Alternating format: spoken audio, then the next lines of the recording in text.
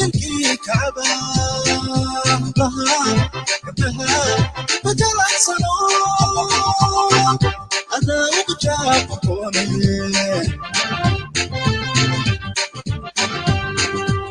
جوهري الأولى عديقي كجامعته كاجي سمويدو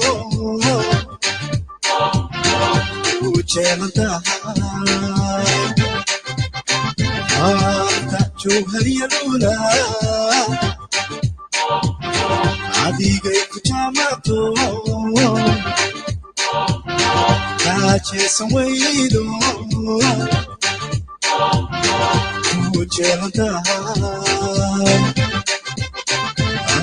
in a puru chamat, yogi or chamat, in a puru chamat, yogi or chamat, Nicola what that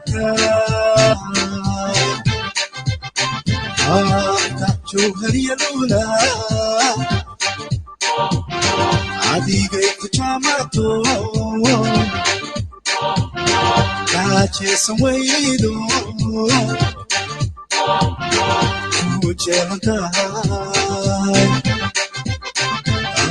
in a puru chamat, yogi or chamat, in a puru chamat, yogi or chamat, Nicola what that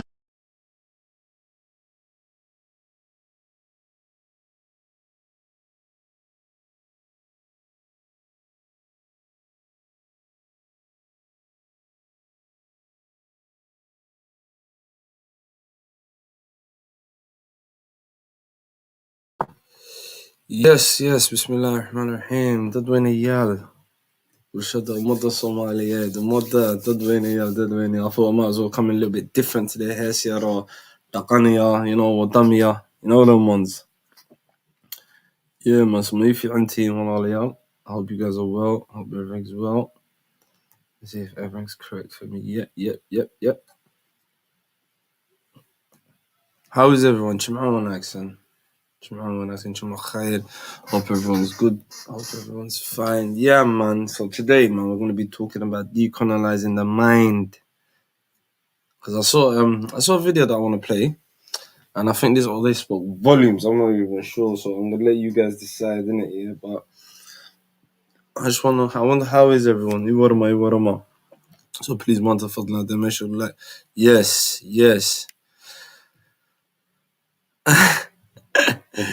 Basically, I don't know. Today's subject's gonna be. We're basically talking about decolonizing the mind, my broski. Trying to rewire things,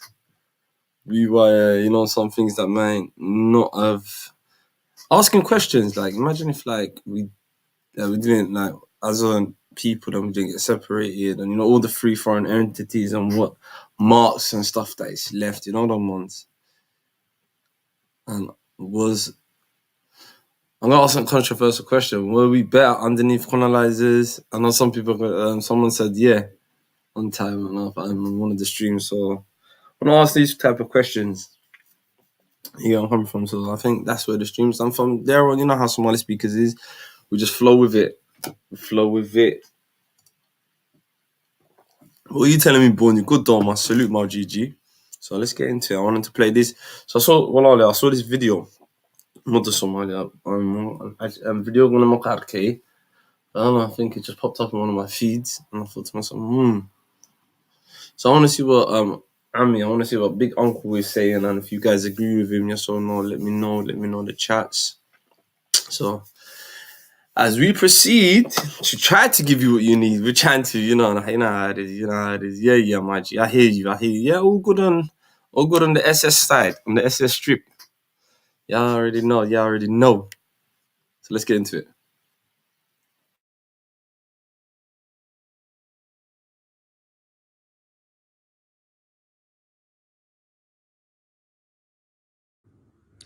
ayada waxaan u soo qaatay odagan Cabdulqaadir Jirde iyo waxa la daa oo Soomaalida ah oo haraagi SNM ah oo haraagi SDF ah oo haraagi USC ah oo haraagi SBM afartii jabad oo dalkan burburiyay oo jawaasiista reer galbeedku abuuran kuna shaqaysan jireen inay Soomaalida qabiil u kala qaybiyaan lacag lagu siin jiray laguna mataqaan howlgelin jiray ayaa weli waxay nagula dhex wareegayaan inuu qabiilku qarannimada ka fiican yahay qabiilku qarannimada ka weyn yahay qabyaaladdu qarannimada ka fiican tahay qabyaaladdu midnimada ka fiican tahay ayay weli shacabkii kula dhex jiraan cudur bay ku beerayaan carruurtii yararka ahaa ayay dhagahooda iyo qalbigooda waxay ku beerayaan cudurro iyo isnacayb iyo soomaali kala kaxayn iyo burburin qarannimada iyo burburin midnimada iyo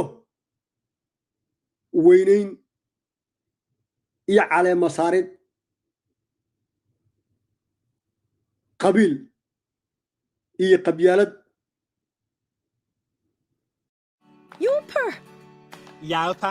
Yopa! At Yopa, we're local in a big way. waxaa weeye marka sida qoladaas nebi shucayb loo diray oo reer madyan ay inta rabbi iyo rasuulkii la yaraadeen qabyaaladii iyo qabiilkoodii uu rasuulkii iyo rabbiba kala weynaadeen ilaa heer ay garan yidhaahdeen wixii waxyi ahaa oo ilaahay kula soo diray yeeli mayno aduguna agtanada waxba kama tiid laakiin qabiilkaagaan kaaga baqaynaayo haddaad qabiil adan lahayn dhagax baan kugu dili lahayn heerkaasay marayaan odayaasha haraaga ka soo haray oo cabdulqaadir jirde ka mid yahay oo snm ka soo haray oo farole ka mid yahay oo sdf ka soo haray iyo siciidani oo muuse suudi yalaxow iyo xasan sheekh maxamuud ay ka soo hareen usc oo axmed madoobe iyo ay ka soo hareen in cumar jees sbm iyo wixii la fikira heerkii ay taagnaayeen reer madyan markii nebi shucayb ilaahay u diray oo rabbi iyo rasuul indhahooda ku yaraadeen iyo qalbigooda qabiilkoodii iyo qabyaaladuna la weynaatay qabyaaladna mabda' ka dhigtay qabiilkoodana wax weyn oo rabbi ka weyn ka dhigtay qabyaaladooduna waxyi ilaahay wax ka fiican ka dhigtay heerkii bay marayaan haraagaas afartii jabhadood oo waddanka burwiyey oo jawaasiista ahaa welina jawaasiista ah saan buu hadlay odagan 80 jirka oo madaxa cad leh oo leeyahay cabdulqaadir jirde hargeysuu ka hadlay ma qaan shalay maanta iyo darad wax la wareystay wuxuu yiri 2000 ayaa waxa noo yimid niman talyaani oo wafti ah oo nin safiira oo talyaani hogaaminay ba hargeysa noogu yimid waxa la shiray maxamed ibrahim cigaal iyo aniga cabdulqaadir jirde iyo axmed siilaanyo iyo qaybe axmed maxamed aadan qaybe safiirkii qaybe iyo laba kala miya mise hal kale uu sheegay adigu koox u badan isaaq intaan ka gartay waa wada isaaq ma qan hal iyo labada kale ana garan inay yihiin samaroon iyo dhulbaantiyo ursangiri garma iyo gabooyi ciise kulay inay kulli isaaq yihiin waa dhici karta laakiin hadda intuu sheegay maxamed ibrahim cigaal isaaq buu ahaa axmed siilaanyo waa isaaq asagaan hadlahayo hadda cabdulqaadir jirida waa isaaq axmed maxamed aadan qaybe waa isaaq safiirkii hore وانت لبدا كلو soo hartay ama halka soo harna inuu isaaq yahay saas u badi ninkii talyaaniga wuxuu nagu yiri Djibouti baan shir ku qaban qaabina Soomaaliya suuqay lagu heshiisiinayay adinkana Soomaaliya ka midina ku soo bira maxaa ibraahim qalba xanaaqay wuxuu yiri buu yiri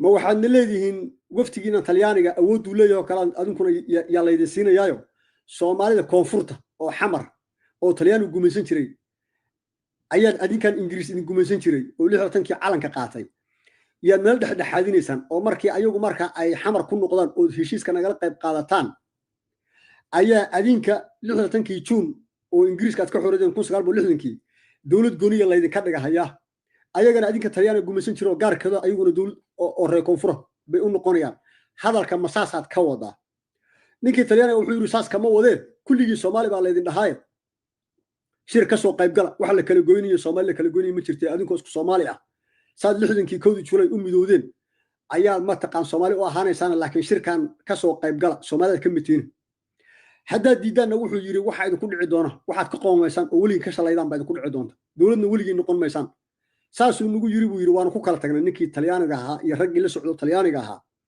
iyo safiirka talyaaniga hogaaminayay arintaas waa ku kala tagnay buu yiri shirkii Djibouti kama qayb galin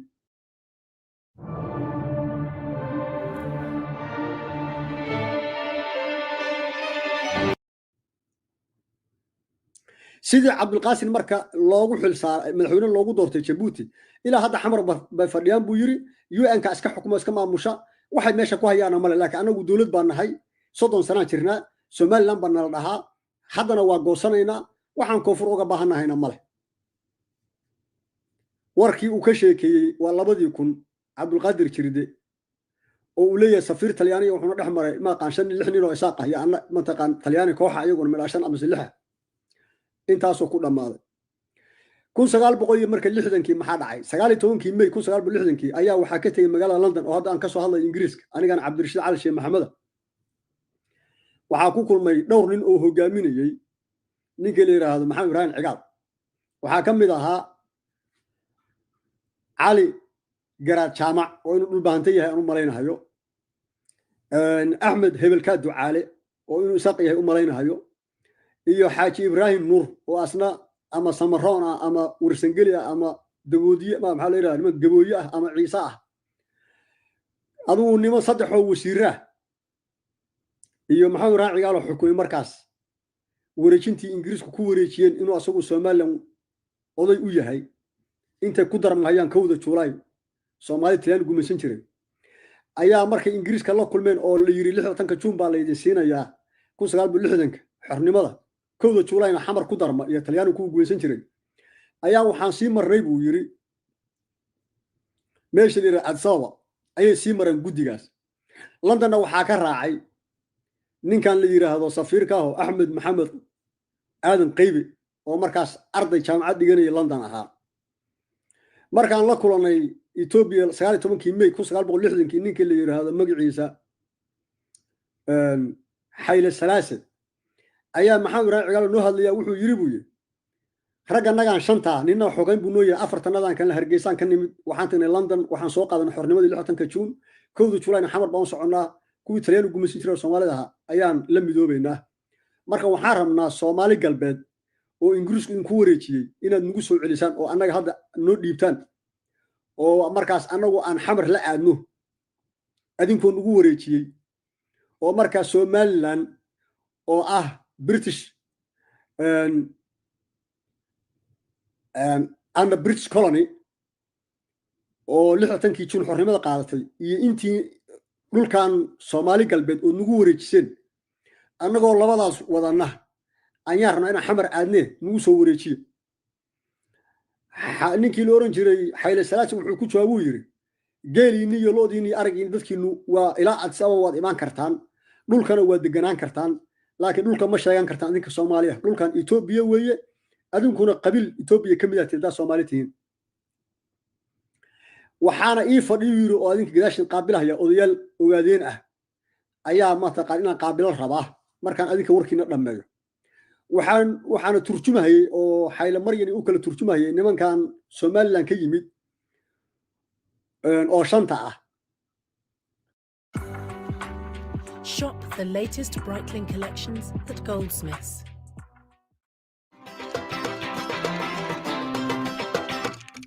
Shalom. Shalom. nin ogaadeena oo la yiraahdo Cabdiraxmaan Sayid Maxamed Cabdilla Xasan dabcan sayidkii Cabdilla Xasan oo ka dagaalami jiray waqooyiga Soomaaliya Ingiriiska la diriri jiray wiilu dhalay weeye sida hadalka magacaaba ka muuqata Cabdiraxmaan Sayid Maxamed Cabdilla Xasan ayaa u kala turjumayay Maxamed Ibrahim Cigaal oo u hadlaya qoladan Hargeysa ka tagtay Londonna sii maray iyo boqorkii Ethiopia oo Hayle Maryan ahaa ninkaasuna wuxuu ahaa wasiir ku xigeenka arrimaha gudaha ee Ethiopia Cabdiraxmaan Sayid Maxamed Cabdilla Xasan waan kala tagnay buu yiri deedna odayaasha ogaadeen buu qaabilay annagiina Hargeysa isaga soo noqonay kadibna aadan Cabdilla Cismaan iyo nin la yiraahdo ina Gabyow oo aadan Cabdilla Cismaanna uu yahay gudoomiyaha baarlamaanka qolada Talyaaniga xamar gumaysan jirtay ina Gabyowna uu yahay ninkii constitutionka iyo mataqaan dastuurka u qoray qolada Talyaaniga gumaysan jiro xamar ayaa noo yimid oo 27 Juun 1960kii nala joogay Hargeysa kadibna dhowr qodob baan isku afgaran weynay kadibna shacabkii aan maqalay in halkaan aan isku haysano laba ka timid xamar iyo intanadii kale oo reer Soomaali laan ahayd British Protectorate marka shacabkii baa xoog ku soo galay dhismihii lagu shirahay Hargeysa ku yaalay kadibna shacabkii waxay dhaheen waxaa ku qasbantihiin adinkan British protectorate-ka ah oo gobollada waqooyi galbeed Soomaaliya degan bilaa shuruud bilaa condition inaad xamar kula midowdaan khilaafkan aad ka hadlaysaan adinkii aadan Cabdulla Cismaan iyo ina gabyona garan mayno wax naga qusaya male annagu xornimo rabnaa in Hargeysa xamar la isku daraan rabnaa inaan Ingiriis Talyaani ka xoroonaa rabnaa inaan Soomaali madax banaano calan la noqonaa rabnaa waxaan aad akhrinaysan afartiina meesha ku soo ma doonayno deedna waxaan ku qasbananay baa la yiri marka inuu Ibrahim Cigaal Prime Minister Soomaaliya markaas oo ku meel gaarka 10 sano ahaa Cabdullaahi Ciise Maxamuud u taar u diro oo yiraahdo khilaafkan naga dhexdhacay annagii aadan Cabdulla Cismaan iyo ina gabyo iyo qoladanadan Somaliland-ka ah oo British gumaysan jiray markii aan isku darmano 60 July 60-ka ayaan guddi u saarnaa labada qaybood ka kooban markaasaan khilaaf yar weeye wax weyn markaasaan khilaafka yararka wax weyn ma khilaafkan weeye markaasaan xallinayna waan wax laga heshiin karo wax weyn ma kadib 28 uu taar soo diray Cabdullaahi Ciise Maxamuud wuxuu yiri xamar hal yimaado 30ka kowdana xornimada aan qaadano saasan xamar ku tagnay saasa xornimadii 1 July lagu qaatay waayahay intaas waa labadii qiso oo midna uu ka qisay odaga raba inuu jawaabo madax cad leh Cabdulqaadir Jirde 2000 wafti nin safiiro Talyaani uu hogaaminayo iyo ayagoo kooxa oo Maxamed Raacigaal u hadlahayo Hargeysa ku dhaxmaray iyo wafti Maxamed Raacigaal hogaaminayo 1960 May ku dhaxmaray magaalada Sababa boqorkii Itoobiyaanka markaa xukumay oo ahaa Hayle Salaase labadii sheeko iyo aayadii Quraanka ahayd markaan intaas kaga gudbo jawaabta aan odagaan siinahayo iyo waxa la midka ah iyo jabhadahan SNM iyo SDF iyo UAC iyo SPM waa midaan horta hadalkiisii baan raad qaadahayaa waxaan ka bilaabahayaa miduu 2000 asoo ka bilaabay maayo waxaan ka bilaabayaa 19 May 1960 iyo shirkii Addis Ababa ku dhaxmaray maxaa Ibrahim Cigaal iyo shantii uu ka mid ahaa iyo ninkii la oran jiray boqorkii Itoobiya Hayle Salaase iyo wasiirka Prime Minister-kiisii Waldo iyo wasiirka arrimaha dibadda iyo raggii kale oo la fadhiyay oo turjubaankii Cabdiraxmaan Sayd Maxamed Cabdulla Xasan oo Soomaaliya ogaadeenaha oo bahgari ahaa oo ka mid ahaa hadalkaas Soomaaliya waxaa ka muuqata inuu leeyahay Maxamed Raacigaal iyo ragga uu u hadlahayo oo waqooyiga Hargeysa ka tagay Soomaaliya waqooyigeeda Hargeysa ka tagay oo London 26 June in la siiyo madax banaanida halkan u yimid waxay Itoobiya Addis Ababa u sii mareen waxay ahayd barnaamij ka dhaxaysay Soomaalida Djibouti oo Faransiis gumaysto ayaga British gumaysan jiray kuwa xamar joogo Talyaani gumaysto kuwa NFD oo Ingiriisku Kenya ku wareejiyay qadiyad ka dhaxaysay oo la rabay in Soomaaliya isku dhan ay kala hadasho Itoobiya ayay waxay rabaan iyagoo Hargeysa ka tagay oo qaybtii British gumaysan jiray kaliya inay kala xaaltamaan boqorkii Itoobiya halka ujeedada ku jirta waxa weeye waa sadbursi weeye waxa sadbursiga sanaya sadbursiga waxa baadigoobaya oo wixii Soomaaliya inay kaligood qaataan raba qoladii Hargeysa ka tagtay oo British ku gumaysan jiray maxay ka rabaan inay kursi ku helaan inay lacag ku helaan inay madaxnimo ku helaan wixii Soomaaliya ka dhaxaysay dadka dhan ka dhaxay bay waxa rabaan inay ay hor cararaan oo ku hormaraan oo kaligood qumbacadaha liliga qabsadaan inay kaligood inta raadiyaan ay dhahaan annaga soo helnay oo soo xoreynay kadibna ay sadbursi ahaan u qaataan bay rabaan maxaa marka ka hor yimid ayaga rabitaankoodii rabitaan kale odayaal ogaadeena ayuu ninkii la oran jiray diyaarsaday Hayle Salaase odayaal ogaadeena kooxu diyaarsaday oo yaa lagu qaraacaya oo lagu horkeenaya kuwan Hargeysa ka yimid oo Ingiriisku gumaysan jiray markay soo tageen Hargeysa ku soo noqdeen odayaasha ogaadeenka waxay ku dhaheen ninkii la oran jiray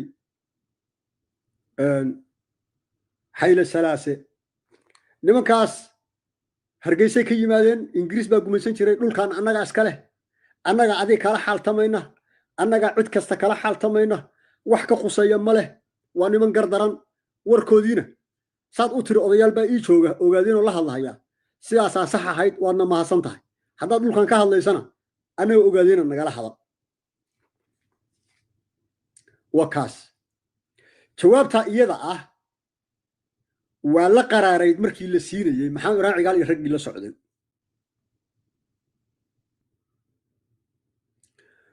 waa yahay halkaa maxaa idinkaga soo baxay shacabka soomaaliyeed oo imaqlaya ama imaqli doona maxaa idinkaga soo baxay waxaa idinkaga soo baxay waxa soomaalida ka dhexeeya soomaalida qayb ka mid ah ayaa waxay rabtaa dad ajaaniba inay inta u tagto ay wixii dadkao dhan ka dhexeeya keligeed kala xaaltanto ayadoo hadafka iyo ujeeddada iyo targetka ay tooganayaan ay tahay soomaalida ka dhuumanayaan inay ka sadbursadaan waa sheekada safarka maxamed ibrahim cigaal iyo intuu uu kala yimid hargeysa oo london la soo maray haddana uu la aaday etoobiya weeye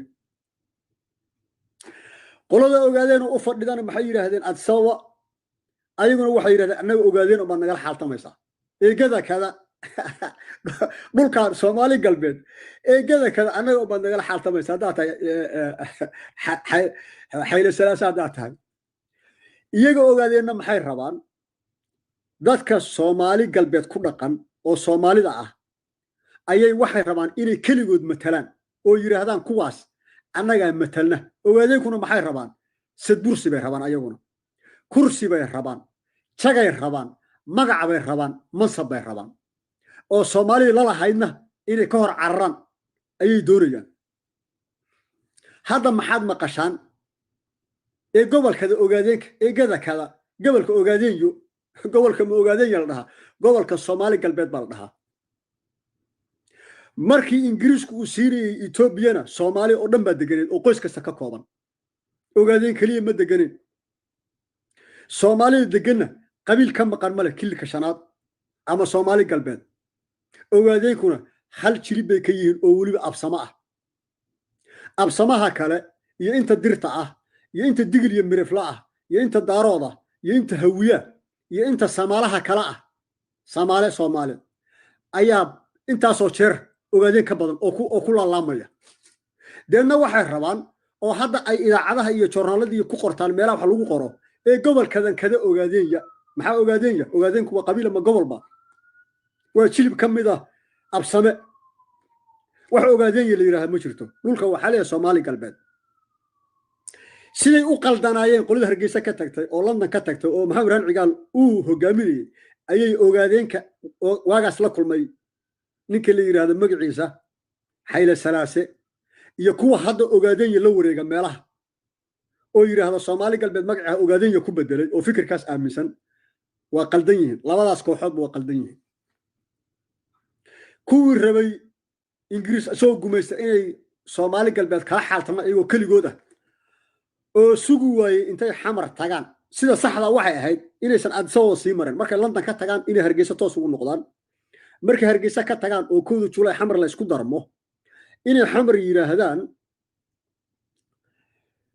aan Djibouti sii marno dadkii Djiboutiyaanka oo xornimo u dagaalamayay aan qaar ka kaxaysano NFD aan marno iyo gaaraysa ayagana qaar kale ka kaxaysano afartanaas kooxood oo iswadata aan u tagno ninka la yiraahdo Hayle Salaase aan dhahno New African baa isku nahay annagu hadda Talyaani Ingiriis waa ka xoroonay dhulkan Ingiriisku si nagu soo wareeji hadalka abaartiisa iyo saxda iyo cadaaladdu saasay ahayd laakiin muxuu doonay maxamed ibrahim cigaal raggii la socday inay sadbursadaan oo gaaraysa laga tago oo laga tago Djibouti oo xamar laga tago oo ayaga hargeysa ka socda kaliya ay u tagaan Hayle Salaase markuu ku wareejiyana ay dhahaan guushan iyo limintan Djibouti waxba kuma leh gaaraysana wax kuma leh adinka xamar joogta wax kuma leh anaga reew qoya soo dhacsanay marka kuraasta waxaa lagu qaybsanayaa hargeysa iyo Somali galbeed oo isku hal xubin ah iyo adinka koonfurta oo xamar jooga oo Talyaaniga gumaysan oo xubin ah oo marka Djibouti loo aamuso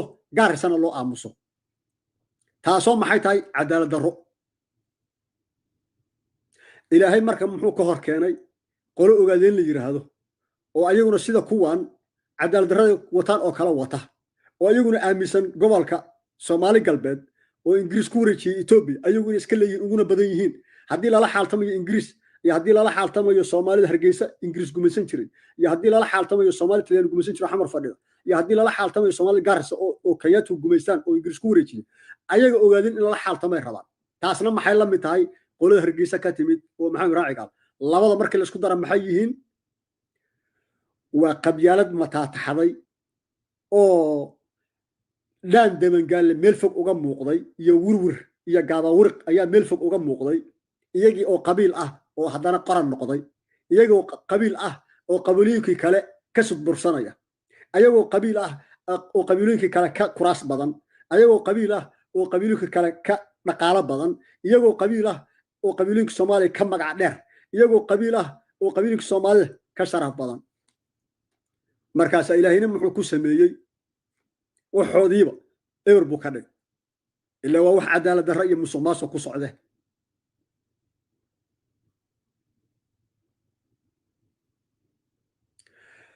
taas marka taas u go odayaasha Hargeysa iyo odayaasha ogaadeen oo xayli Maryam xayli Salaase isku go marka waxaad ku soo noqotaa sheekadii 2000 oo Cabdiqaadir Jidde ka sheekeeyay oo gaalkii Talyaaniga safiirka ahaa oo loo soo diray Soomaaliya garan maayo safiirku sheegay makii anigan Cabdirashiid Cali Sheekh Maxamed oo hadlaya aan ka soo saaray safaaradda Talyaaniga miya aan ka soo saaray miya January 1990 أنا كسو صاري لباتين لح قف بان كتريي ما كان طليان مسديد بوها انت كلا صومالي بأحيان إنجليش بان كلها هذا أنا إنجليش ما قام بويري أفتليان ولا أنا طلياني ما قام بانكور شقالي صومالي نوكل ترجمي وعنكر عليك صدر السفارة إنك كسو بحضه كسو رقم بصبح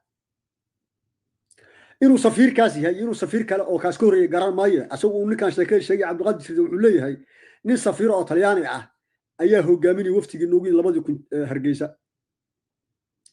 waayahay maxaad u diideen ina shirka Djibouti ka qayb gashaan kadibna Cabdulqaadir Salaah Xasan wax ka doorataan kadibna Soomaalidiina xamar la timaadaan kadibna wixii kale oo wax la idinka siinayo ay qaybtiina qaataan maxaad u diideen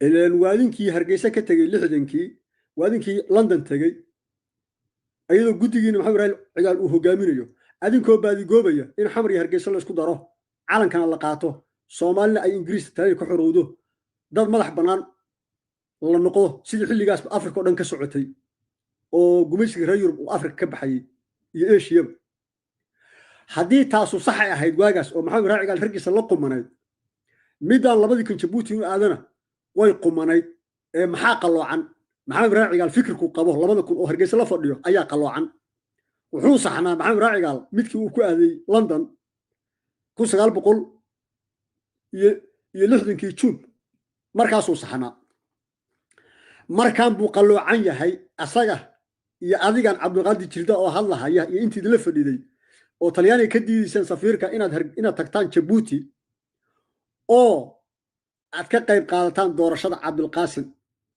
sidii 60kii loo xoroobana wadanku xor u ahaa oo gumaysay kala go'go iyo qabiil u soo ugu noqon iyo tuulo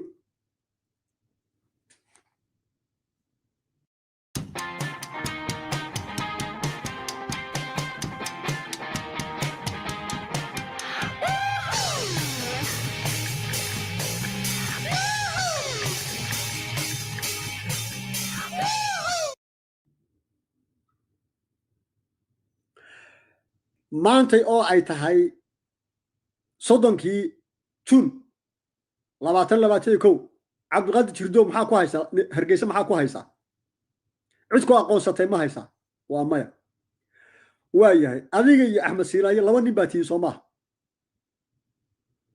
waa ku kordhinaya Muuse Bixiyo waxa ku darsatay inay kaahin afar Soomaaliyeed wax SNM raba afartiinaas ka jirta June 30keeda 2021 oo Soomaali ah oo Somaliland ah oo Isaaq ah iska daa cid kale waa la nacay jabahadii qabiil ku salaysnaa iyo fikirkoodii 30 sano ayaa laga ilbaxay waa la nacay cid idin rabta male ninkii la yiraahdo geedka timirta fadhiya Cabdiraxmaan Faroole oo SDF ka iyo Dani labadaasna waa la nacay iyo SDF wax doonaya male waa laga tagay shacabkii waa nacay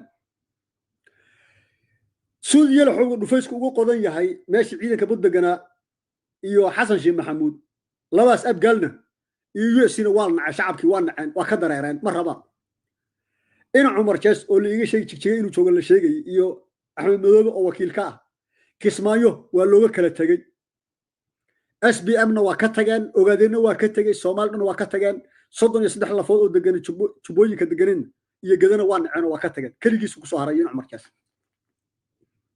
haddaba gabal baas baa idin dhacay adinka jabahadaha iyo haraagi jabahadaha wax idin raba adinka iyo qabyaaladiina iyo musuqmaasuqiina iyo sadbursigiina iyo dad isku dirkiina iyo cuqdadiina iyo umad kala fogeyntiina iyo midnimo la dirirkiina iyo qarannimo la dirirkiina iyo Soomaali la dirirka iyo gumayso dhaweysiga iyo jawaasisnimadiina cid doonaysa ma leh gabal baas baa idin dumay wax idin rabana ma laha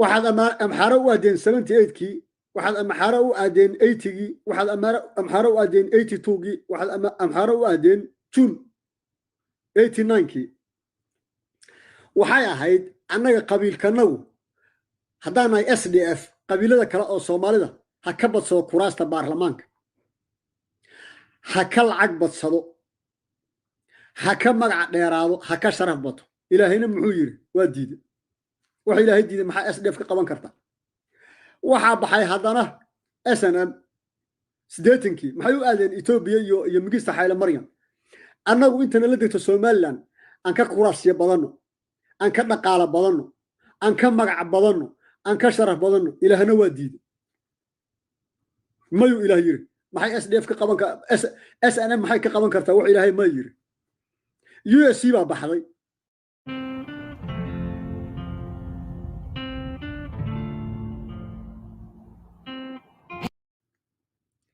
Xayla Maryam bay u tageen 80kii maxay u socdaan inta xamar degan inay ka sidbursadaan oo ka kuraas bataan oo ka dhaqaale bataan oo ka magac bataan oo ka sharaf bataan ilaahna waa diiday waxa ilaahay diiday USC maxay ka qaban kartaa June 89kii ayaa waxa baxay SBM ayaguna maxay rabaan inta la degan inay ka kuraas bataan inay ka lacag bataan inay ka magac dheeraad ka sharaf bataan ilaahayna waa diiday ma yiri waxa ilaahay diiday SBM maxay ka qaban kartaa qaala tacaala ilaa muxuu yiri wa'tasimu bihablillahi jamii'an wala tafarraqu ayad quraan way ila qiyaamaha ayada shaqeynaysa laakiin sheeka qabiiliyo oday quraafaadiista oo dadka qabyaalad ku kala kaxeeya iyo oday cuqdadaysan oo ma taqaana caruurta yarka oo hadda dhashay ugu sheekeeya reer hebel ayaa ma taqaan intaasoo dhibaato noo geystay iyo reer hebel col baan la nahay iyo reer hebel yaan la salaamin ayada quraanka ah ayaa ka sarreysa ayada ka sayd caleynaysa ilaa qiyaamaha adduunka buunka la afoofo wa'tasimu bihablillahi jamii'an wala tafarraqu muslim hadaa tahay laa ilaaha illa allah muhammadur rasuulullah ayaa adiga beeshad ku dhageysid ayadaas adduunka aakhiraba ku soconaysa ayadaas adduunka aakhiraba guul ku gaaraysa hadaad ka leexatana adduunka aakhiraba waa qasaaraysa waad guul dareysanaysa markaas maxaa ku sawirmaya dhan dabangaale oo qabiilkaagii oo qabiiladii kala Soomaalida ka farbatay qabiilkaagii oo qabiilada Soomaalida ka lacag badan qabiilkaagii oo qabiilada Soomaalida baarlamaanka ka kuraas badan qabiilkaagii oo Soomaalida kala ka sharaf badan qabiilkaagii oo Soomaaliya kale ka sumcad dheer markaas markaad arintii adaba gashay dhan dabangaalihi ayuu wuxuu soo istaagayaa eber lagu daray ilaa waa wax ilaahay u sarraali ka inuu sarrabin ilaahay u soo doonay weeye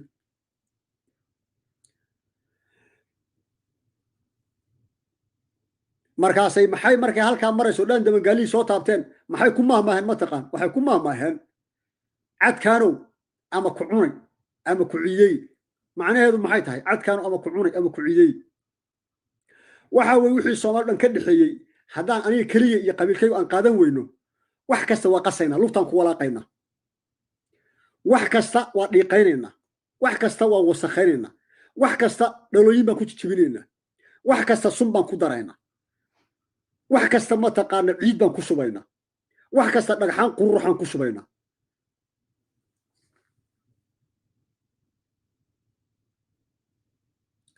markaas ay maxay ka dhaxleen waxay ka dhaxleen aakharana inay waayaan adduunna inay waayaan oo adduunka inay kaga tagaan ceeb iyo fakhri iyo cibaado la'aan iyo dad la'aan iyo soomaali la'aan iyo wixii ay goobahayeen iyo kursiga ay sheegayeen oo waayeen aakharana maxaa u fadhida intay dad dileen intay waxadeen intay dad xanteen intay dad jaajuuseen intay dad dulmiyeen intay dad dhul dadow qaateen intaasa aakharana ku sugaysa iyo xisaabii ilaahay naaru jahannamana waa tanaa jannadiina waa tanaa labadaas qofku wuxuu ku aadahayaana waxa weeye intuu noolaa wixii uu camal soo qabsaday waxay camal qabsadeen maxay ahayd inay carruurta ku dhahaan reer hebel ayaa collide ah qofka aragtaan reer hebela ha salaaminina qofkii reer hebel aragtaan dila qofka aragtaan reer hebela xanta qofka reer hebel aragtaan dhagax tuura intaas iyo balay iyo baas ka badan ayay adduunka waqtigooda ku dhumiyeen oo madaxii ku caddaaday oo ay 100 sano ku gaareen qabrigii markii la geeyana malaa'igtiiba waxay ku bilowday haye rabbigaagu waa kee rasuulkaagu waa kee diintaadu waa tee markii camalkiisu xumaaday adduunyada in lagu celiyuu rabaa adduunya lagu noqonayana ma leh ilaahay hore u ballan qaaday wax dhintay inuu soo noolayn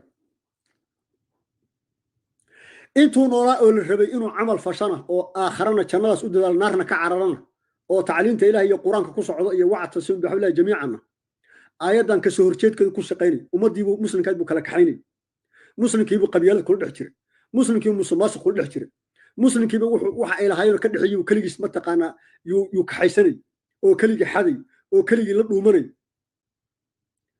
waxa ka dhaxeeya muslimka waxa loo fiqi karaa saddex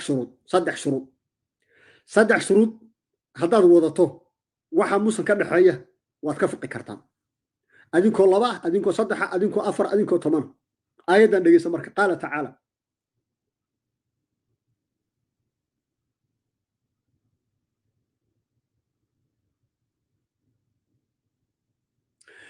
لا خير في كثير من نجواهم إلا من أمر بصدقة أو معروف أو إصلاح بين الناس لا خير في كثير من نجواهم إلا من أمر بصدقة أو معروف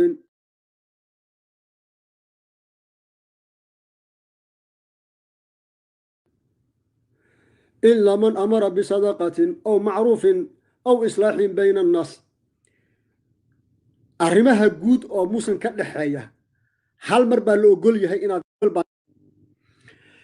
reer hebel baa gaajaysan aan lacag u ururino ay raashin ku gataan ama waa xanuunsan isku daaweeyaan ama gurigii baa ka burburay guri u dhisno ama inay safar galaan oo meeshan ka guraan oo meel kale aadaan bay rabaan waxay ku safar ku galaan bay leeyihiin anu geyno waxay ku safraan waa la ogol yahay macruuf masaajid aan dhisno waa la ogol yahay aan lacag isku darno masaajidkaas aan shanteen u dhisno magaaladan oo masaajid la'aantaana dadka yaana lacag weydiine annagu inta isku darno nin walba wax keeno masaajid weyn aan magaalada u dhisno waa lagu ogol yahay laba qabiil baa dirirtay inaad labadii qabiil dhexdhexaadisaan ama laba qof baa dirirtay ama laba qoys baa diriray ama oday iyo xaaskiis baa diriray inaad soo dhexdhexaadisaan oo dadkaas aad khayr dhex dhigtaan ayada waa liidin ogol yahay intaa waxaan ka ahayn saddexaas aayaddu sheegtay waxaan ka ahayn oo muslim ka dhexeeya oo gaar loogu fiqi karo ma jiraan oo gaar loo go'aansan kara ma jiraan oo gaar loola carari kara ma jiraan waxa marka Soomaali ay luquntii qoorta isugu jirta oo isugu baabacday ilaa iyo mataqaan 60kii calansaarkii ilaa saacadan waa safarkii maxaa Ibrahim Cigaal u tagay iyo raggii la socday inta London ka tagay xaali maryan nagu wareej Soomaali galbeed iyo ogaadeenka u fariistay madaxweynaha boqorka Hayle Salaase kaga hormaray dhismihiisii oo yiri wax ka jira male annaga bas nagala hadal oo labada qoloba waxay rabaan inay ayagu sad bursadaan Soomaali u doodi mahayaan Soomaali u raadin mahayaan waxay rabaan inay ayagu gaarkooda qolo walba wixii Soomaaliland inta iyagu matasho inay qaataan bay rabaan hadhowna ayagu ku darsadaan waxoodii ku darsadaan oo waxay rabaan wixii Soomaali ka dhixin inay qaataan kaliya rabaan ilaahina waa ka diiday haddaba waxaa la rabaa marka odayaashan Cabdulqaadir Jirde iyo wixii haraagi SNM ahaa iyo haraagi SDF ahaa iyo haraagi USC ahaa iyo haraagi SBM ahaa waxaa la rabaa shacabka Soomaaliyeed inaad isaga qabataan hangool laba qori hangool laba mataqaanaa laba farood ama laba ganood leh oo dheer inaad isaga qabataan baa la rabaa islaamnimadii inay burburinahayaan Soomaaliyada inay burburinahayaan midnimadii inay burburinahayaan magacii Soomaaliyeed wixii ka dhaxeeyay rabaan kaligood inay qaataan kuraastii baarlamaanka oo Soomaaliya ka dhaxaysay inay kaligood qaataan rabaan dhaqaalihii Soomaaliya rabaan inay kaligood qaataan magacii sharaftii Soomaaliya dhan bay rabaan inay kaligood qaataan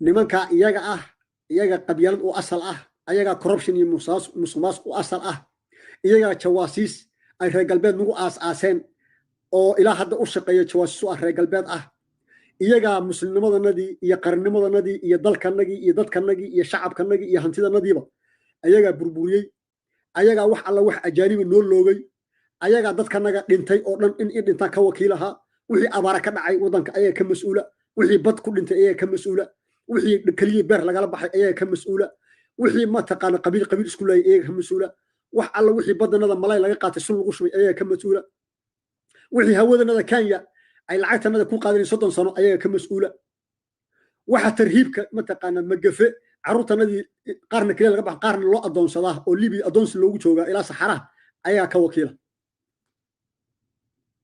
baska iyo balaayada ka dhacday ilaa 60kii ilaa hadeertan Soomaaliya ayaga ka wakiila markii dawladuhu jireen ilaa 30kii sanana 60kii ilaa 90kiina xaafisadii la fadhiyeen qabyaalad mujtamacay kula dhex jireen ma taqaana qabyaalad mujtamac wax ka dhaxeeya xadi jireen tuugay ahaayeen mujtamacay isugu diri jireen qabiil iyo qoys anigan idinla hadlahaya ayaa wasiirka boosada nin ah inta ay telefoon isiib ayuu yiri mareexan jalla mareexan markaas inta ka daba wareegan qabiilkiisa u sheegtay markaas wuxuu igu yiri telefoon kuma haya jalla mareexan buu yiri marka hore jalle mareexan jalla waagas 90kii magaca jalluhu mareexan buu iska marka xaafisada la joogo Soomaalida kale jalla lagu oran jiray ninka loo malay qofkii loo inuu mareexan yahay ayaa jalla lagu oran jiray jalla aniga wasiirka boosada ah telefoon ma lihi igu yiri xaafisada qarban telefoon ahayn xagga kale inta kale wareeg qabiilkiisa u sheegtay buu inta ii qoru qoslay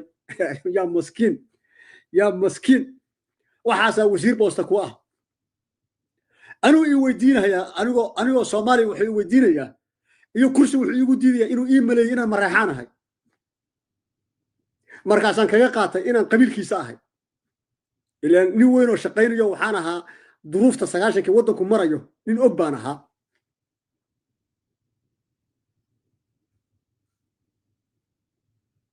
markaasaan mid channel igu yiri waa qolama anoo la taagan anoo xidigla ayaa mid channel wuxuu igu yiri nin kabtan ila taagnaa war ninkan waa qolama xidiglaha waan taaganahay waan maqlayaa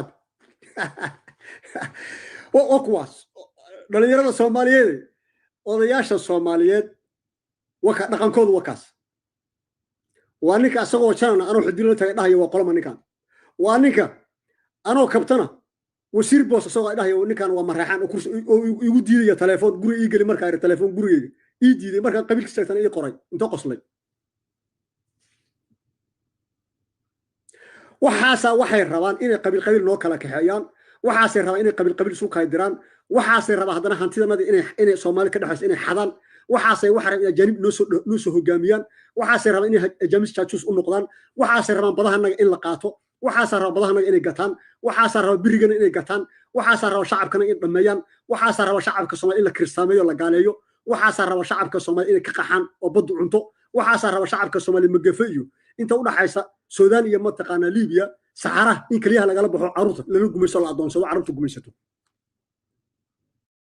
Domino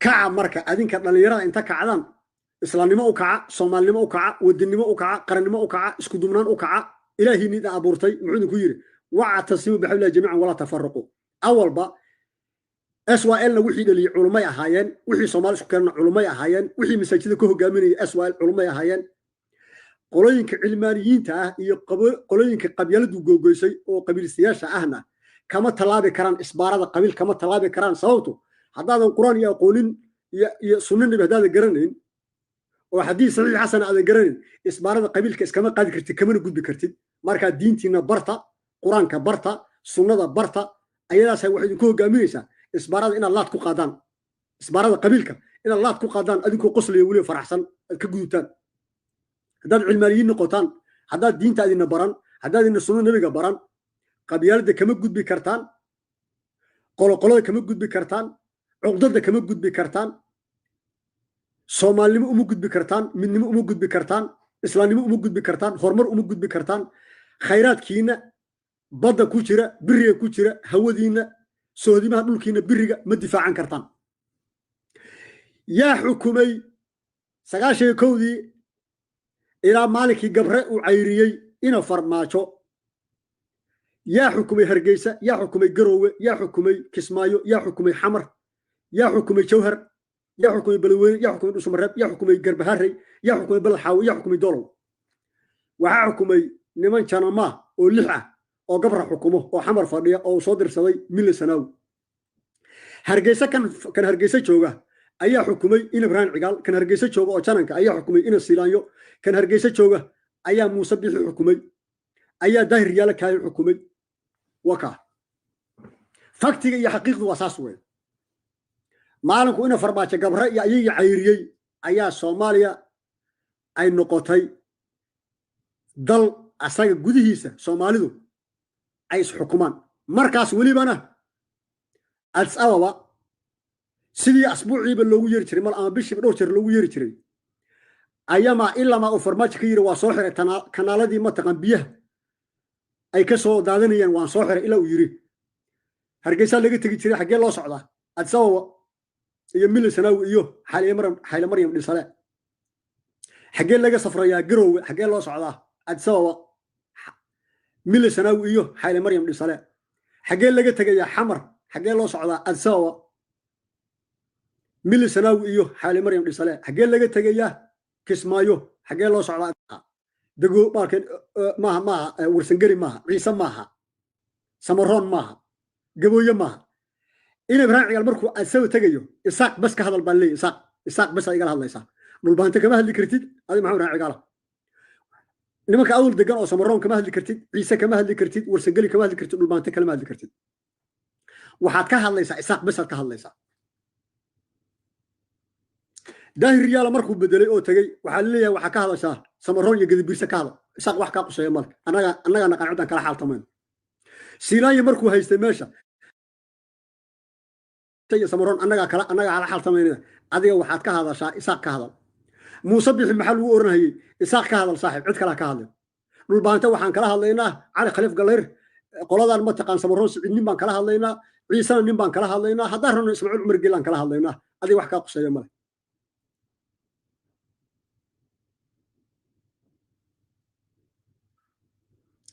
كوة شوجا جروانا والله كوة حمر شوجنا والله كوة هرجس شوجنا والله كوة شوك سماينا والله أحمدو مركو تغو وحاليه ogaadeen ka cid kala ka hadlin kuwa xamar jooga markay tagaan oo ahaan jiray USCdu markay u tagaan ma taqaana ay mil sanawi u tagaan dhasa xayla maryam dhisale waxa leeyahay saaxib jiribka hawiye ka tahay hadaad mursa ka tahay hadaad abgal ka tahay hadaad ka tahay niman kaliya gugundhabe hadaad ka tahay abgal hadaad habargiir ka tahay laftaada ka hadal balay laftaada cid kala ka hadlin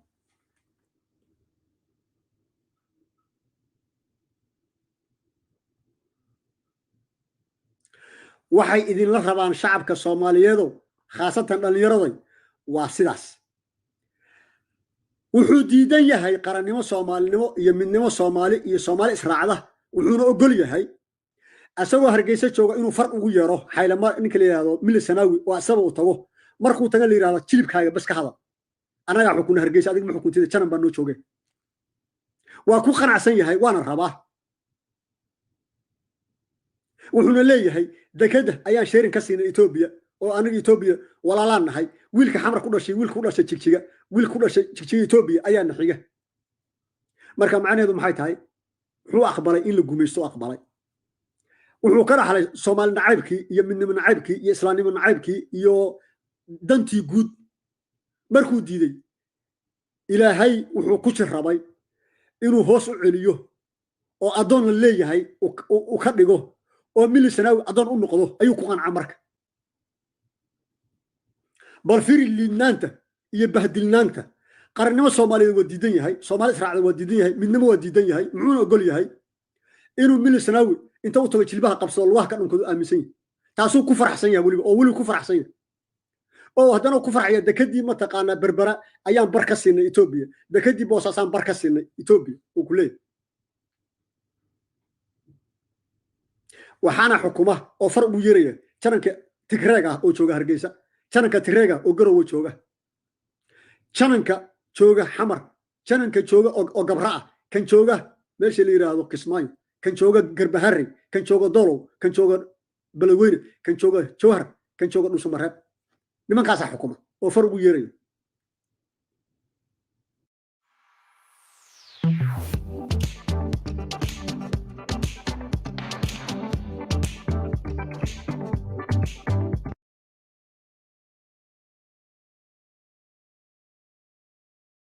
Yes, people them. Iwarama. I think the old man had a lot to say there. He had a lot to say. Let me see what some of your comments are in the comment section. Yo, big up the family tree. Yeah, I see you, man, like Faz, Putai in the building. Got, who else is Ras Al Ghul? Ras said this from the beginning. I see you said that from the beginning. I hear no, I think it was the Kaaba. You get where I'm coming from. Yeah. I think it was. It was some sort of African sort of style to thing. Potato, yeah, that's the question I wanted to ask. Quickly, that's the question. I don't know what he said. I don't know. He was saying a lot. Do you get where I'm coming from? Yeah. Someone said Afghan man. I don't know. He said, could you do a show on Abdullah Hassan, aka Mad Mullah? Yeah, I don't mind. I need to get more information on the Mad Mullah. I wouldn't mind doing that still. Yeah, I'm coming from my people. Yeah. She said it shouldn't be named. I know. Did the person say, I really don't know that much Somali? Didn't start learning. You have to learn, man. You have to learn. There's no point. I don't really get when people say, I don't understand this, man. There needs to be courses out here or something, man. I don't really get that. It is a bit ridiculous. But, each to their own. Because we've been saying that, yes, WM's in the building. Salam alaikum wa Yeah, there's a couple of factors, though. You see what the old man was saying. He was talking. I think he was taking shots, really, to tell you the truth. I think the old man took a lot of shots at certain communities, but I don't know. I see the passion of it, what he's saying, but do you think it's far gone? And I wanted to speak about, you know what? Yeah, something's been bugging me out. Yeah, something's really been bugging me, and there's a couple of people that I want to do a little research on. You get what I'm coming for? Oh Lord, is it my dog? Yo, hello. Yo, my guy, long time no see. Jeez, one of the SS legend, Yeah. my Been, fam. bro? How you been? Because it's hard to catch you. Yeah, you Australian team, Northern Hemisphere. It must be like, you're not sleeping or something. Yeah, You know, down under, mate. Talk to me. Yeah, like right now it's like what 3 a.m. pretty much. Lucky I'm on break right now. I'm on holiday right now, so it's like I can stay up for a bit longer now. So it's like Yeah, I hear. But how you been, bro? I hear you. I've been good, broski, man. I've been good, man. How you been? Upshit from Australia, aka Somali speaker legend. You're up in the mix early. You get welcome back, bro. Every Hoy's favorite. Come on, Hoy's favorite son. Yeah, every Hoy's favorite, dog. Come on, man. Every Hoy's favorite son. Nah, because I just saw this presentation and like legit, very interesting topic when it comes to like independence and whatnot. Because on the fact that like people like my dad sometimes are cynical when they see this shit going on and they're like, "Runt hada the shit guy like while Bob said, I mean they did it too quick. I mean, Haki, if it feels like to them sometimes we might have got our independence for anything too quick. On the fact that we didn't know how to act immediately after. We didn't establish things before getting independence. You know what I mean? We were all over the place when we got independence. We should have had our house in order first before going off. You know what I mean? I don't think, like I said this the other day on a stream, my brother. Yeah. Do you think our people knew how to govern themselves? Do you think this was just a shock? You get where I'm coming from, like, and I don't think well about it because you know what it is, yeah. I'm not gonna lie to you, I'm trying to do research on this SYL guys, this Young Somali League. Yeah, I feel like these lot were very booky, very strange. Yeah, there's a lot of SYL looked up to in a big way, but at the same time, you have to remember there's a reason why a lot of Somali political parties at the time didn't ride out with them and didn't thug it out with them when it came to trying to get independence or whatnot. They had their own ideology, because I think the SYL had more of a centralized government ideology, while the others thought about more let's expand power just from outside of Hammurabi. So the ideologies was there was differences in between. So what would you because I'm looking at the guy, he said there was a highly Selassie influence. He's trying to call everyone a sellout right now. Do you think and an interesting point, he said Inanka hammered again. The kid in Chichiga is closer to people in Hammer. I'm thinking the Ethiopian influence. Yeah. Isn't Chichiga close to Hargeisa? Yeah, I know. So I'm thinking to myself, I think what's he on there, Somali Galbedders and whatnot, yeah. There's a couple of points he had, but I think he was a bit more biased. I think there was a bit biased attitude towards some. I don't know. Because the facts are because even though Mokhoy accent is very similar to the Galbed accent, you know what I mean?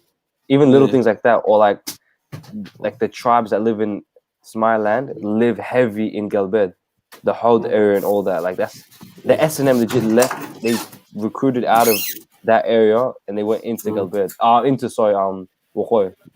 So I don't agree with those points, but he does have some good points in general when it comes to smart people selling out. The whole, I don't know if he mentioned it because I might have missed out, but essentially the reason why the whole Ogaden thing became a part of it, it became a thing, was because he struck a deal with that tribe to say, if you guys give me support, I promise you, I'll name this region after this whole region, and I'll always favor you guys. They saw that as a chance. They're like, you know what? If you put together the other Somali people, they're more than us. But singular wise, we're the biggest tribe, and let's take power for the whole region now. And they didn't sign that deal with Haile Selassie, though. They sold that deal with Menelik II, I'm pretty sure, and then Selassie came in after. But yeah, there's a lot of people selling out on each other, 100%. Yeah. Same with the Italians in the south and the British in the north. It's if you promise someone a kursi, they will do anything for it. So if you can tell, even till this day, kursi go wallahi, they'll do anything for that shit. And actor as well. They don't think sometimes, longevity. That's what I'm saying. This is why we have to scrutinize the leaders right now. That's why I'm on to the next, innit? I'm trying to step on leaders. Yeah, what's the next video? No, I said no. I wanted to talk about I wanted to speak about the leadership thing, get it? Yeah. Oh yeah. Because I'm trying to step on these guys next. So you're saying something really remarkable right now, because a lot of people right now, I don't think these people know how to govern. This is the thing. Is that the boy Rids? Is that a troll? Yo,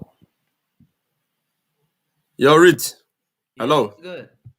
Is that you? Yeah. That's not a troll. Come on, some yeah. Come through. Yeah. What's good, man? Good afternoon, fellas. Good evening to some of you.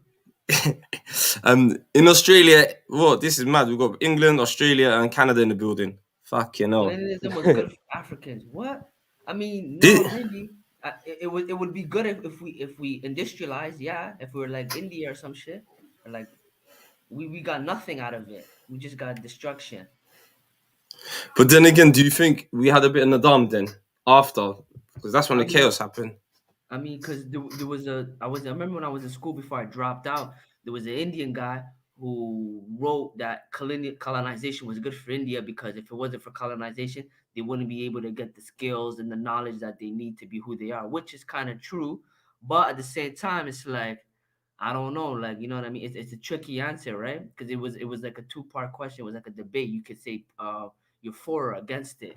It was one of those type of essays, right? and so it was kind of weird, to be honest. I don't really know, to be honest. I don't know. She might have a point, but I don't know, to be honest. I don't know. You know, what I mean, I prefer not because you can develop without colonialism, right? You know, you can still be good. You know, and then they look at Africans. We all some of them were calling, even in France. France had the chance to be part of. I mean, not France. West Africa had a chance to be part of Free France, or to be or to be independent. But the catch was, you lose all the support, all the hospitals, all the everything. You lose all of that. And they chose independence. You know what I mean? One guy, Leopold Segar, said, no, no, no. From Senegal said, let's keep it. But then at the end of the day, end up biting them in the ass. I hear you.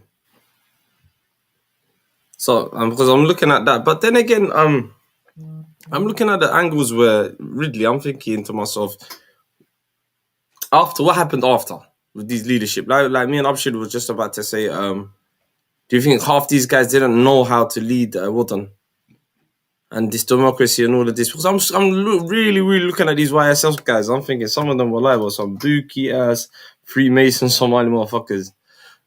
You hear me? I mean, yeah, I feel you. I think these 13 men, yeah, what was their mission? What was their goal? Do you get where I'm coming from? Damn, bro. Mm-hmm.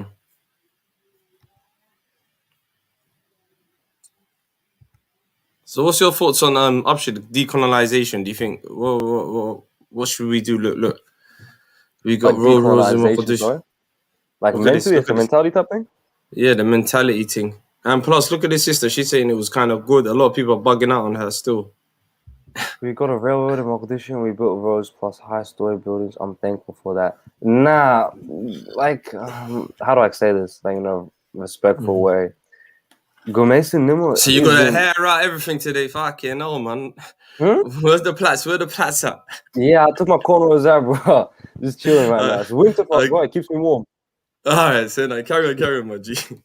Okay, essentially, how do I explain it? Like, Gomesi Nimo isn't worth it. You could give me everything in the world. It's not worth Gomesi Nimo, you know what I mean? Nin or Gal or Goblin Kaimana are telling me, like, what to do, do you know what I mean? Like, you could give me anything in the world. It's not worth it. It's like, I'd rather live free first. You can build how many story buildings you want. There's still like a cathedral being built in a Muslim country, do you know what I mean? Like, you can't look past things like that. There's still people possibly drinking alcohol in the country. You can't look past that. It's not worth it. You rather govern your country how you want to govern the country. Do you know what I mean? So to tell me that I'm thankful, yes, it's true. We should be thankful for the things people have done for us, I'd say. But at the same time, we can't look past the fact that, like, we're a free nation. For someone else to come in and tell us what to do, or like how to govern and provide us with ways of life outside of our own culture, that's not right. That's how you lose your culture, if anything. That's how you lose your deen. That's how you lose your dakhn. You know what I mean? Afka Hassan.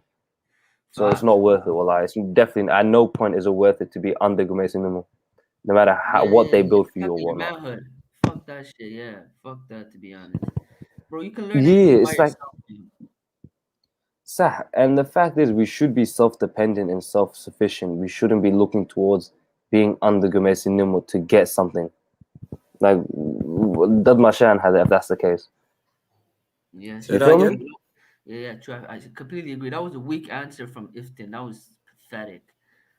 No, if I was to play devil's advocate, I would say that if I was to play devil's advocate when I was speaking about colonization, I would say we could have benefited off it if how do I say this? If maybe possibly like we got ourselves together first and then became independent. Then colonization could have helped us in the fact that we could have got all our Somalilands together into Somaliland and then become independent. But obviously, as you can tell, these people are hassled. They didn't care about our best interests. They just no. Africa is meant to be like this. Someone even said it too today. I was reading something. See, look at Asia. Can you guys hear me? Yeah. I said, look at Asia, right? They got colonized, but they ended up rising from the ashes. They ended up taking control of their resources, doing everything. Why is Africa always on the bottom? Like, it's meant to be like that. It's made like you can't have a country like the Democratic Republic of Congo actually having control of its resources. It will tip the balance of power across the world, especially with modern technology, because the resources they have there influences phones, laptops, and a bunch of stuff that we need. You know, they're cold to, you know, other countries like even like Somalia who controls their sovereignty. That means they have access to the most strategic location in the world for where all the oil passes through. You know what I mean? These things hold a threat to Western countries. They don't want that shit to happen. They don't like that. And this is the issue. A lot of this is being destroyed because a lot of people are playing excuses. The key is a lot of these countries need a serious cultural revolution and a serious like Chinese type mentality or Jewish type mentality where just to fend for your own and only look for your self interest. You know what I mean? Like the Nah. European. I understand that. But never the Chinese mentality. It's You don't like nothing. Chinese? Never want that mentality. I'd rather That's the worst mentality. Because they don't have deen. They don't have deen. They worship the dollar so much they'll do anything for the actor. It's not worth it. That's true. Trust me, I would never want to look up to those people. But yeah, other Asian countries maybe. Allah ya hadik, mashallah. Some people, they got a problem when we say that. They got a problem. Oh shit. I think you've been gone for too long. We got some funky ass Somalis that like, what do they say? Deen, as soon as you say deen, it's like they get an allergic reaction. Yeah, man, I have to get the doing out there. No, it's being serious. Like that guy's deen master. They don't have deen. Like they don't have deen. They're like China's one big fucking factory. Like they just pump out sufficient like numbers on. They're not all numbers. Yeah, but sometimes, do you think some of their models? I'm sorry, I'm eating, guys. Yeah, I'm gonna switch off the camera for a bit. Do you think some of their models and the way they, I think the way he's doing it, do you get where I'm coming from? I think the way Ridley's trying to say, the way they recovered and they got themselves back up. Look at some of their aspects, but I think there's a lot of there's a big difference when Ridley always keeps complaining China to us all the time. Yeah, that's true. But here's the thing: you have to remember, for China to rise up like that, if you ever read about it, like General Mao Zedong, like people died for that shit. Like we don't want that to so many Chinese people died under Mao Zedong for them to be at the stage they are now. Trust me, dog. Like it wasn't pretty. They should hide that from the world. No, they did hide it. You have to. They love hiding stuff. Even COVID just then. They claimed that only 3,000 people died from COVID in that country. I can guarantee you it was over 2 million, I reckon. Yeah, millions would have died. Them niggas lie about everything. They just hide it.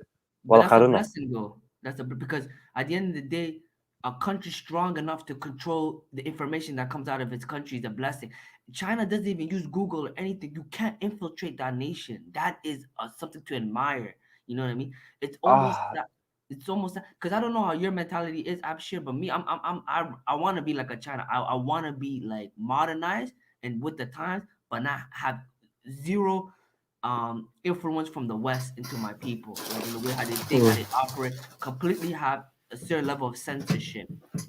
Like a certain level of you can't have everyone. You can't have this galop type of energy or this foreign energy come across your people. This is what caused division. Imagine LGBT movements crossing through the sea. That shit, China is suffering with that shit. They're not having no people protest in China. The last protest is only in Hong Kong, but that's because they were sucking white dick since for 80 years or 100 years or something like that before they gave it the handle.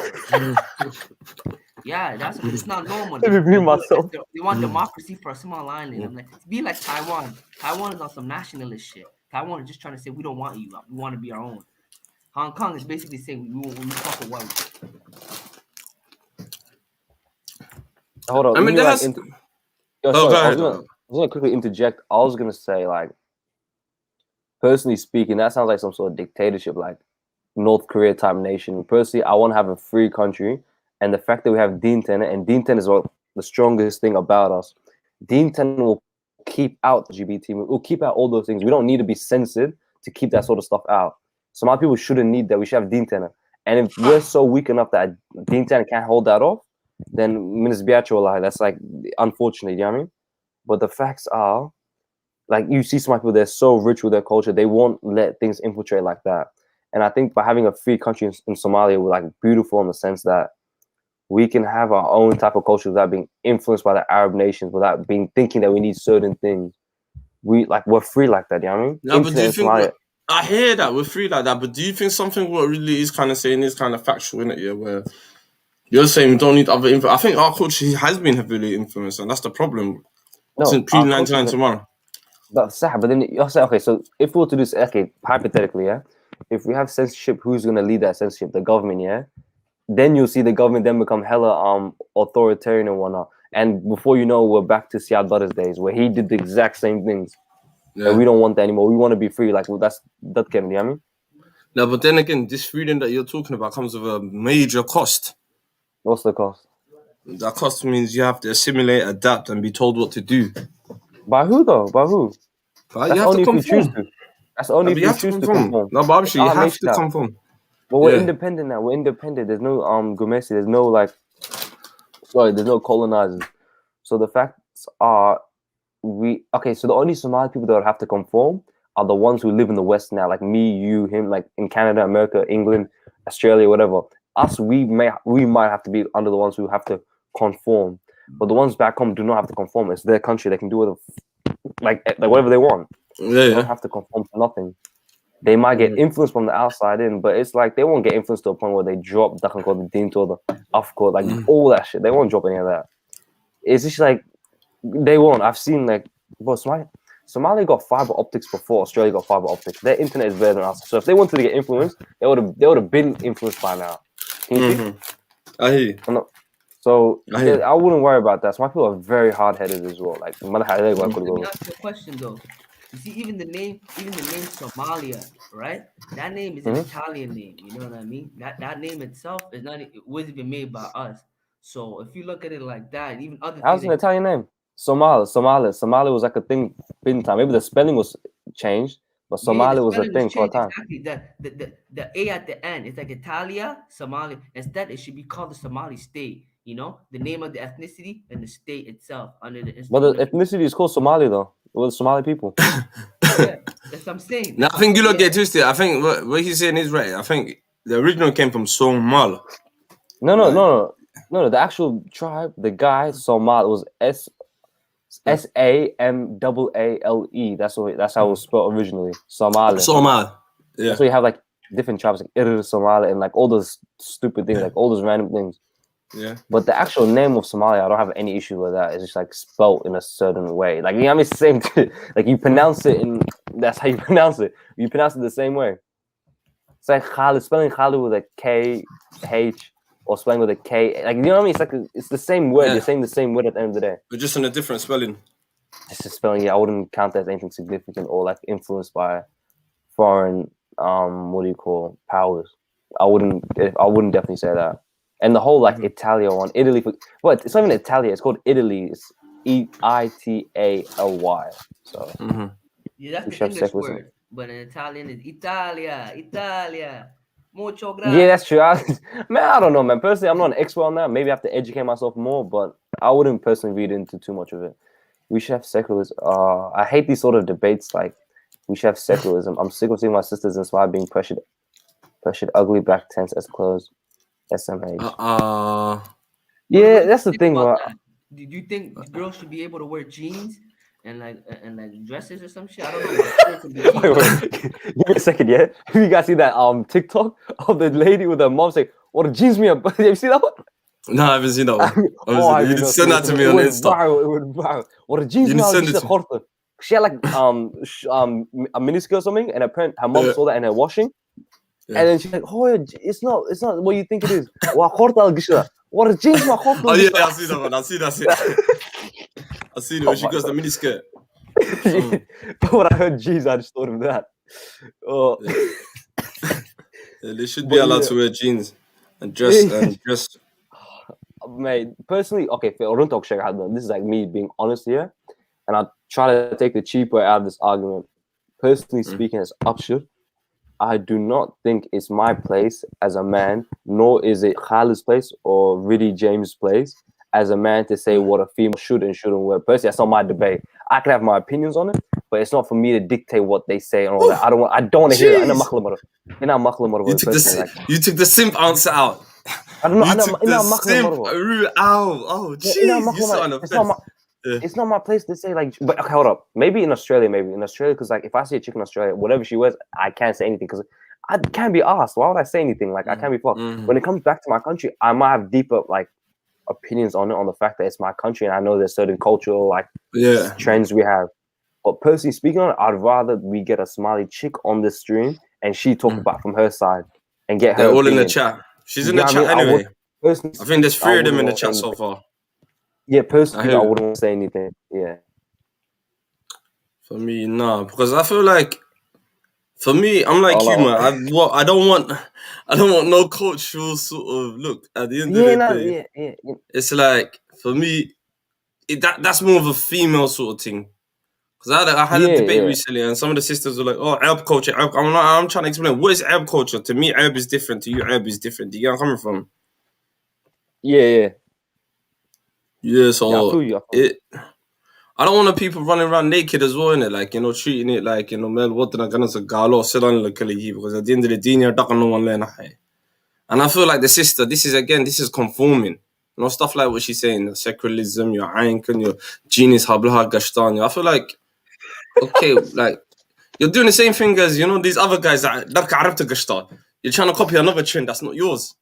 You get what I'm coming from? Like, bro, I'm gonna be real with you, yeah? I'm gonna be real with you. Like, as a guy, like, if I see a colorful gabasar or something like that, that's good looking. You know what I mean? Like, I prefer that over, like, my chicken jeans and all that. But that's just me, though. Yeah, man. I like when Hablan and that's it's up to them. Like modest, like that, and they kind of match the hijab with like what they're like, like the shoes. Like, I mean, like they can work with it. Like a girl knows how to dress. That's just me, though. Do you know what I mean? But like at the same time, like I said, it's not my place to say anything. If there's females in the chat, I'd rather them come on and speak on it other than me.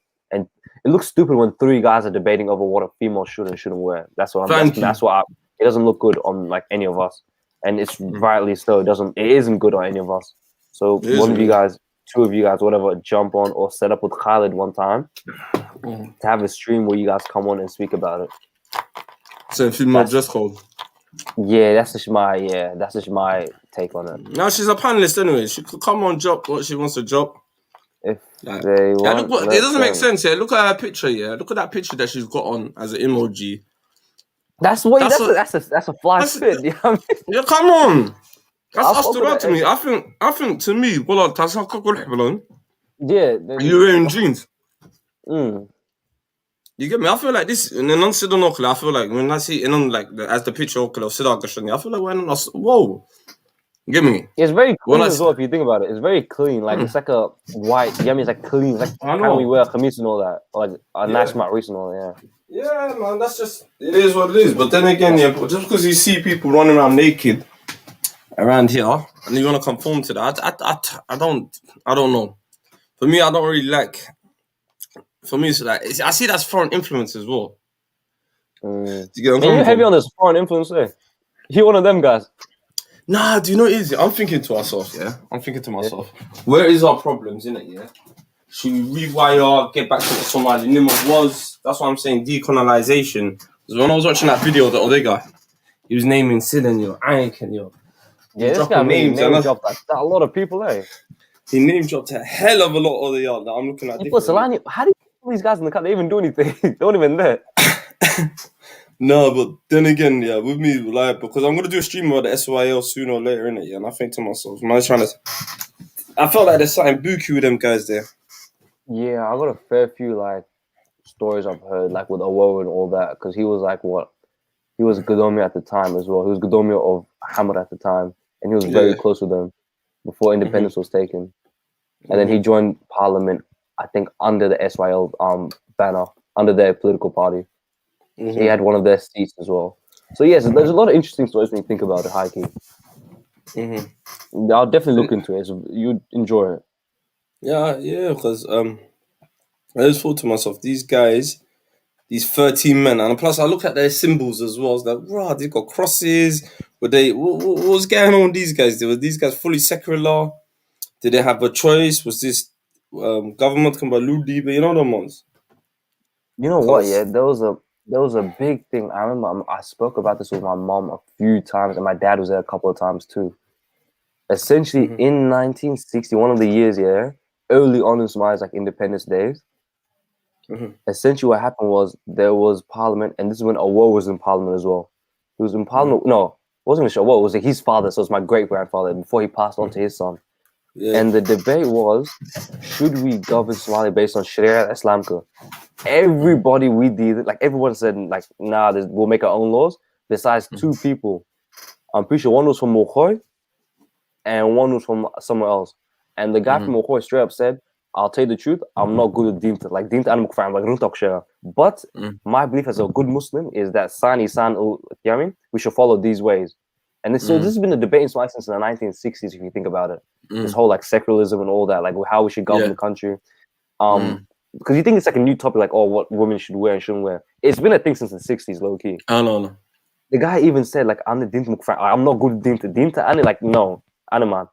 But Runtok Share, like, had the Quran to live video, like, Sharia ala ra'a, do you know what I mean? Into Islam to the ra'a, so it's not. You watch channel, I've seen that. I don't know about, no, it's thing, no, this is a true, like, yet, I'm pretty sure it's on YouTube as well, like you said, it might be on YouTube, but I heard this firsthand from Abba, because like he hears it from his father, like, oh, and all that, because he was present at the time when this happened.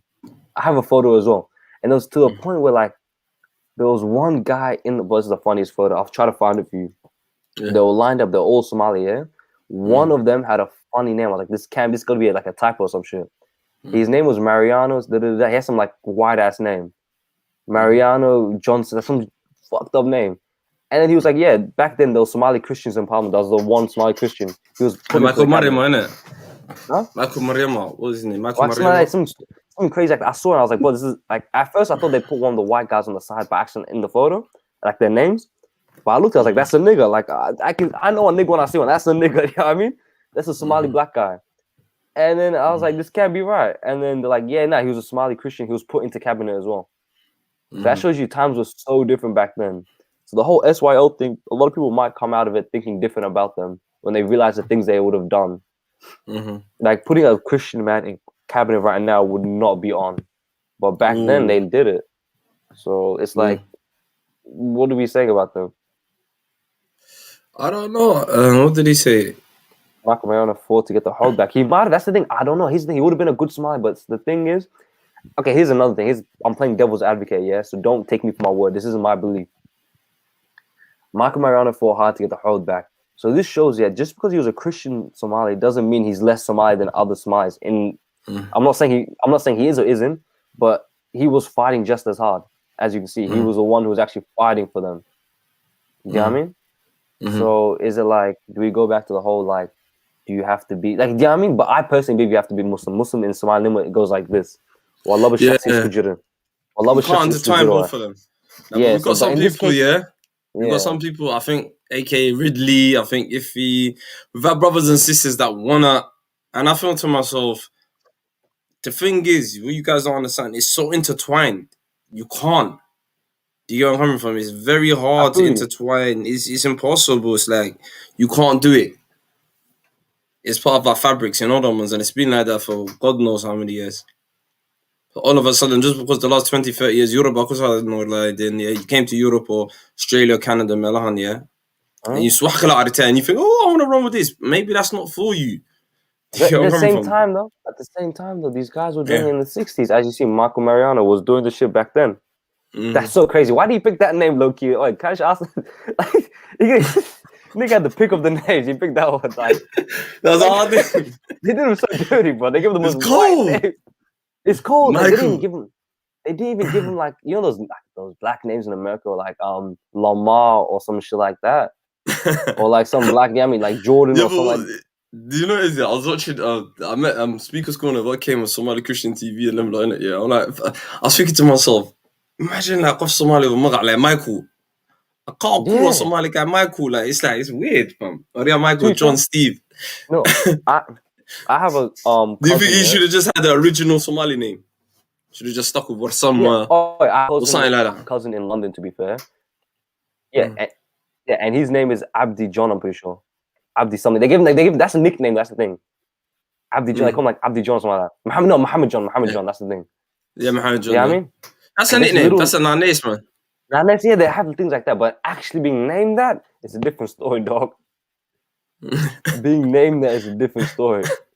Like, I've heard some crazy Nanes names, man. Fuck. What's the most messed up? No, I had one Nanes, yeah. It was a sheikh in Somalia. And the thing is, yeah, this guy was so, like, this is crazy, yeah. I heard it on, like, one of these posts. like Salada when he was praying, yeah, he would be like amazing with it. Like he could read like perfect surahs. He would know how to get the timing right sometimes, like when people are in a rush, like as messed up as it sounds, yeah. Like in Ramadan Ka'amal, he'll do Maghrib pretty well. Like you get back to eating the dal. You know they nicknamed him? Yeah. La'abka Salada. Huh? La'abka or Salada. So I'm fucked. They're fucked. I'm not gonna lie to that. Nanes make good Chinian is fucked. It's fucked, man. I've heard some ridiculous Naneses out here. Give me one. Give me one. I'll go switch off the camera for this one, innit? Because this is a camera off one, innit? Yeah. Let's get it. The worst nickname I've heard, Somali nickname, I'm not gonna lie to you, that I've heard in my life is one guy called his name's Wasaya, innit? Wait, what? His name's Wasaya, that's his name, innit? Right? And then the way you got that name is disgusting, innit? Yeah. And one time, I don't know if you guys had this in it. Yeah.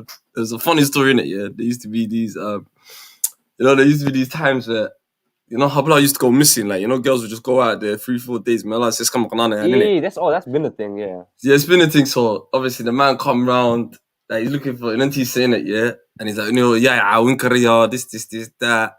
And then boom, all of a sudden, like, the man are like, hey, who's with the girl? What? Or they just got them like, yo, like, man, you seen Donna, please, and then take out, yeah.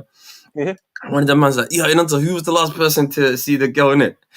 And then everyone's like, yo, he had £100 in it, yeah. Everyone's like, yo, no, one of the guys was Sakachani, he goes, nah, man, what's that electric in it? Or they go, he's like, what? Here's low, I was like, fuck. Man, like, imagine that. You're looking for a guy that's got your door and his name is Wasai. You know what time it is, man. So that was one of the... And the name suits him, some holidays, they don't give you a name for no reason, innit? Yeah. Everyone's got them weird names, man. So, yeah, that's the maddest name. And I know the brother, innit? I know the brother, Wasai. That's the maddest name, man. There was one guy. I've heard this nickname a few times, though. Yeah, there's one in my city named this as well. But he doesn't have epilepsy. There's other one who actually had epilepsy. Yeah, they named him Coronto. Coronto? Yeah. That's epilepsy. Like, legit, they went straight to, like, Abdi Coronto. Like, his family calls him that. That's fucked, like, Yeah, that is fucked. He's so bad. I'm laughing because, like, I'm shocked when I heard it first. I was like, bro, this can't be real. Like, nah, they call him Abdi Coronto. Like, there's another one. Hold on. La'ab Kasalad, there's so many. Man said La'ab Kasalata, man. I'm going to start calling man that. The Sheikh, yeah? The Sheikh I see, yeah.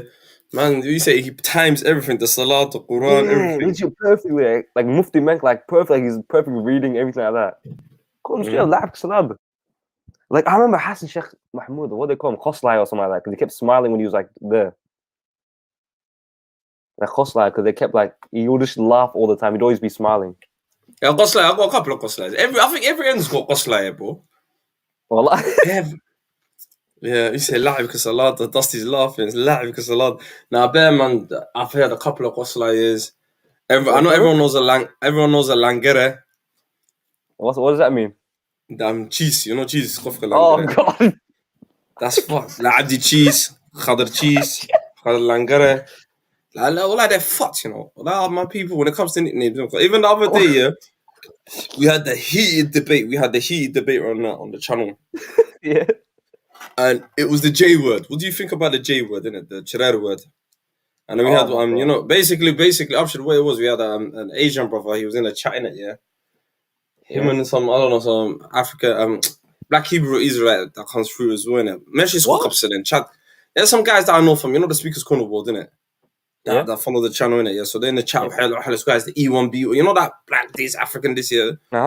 So the kids using the word Chirer, innit? As a Timachile. And we're debating the words. What do you think of that word there? Yeah, it was on the channel the other day recently. Okay. So we're in the chat, and man's like, yo, you man. Who's he calling Chirer though?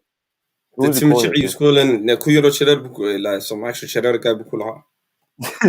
That's the thing. Okay, so I believe. And I'm thinking to myself, how are you using our language to disrespect someone, and you're thinking it's cool? Because you're putting us in the cut as well. Yeah. Yeah, I thought like I want to be racist. I want to be racist to the guy, but I want to do it undercoverly. You kept saying like little things, yeah.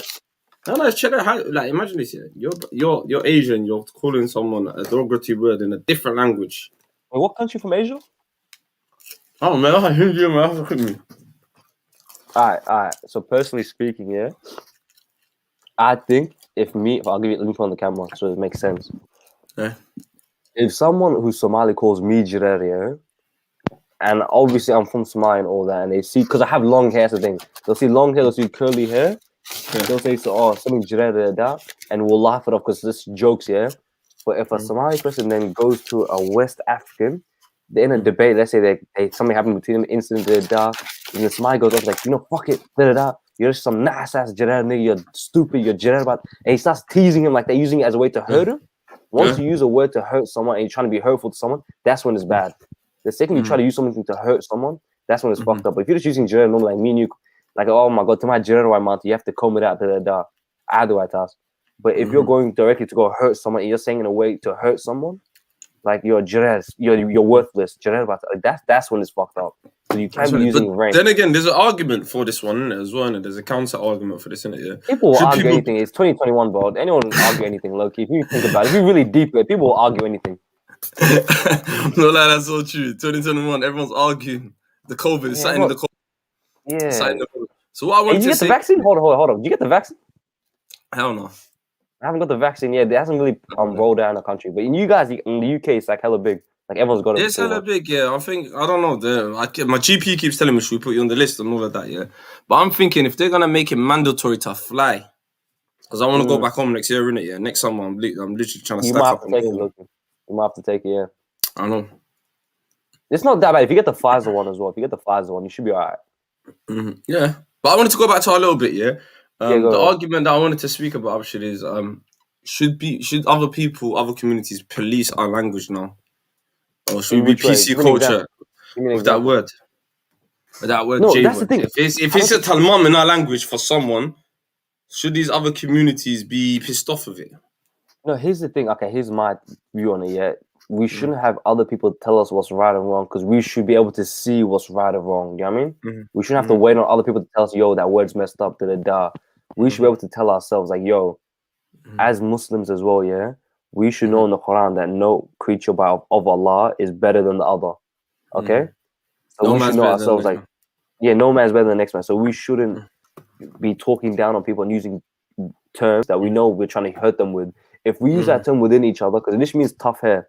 If we use that term as like one another saying, oh, your hair's a bit jirer today, like comb it out, But if I go directly to go hurt someone and tell them, yo, you're worthless, jirer about that, you're nothing, you're lower than a dog, like you're nothing to me. Jirer about that.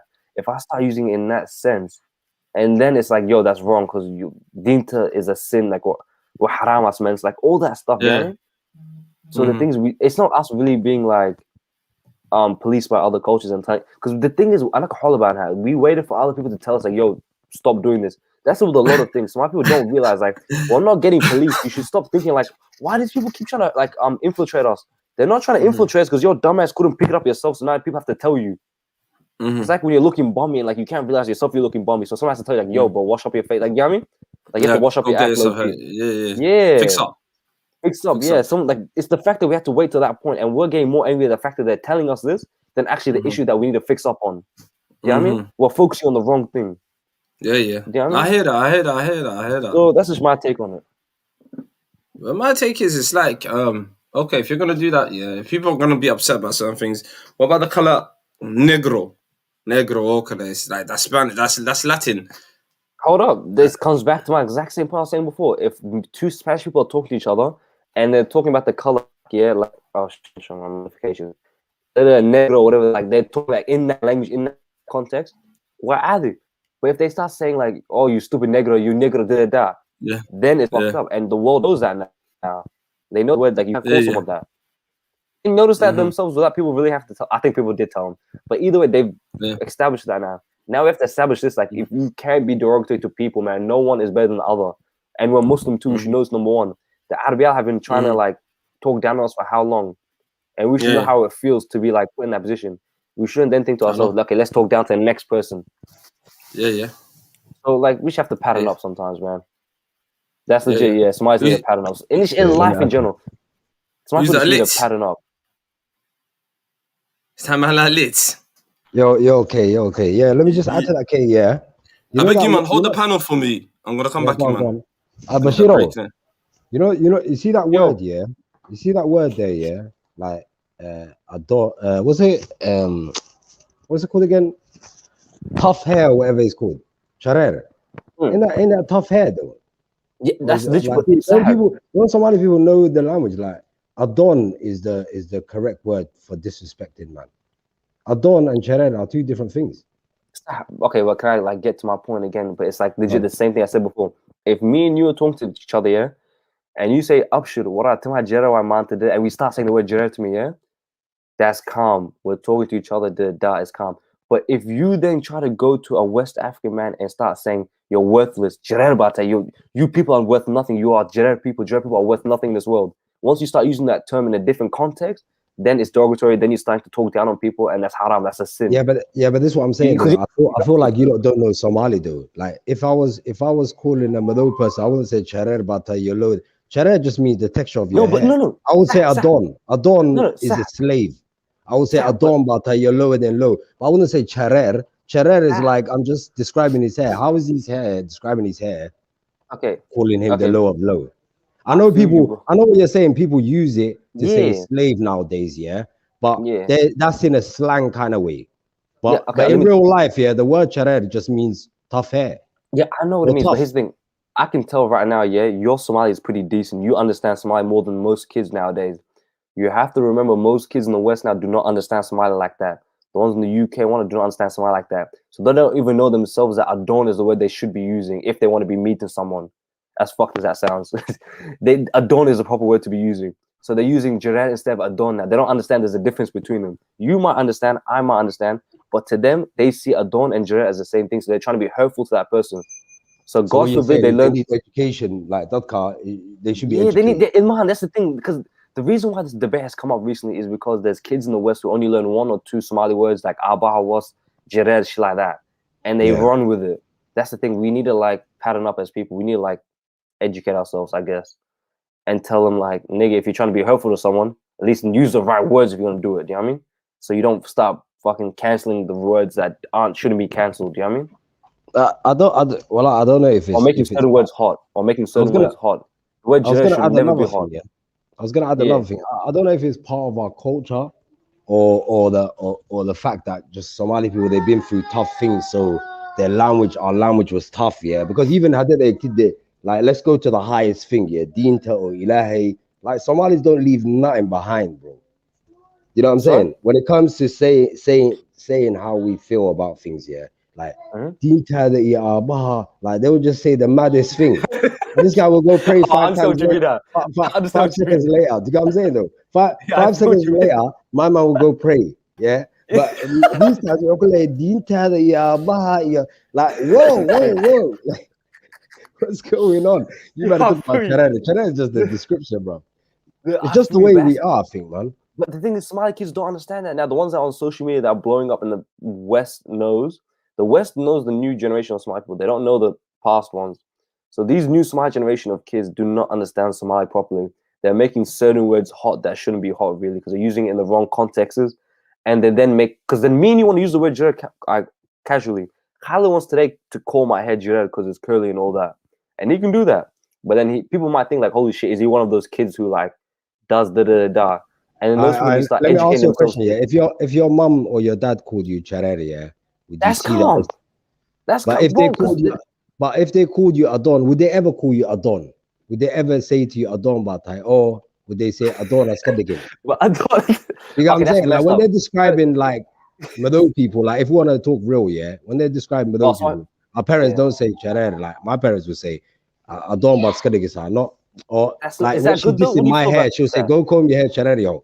Like she's not saying, "Oh, you're Mado people." She's just saying, "Go comb your hair. Your hair's." Yeah. You get me? Yeah. Okay, you said your parents will say like they won't say if there's a black man on the street, they won't say black man. They'll say Adon, yeah. Yeah. Yeah. How do you feel about that? Do you reckon that's right? Hell no, it's not right. Of course, it's not. Yeah. Yeah, so little things like that from our parents we have to kind of change. So our parents are very racist. Like my parents are like, you know what I mean? Like I'll get. What I mean is every language has these words. Yeah, it's just. But like no, but these traits as well. We need to check ourselves sometimes. We need to pattern up, like the guy said before. We need to pattern up on certain traits, and like hopefully learn from our parents and take the good from what we learn from them. They teach us a lot of good things, but we have to also. No, but don't you think that's all migrant cultures though? Yeah, that's all what migrant generations have all got this, like, you know, cultural bias. Yeah, selling my goodie, like them man just spitting it. Yeah, but the issue is, in Somali we have this one thing, it's called holanima, and it's fucking rampant in our genes, dog. And we need to really cut that shit out because you can see what's happening in Somalia right now. Shit isn't good. Kaiki, the problems that came from there are happening in my city, low-key, if that makes sense. Like Khabil and all that. So we need to really pattern up. So you're saying, how's it affecting the city that you're living in now? Oh, do you want me to give you guys a proper case study? There's a masajid that was just built. They're fighting over right now based on Khabil. Because they're saying that the committee vote, 4 should be given us. Wallah, I'll air this out because I hate those people now. 4 should be given to Ogaden because we're the biggest Khabil in the city and we raised the most money in the way. Another one is saying, how can you kick our man out? He's a religious man who studied in Egypt and whatnot. And they're saying, we don't care. He's a jajus, he's not from this tribe. And then the other ones are saying, like, yo, but he helped raise a lot of the money too, that he went to, like, all this stuff. And they're saying, and now I suppose he went to court now. How messed up is that? Can you just tell me how messed up that is? Wait, say that again. Say that again, Bashir, sorry. While it's خبص المشان لمن بشكدن كاله شكدن كاله you know why Khalid, like he's promoting. I know little man. I'm saying what? You say you're I'm not gonna go really deep. Say that again. Say that again. Take that away. That's what I was trying to highlight. This one. Oh, say that again, bro. Say that. He's gonna stitch me in or some shit. No, you know what it is. I tell you the truth. You gotta watch out for these funny ass. Sorry, carry on. Yeah, but either way, what I'm trying to say is, Wal's Khapsa based on Khabil. That's kind of disgusting. Going to court. It's disgusting, and it's like that one child then saying like it happened in Norway as well. It happened in Norway. Yeah, Norway they had to shut down the whole thing. They had to shut down the whole mosque. And now they had a fight outside. Bro, the second your sheikh is pulling up like this and having a crack with someone, how fucked up is that? That's fucked. And you're both. And it's a masajid, but like, what the fuck? Yeah, masajid, you are. And niggas having a crack, and they jumped him too. Then niggas are torn. So they came out nice and gave him one of these ones. Like, you know what I mean? Like, well, it's fucked up, man. It's fucked. Yeah, man. Don't gas up the Ogaden. This one is Ogaden, but he's short though, innit? Wallah. How does that work? How does that work? Little man there, innit? Nah, you know it's Ogaden by default, innit? By default. Bro, how'd you lose the jeans, bro? What the heck happened? Nah, wallah, I got boobs. I'm a half breed of finals. I got boobs. Wallah. Wait, what happened? You got booked? How tall are you? I don't want to say it, man. I don't want to say it. But it is, you know, he's half Ogaden. The back line. I'm on the back line. You get it? Just about hit the back line. Like, I'm taller than certain man anyway. On the neck. So wait. Let's say this again. Hold on. I've seen some shorter niggas than me. Okay, are you below 5'10"? Come on, man. Let's not do this, bro, man. Little man. I'm 7 foot. Let's just say that. Okay, here's the thing. Oh, Khalid. Oh, let's say you have like him and 2 other OG guys in the room, yeah? They'll call 2.5 men. You know 2.5 OGs? 2.5 OGs. But I always used to be buffed. Why did you angle in you? That king like as a pistol. Oh, the Oga, man. They're tall. Enjoy them. That's why they do the dance, innit? Dancers. Come on there. This one. Dirga. They do the dance. And the dance. Oh my god, they love it. I love the Oga. I love the Oga. That tune is a banger, though. That tune is everywhere. That tune's a banger. But that Dirga. Oh my. Tell me you lot been keeping up with the fuckery. Go on. What fuckery? You lot been keeping the Shama Boy fuckery. Oh, the accent one? Well, locked up. Locked up. Free up Shama Boy, man. Free up my neck. He got free up, no? He's free, but you know, certain man on him, innit? Yeah. Daher, man. Man's on to Daher now, innit? I don't play Daher Ali so no more, man. I banned that guy from the channel. Why? What did they do to him? The man, they send out hits. Kenya, take here. They're beating up the man them. They jump niggas, yeah. Yeah, man. They're sending out you know the Ahmed Rashid guy on you. Wow. You know about the Ahmed Rashid guy? No, wallahi. That Kenyan police officer, man. That man, he's a goon, fam. He's a cop killer, innit? He's taking man out in Kenya, fam.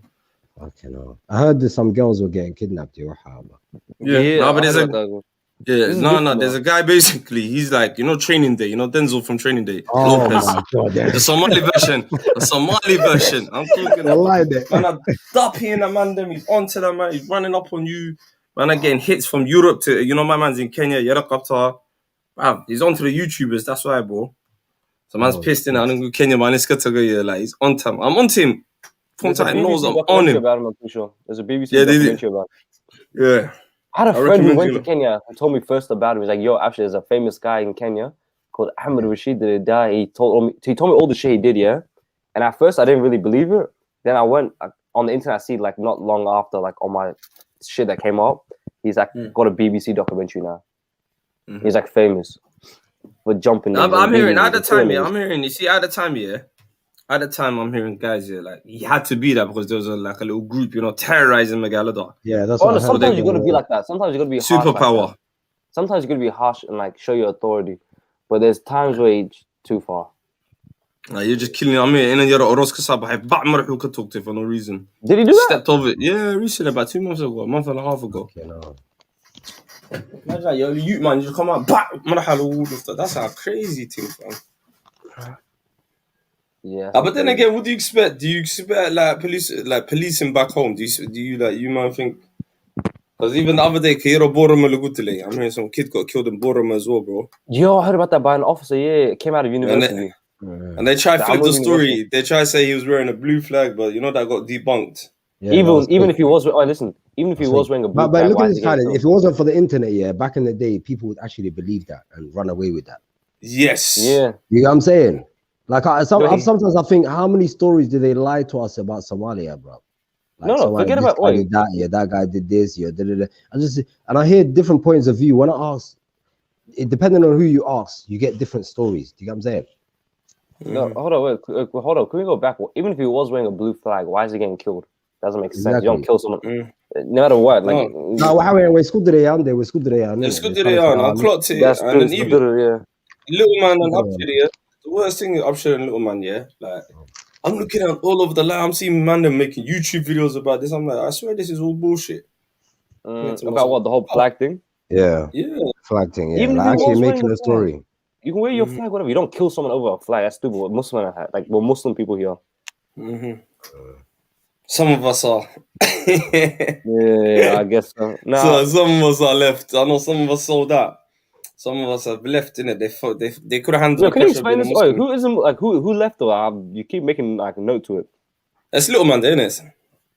Oh, okay, yeah, makes sense. No, I'm not the only one though, man. This guy that's killing the youth for tribal reasons, he's one of them there.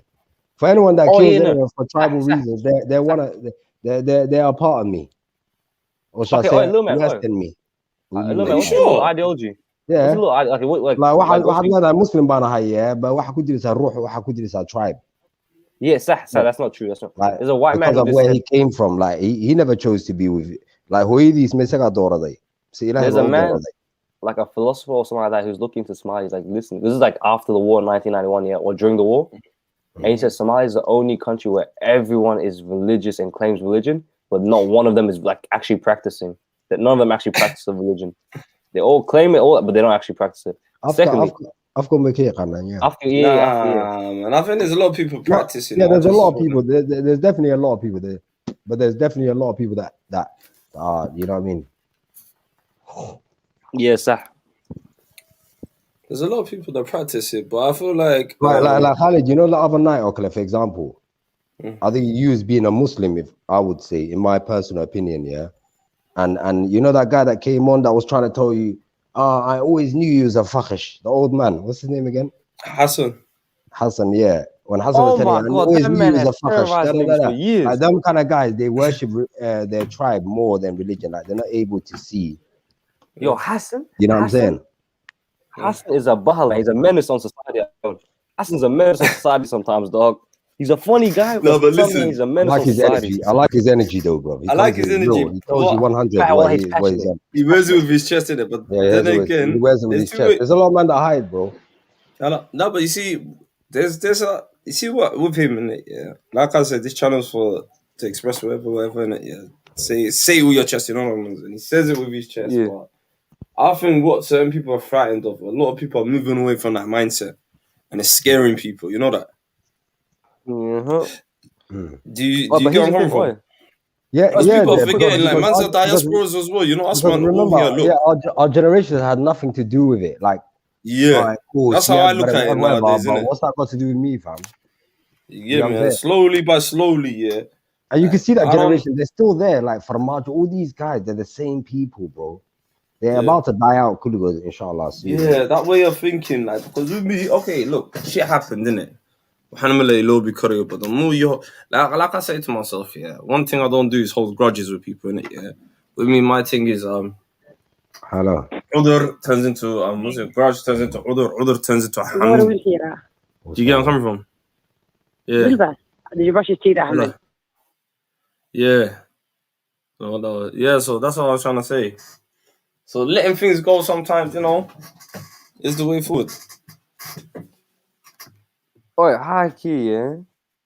Speaking about the older generation from Marjo and whatnot, he's probably like one of the worst ones, low-key, if you think about it. Because he's held a grudge for a minute on the fact that he holds a grudge against the tribe of who kicked out Siad. You know what I mean? He's holding grudges on like another level. Like he's like, oh, like, and people still don't want to believe on the fact that this man is. Also, wait, forget about all that. Have you done anything on the Eritrean soldiers thing?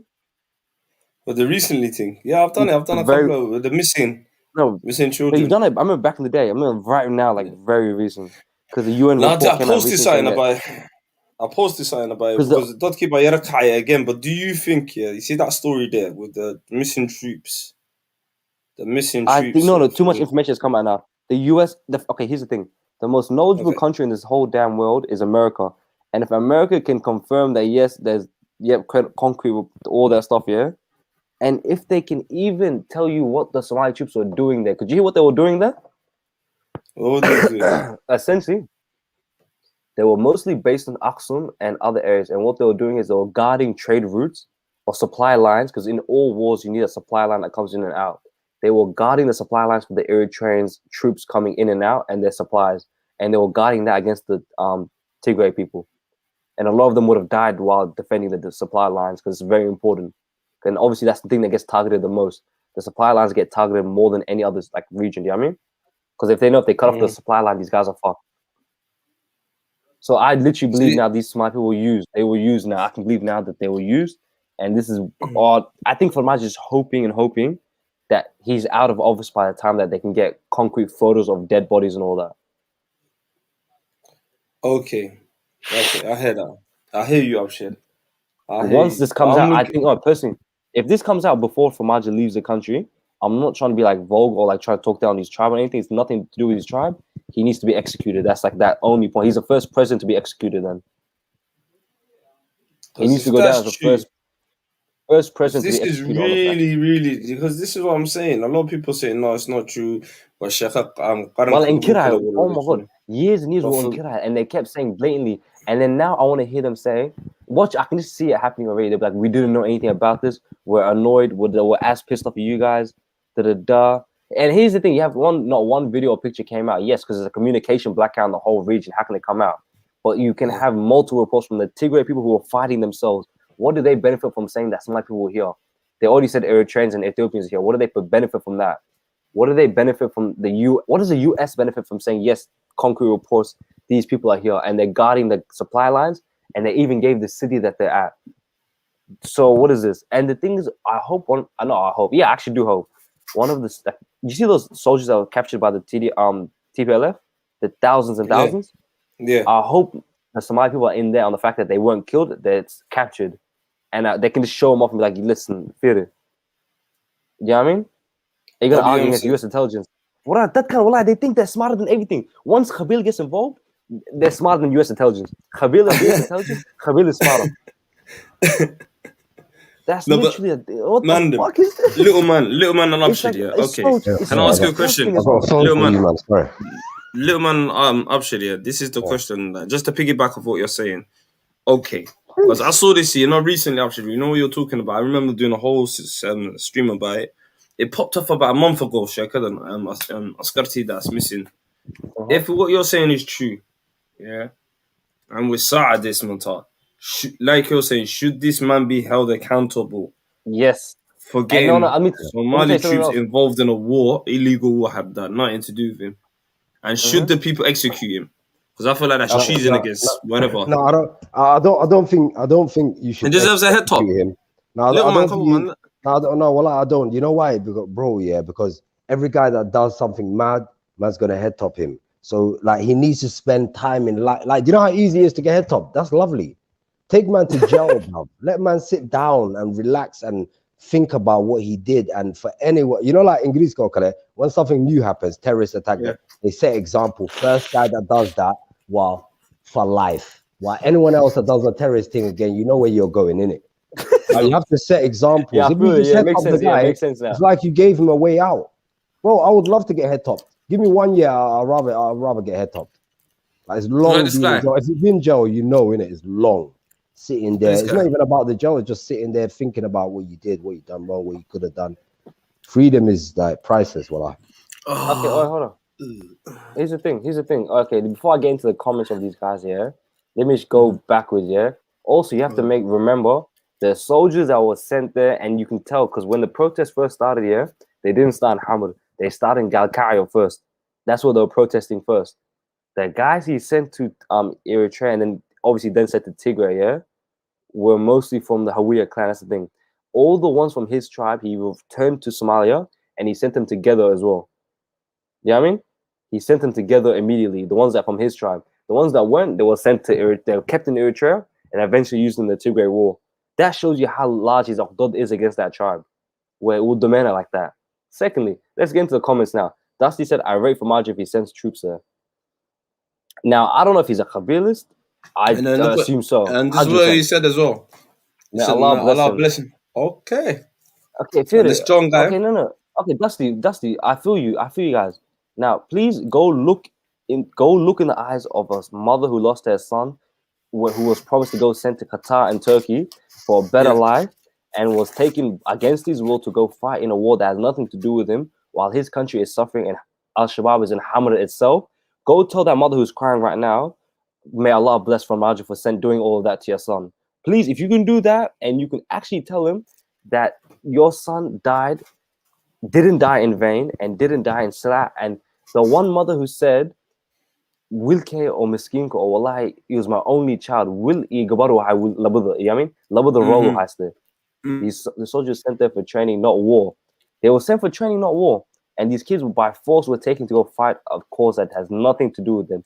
You could have everything against the TPLF. I hate the TPLF myself personally. But that does not mean you then use Miskin Ilmu against that and kill them off like that. On the fact that here's the thing. Proof it happened first. All this is hearsay. Nigga, I just quoted the US intelligence in the hearing last time. You go fight the US government if you believe you have intelligence better than the US government. If you believe you have intelligence better than the US government, wallahi, wakudaf of it. You need to be sent to like NASA or something like that. You need to be sent somewhere special. Because you're a genius. Nah, man. I just don't get why he does this, bro. It's Khabil, and here's the thing. People say Khabil will leave us in the next generation because all these kids in the West will forget about it. It's cap. People like him exist in this world who are disgusting and actually believe in Khabil over anything. They believe that as long as Farmaj is in that kursi, my tribe is eating, my people are eating because we're controlling this country. Stop making excuses. No, but that's until Mahalaha Somali start competing when it comes to making money in it. The more Somalis become successful, the more these dusty guys will forget about Farmaja and all that. They will be asking what's Farmaja doing for us, Orta? I think personally, whoever the leader is.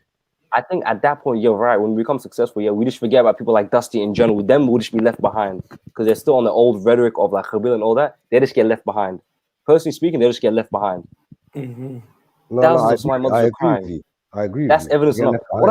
How do you not take the word of a Somali mother who's crying in front of you, saying my son is missing, that all this stuff is being said to us. And at no point, because this came out last year, at no point they could have easily returned them by now, saying like the thing is done, or at least giving them phone calls and whatnot. Nah. One will tell you, oh yeah, I got a phone call from him. And that's cap because his son's in Gedo, not in fucking Eritrea, because he's from the same tribe as Famajo. He's not been used against that war. He's back here. So you can say whatever you want. Here's the thing. End of the day, 99.99%, this is true. And people like this, you watch illa what? Mass graves get dug up in 20 years' time like they did in the Issacha genocide. And then we find out that, okay, the number of people who died is actually this amount, not this amount. Because at first they lied about the Issacha one. They said only this amount of people died. Then the mass graves started coming out. So if you want to wait till that point and not believe these Somali mothers and let them die in Silat and all that shit, if you want them to die like that and pass away with people not believing them, be my guest. End of the day, you're going against the word of a mother who's legit crying like that. Well, you're disgusting personally. For me, in my eyes, I can't respect you as a human being. Anyone who doesn't believe a Somali mother like that, and you see all this evidence put in front of you, that just shows you just believe what you want to believe. Yeah, I mean, you believe what you want to believe. Oh, I haven't seen photos yet. I'll show you a photo. Oh, but I didn't see the Somali flag on his thing. I'll show you the Somali flag. Oh, but he looks a bit light-skinned. Is he actually from Somalia, or they just put the uniform on him? They'll do all these things until they won't believe. You know what I mean? You found it. They will go through every stage. I will show you everything. They'll say like, oh, actually, he's a bit like light-skinned. His hair's kind of straight. Is he actually Somali, or they just put the uniform on him? And then you show them something else. And then you keep going and going until they won't believe it. I don't respect people who cry for the TPLF. At one point, did I cry for the TPLF? At one point, did I not say to you, I hate the TPLF more than anyone else on the fact that they did all that shit to Somalia in 2006 up until 2012. That is true. But I heard that. You're talking about when Abdullah Yusuf came in. Yeah, and all that, all that messed up shit. I hate him for that. But the thing is, right now, we have a bigger problem called Al-Shabaab, which is in our back streets right now. We have to fight them first before we can go into another country and then go fight a war there. A war that does not benefit us, and a high-key a war that we're trained for. Those know how to fight guerrilla warfare in the mountains. We don't. We have no fucking mountains in Hamur and Galkaya and all that. We don't have the mountains they have. We don't know how to fight like that. And then this one comes in saying these mothers were paid agents. Can you please highlight that, Khaled? Can you click on it? Just so people can see how stupid this is. Just leave that for a little bit. Just leave that on the screen for a little bit. Those mothers were paid agents. Well, like, that's wakshay. Please, Khaled, can you make a comment on that? What do you have to say? What do you say when you see something like that? That's just someone that's lazy, that can't be bothered to search the truth, So they rather just say, oh, they're paid agents. Somalis always say that. They even say, I get paid. I'm like, I wish I got paid, man. I would go harder. I would actually, you know what I mean? You're paid, you're paid to do this, innit? Gee, if I got paid, I'd go harder. I've been getting booked. Where do I sign up, Horta? So they always say, pay agents, bro. I'm like, bro, let me sign up, G. Just show me where the application is. And I will tell you, for me, I just don't get, I just don't get the whole, we see, like, I don't think a Walid will make stuff up like this, bro. Or Laming Hortis Koya, I like little man and up shit. It's impossible. No, here's another thing. And where are the kids? Where are they? If they're there, where are they being trained? No, man. Wallahi, Ben Musha, if I got a couple bands, I'll be posted on this channel 9 to 5. If I got a couple bands, I'll be doing shifts. I'll give Khalid some money. I'll say, yo, Khalid, I need you to turn on from this time to this time. Go see me. Just leave the channel I'll slide Khalid money. I'll slide Khalid good money, bro. Khalid, or Khalid, or Bashi Idar, mantik. Bashi Idar. He's so dar. I always hear paid agents, Tell them, how do you know they're paid agents? Mention, where do we search? Is it on the government website? What website is it on, Horta? Who do I get in contact with? It's like the whole Illuminati thing. Who do I get in contact with? Who do I have to speak to? God. Exactly. I actually could use the money. I'm in university right now. The thing is, the brother Dusty, I think he supports fun much or too much, fam, to the death. Hey, you guys want to hear something? Hey, I'm hearing, Khair? Hassan Al Khair? He's giving out bans low-key for people to do propaganda for him on like Facebook and shit. So if you get into contact with him, I'll give you his contact details. I'll find a way. I can find a way. I know one lady that's getting paid. I can get in contact with him still. Yeah, I know one lady, like an aunt who got she has a lot of like followers on Facebook. and she goes on like Facebook Live every now and then. I wouldn't be surprised, bro, if they're all She got doing contacted it, for like $500K a month. But no, $500 a month. Sorry, $500 a month, $1,000 a month, depending on how many views and like interactions she gets a month. By the Yeah, but to me, like, see shit like that, propaganda. Wallah, I need you the guys, money. I need the money personally. Yeah, but man, you see shit like that, yeah. You know what, like, you know, it's sometimes you don't understand media and whatever you do, even this YouTube thing, innit? Yeah, it affects people's heads, fam. I don't want to be out here fucking causing carnage, mayhem. Imagine I just say, because remember, you remember the Rwanda story? One of the main thing about the genocide was the guy on the radio. As soon as he started talking, kill them, just kill them by slayer. That's dangerous. So some people are dangerous. He'll tell you where the Tutsis are. He'll tell you where the Tutsis are and all that. He say yes, they're over here, or the hotel. It was like hotel. You know, Hotel Rwanda, the film they made about it. Like he'll tell them that the hotel they're leaving the Hotel Mukalin and all that. Drive on this. Like he got caught recently in Belgium. I'm pretty sure. Yeah, the guy got caught in Belgium. But I'm saying, man, like that, man. This is what I'm saying. The media thing is dangerous, bro. Khalid, do me a favor, yeah? And the woman's getting £500. Imagine if someone believes that Farmajo's story and just goes and assassinates that man. Because there's some dumb people I like, little man and fucking Abshir. Some people who believe, like, what, this is your enemy, can't deal, boom. You could just, some naive person, whose fault is it? Can you do me a favor, Khalid? Yeah, can you like highlight the comment that was a Colonial or whatever the fuck it was? Let's talk about how we can you comment, like highlight that? Click on that. It's the fact that this man, you can tell he's a Khabib from the get-go, yeah? On the fact that he says, let's talk about the Hawi, like he says the tribe's name. Like every Hawiya did it. Yeah, he pulls them up and he targets them. He's saying, let's talk about that tribe first. Like, why didn't he just say the guy's name instead of saying he could have said those names. Hawiya is a whole bunch of people scheming that he's putting them all in the cut. He's trying to say like our people shouldn't be touched before those people don't get touched first. So it's like us versus them. He's going back to the Khabib's mentality. Now, you know what it is? I think Somalis, are uneducated. Sometimes when the language that they're using, I don't think they understand what they're saying, fam.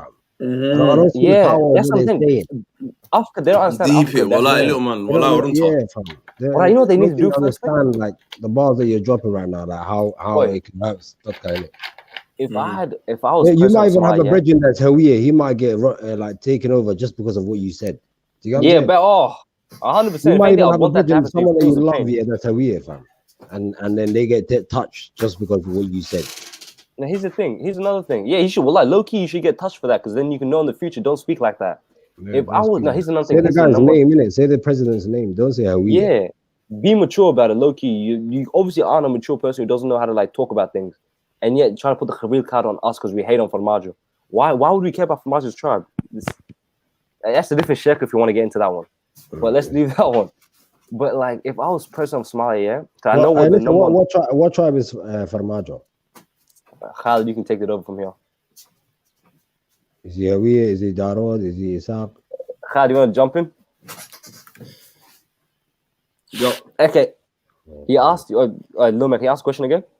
No. What is? I was gone. What tribe is Farmajo from? I think it's Marahan. Marahan. What's Marahan though? I think it's D-Block. Darod, yeah. Yeah. Bravo. Ogaden's a Darod, right? Yeah. Okay, I'm Darod basically, yeah. And I ain't got a penny from the guy. Like, bro, stop thinking that Darod support this guy, bro. That's the guy of his nasty fam. If he's a good guy, keep him. If he's not a good guy, dash him out, bro. On to the next one. We don't care about what tribe the guy's from and all that.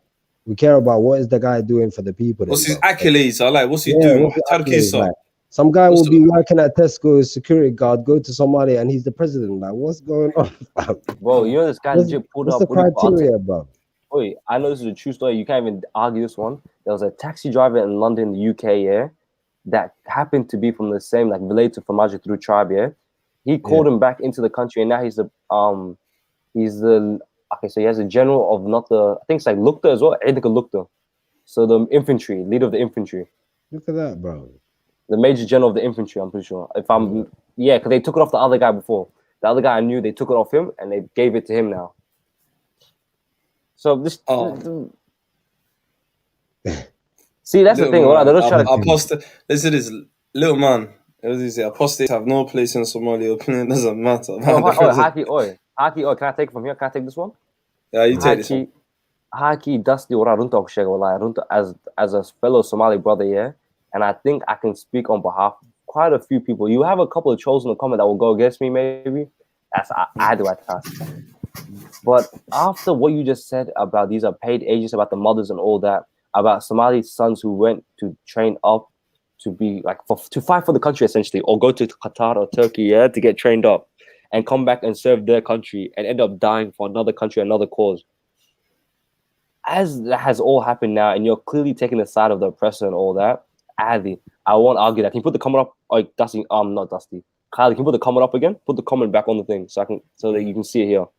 Yeah, here, this one. Yeah, so leave it there. So Dusty, after you said all that about the Eritrea and Wan Kirta, everything that happened, yeah, can you do me a favor and please remove that profile picture of Halane? Because Halane died for the flag. If you know the story of Halane, yeah, he died for this flag. He would have never put up with the shit you're saying right now. Because you're disrespecting a dead man essentially by putting his photo and you have all these comments that are coming next to it. Halane would have never stood for anything. All the shit you would have said today, he would have never stood for any of it. So please, if you know anything about Halane, just delete that. You're disrespecting the whole man's like legacy. That man died for this flag, funny enough, in Ethiopia while fighting for the Galbed region. So if I was you, just take off that photo, please, and make your comments freely from now on. Because the facts are you're using someone's flag and name, essentially their name, sorry, to talk down on Somali sons who were killed while trying to serve. So that's just me. Just please don't do us that. Just do us a favor and don't disrespect us like that. Don't disrespect us like that. Just take off that flag. Take off that picture. Sorry. Yeah. See, he brings in tribe that he's doing. So you believe you're entitled to a man you've never met in your life, and you can say all this crud because he's from the same tribe. You can talk all that crud, and you know damn well he wouldn't stand for any of the shit you said today. But because he's from that tribe, you can do whatever you want. Aight, sah. Then if you want to. Go hard.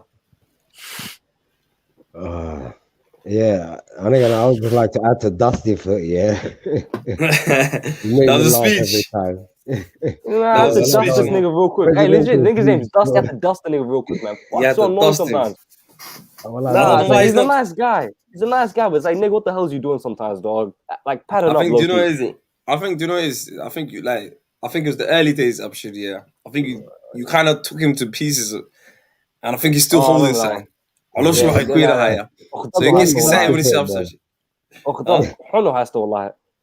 I took two times here, like, you know, my mum's put I should put him in a headlock a couple of times in the old streams quite a couple of months ago. So I think Dusty's still holding, you know, he's harboring feelings, put it that way. I think. Yeah. Remember the hangouts as well? We'll chill on the hangouts and like chat shit and whatnot. Yeah, no, you just kept getting them from much a fanboy. How the hell did I bring in? Oh, read this last comment. How the hell did I bring in Khabil to this? Can you please explain that to me? Put it in another comment and explain what you just said. That made no sense. At one point I mentioned Khabil. That's the stupidest thing. You could rewatch this whole stream. I didn't mention it once, like talking down on him. And how the stupidity will lie. If I was president of Somalia and I had control of all things Somali, I would cancel I would just cancel fucking Somali Spot personally. That's the number one thing. That's where they learn all this information from. You ever heard of it before? Somali Spot. Yeah, they need to end that shit, man. Wallahi, you just gave a free promo, bro. I'm about to go on there, find out what you talk about. I would ban talking about tribe, innit?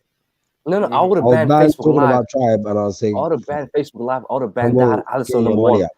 Dad Alice, I would have banned that nigga nice. I would have dusted him nice. But the only reason that nigga is so free in Somalia, yeah, is the fact that he comes from the biggest, like the most powerful tribe kind of military. Like military wise, he comes from the powerful one. So you can't really say shit to him. Yeah, what are you saying? I just don't get Someone says Somali speakers process StreamYard link. Isn't the link in the chat? It should be, yeah. Yeah, it should be at the top. Yeah, it's at the top. There it is. If anyone needs it, who's like wants to come on the stream and spice it up. Yes, my sister, come through. It's right there. But you know what? I don't know, man. I don't know. You wanted to answer something, little man. Something got in your little nerves. Just before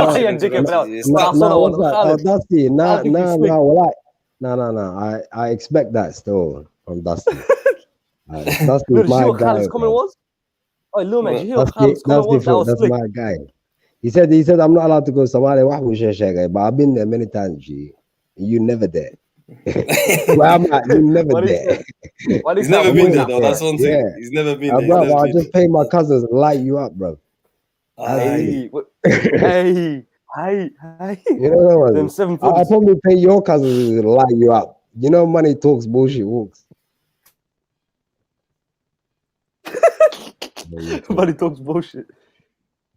Well, hold on, wait, Khaled, isn't Dusty he was in the Google Hangouts with us, yeah? Yeah, that's the boy Dust. Yo, The WMZ, accountant, no? he's accountant. Hey, what's up? What's going on? Dusty is a mess. I just realized Dusty is a big Farmajo supporter. I want him to come on because the other day when you was talking about Farmajo, he was like, no, that's not true. It wasn't illegal. So I want him to come on and Can I tell you guys one thing? Can I Sorry? just interject real quick? Can I interject real quick before Go I ahead. dip? Before I dip. Khaled, I just clocked it right now. Dusty's the homie from London. He was in the Google Hangouts with us. Yeah, it's that guy, man. It's Yeah, Dusty. that's him. Listen, so I can expose right now because Open Holly, you chatted shit about some moms today. That nigga's What? mom is from the same tribe as Farmajo. You know that, yeah? She's Marahan. He's that's up to you. Common sense, he's gonna bang for him because that's his up to. So he will try to tell you. Yeah, and that's he will what. try to tell you. Guys, we got a new panelist. He will tell you. Hello? Like, yeah, I can hear you. God. Yeah, no, we got some new panelists. Hello. What's your... Hello? Khaled, open up things so we can see. Nah, they dipped out. They tried something, man. Security, No. innit? No, porn bomb, innit? Yeah, you gotta watch the security out here. Is this person on the chat? Dusty sending them. Going back to it, yeah, his mom is like he's right up to Yashi's then. That's why he bangs so hard for Farmajo. That's his name, Khalid Dapper. Dusty is the other guy. Oh, is that Dapper then? Oh, but all of them, they Dapper. got some sort of link. There's a link somewhere there maybe. Either way. Or maybe he just supports him. I don't know. He just wants peace. because there was a Khalid Dapper then. Oh, that was Dapper shit. They all have the same like dumbass names. Allah, I'm shit, you're so rude. Yes. Nah. Hey, yo, WM, what's your thoughts on what's it called? Okay, so the thing is that the U.S. intelligence was saying that these people are in Eritrea, but we don't really know if they're there fighting, okay? But the United Nations did say that they were spotted there and they did take part in active combat. So I'm sorry, but who's more trustworthy here? I'm not trying to sound like a coon or anything, but like there's U.S. intelligence, the United Nations versus Somalia, which, you know, the government kind of hides a lot of information. And but like, what would a parent get out of lying about their own kid? Their kid's life is priceless. You know what I'm saying?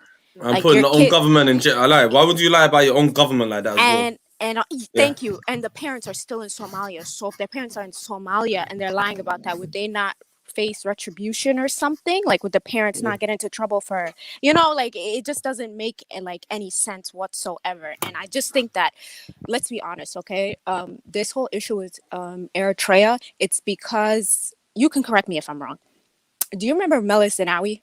And he's Tigray, right? Eritrea, it's because So carry on. So he's Tigray, and this is kind of like, I feel like trying to get them back for what Meles Zenawi was doing, right? And then you have the Somalis that were abused. Then you have the Amhara that were abused, the Oroma that were abused. So to take part in this combat wouldn't be so far-fetched, you know? It really wouldn't. No, here's the thing. No, that's true. On a moral basis, yeah, people can get behind it based on that. But essentially, how it works is, like, the reason why Somali soldiers got involved was like part of a larger plan. And there's a link, I can kind of link you guys, like a report done by a newspaper who like did like a timeline of things. They did a timeline of all the events. And they started from like the time where there was a tribe, like, I don't know if you guys remember when Isaiah, Farmajo, and Abi were meeting up, all three of them. Those three only would meet up and have those meetings in like Asmara, or one time they came to Hamur, one time they went to Addis, and like they would have those meetings there. And essentially the way the deal would go is like this: you provide us with soldiers for this little offensive against the TPLF. It would only take us like 30 days. We'll take the capital city and that's done for them. They didn't realize that the TPLF will fight to the death up until today, where they'll take back the capital That's city it. again. 10 minutes, not 5 minutes. No, he said he's come back on 5 minutes. He wants to. You know, the boy. Oi, I need to see this. You want a lot to upshot, isn't it? It's coming in 5 minutes, isn't it? Oh no, actually, no, I won't be there. I don't think I'll be here. I'll maybe. Anyway, yeah. So going back to, and essentially the deal was provide us with soldiers for this year, and in return, don't worry because, okay, first of all, Isaiah is a dictator. He won't get challenged. He's fine. Yeah. But he gets to fight the Tigray, which he wants to do as well. Abiy gets to fight the Tigray like he wants to do as well. And what Farmaji gets out of this is that he's going up for re-election soon. So the second this is done, we'll provide you with soldiers. That's what was like a big thing. So I remember hearing it from like proper sources saying like there's Eritrean soldiers who are going to come next year after this is all done for the election to help secure the election for Farmaji. Yeah, I mean, so that was his end of the bargain. They signed the deal and it didn't go the way it went because they ended up fighting for longer than expected. And they also didn't count out because what they thought was there's these soldiers called what's the stupid name called? What's the name they give him?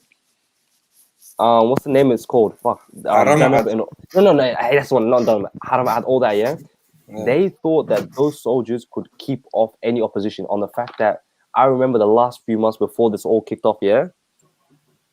They had thousands of those soldiers in the capital city, thousands. And it was just like shit, like they're proper like armed to the teeth. They're gonna beat up anyone who comes like and tries to touch Farmaji and all that.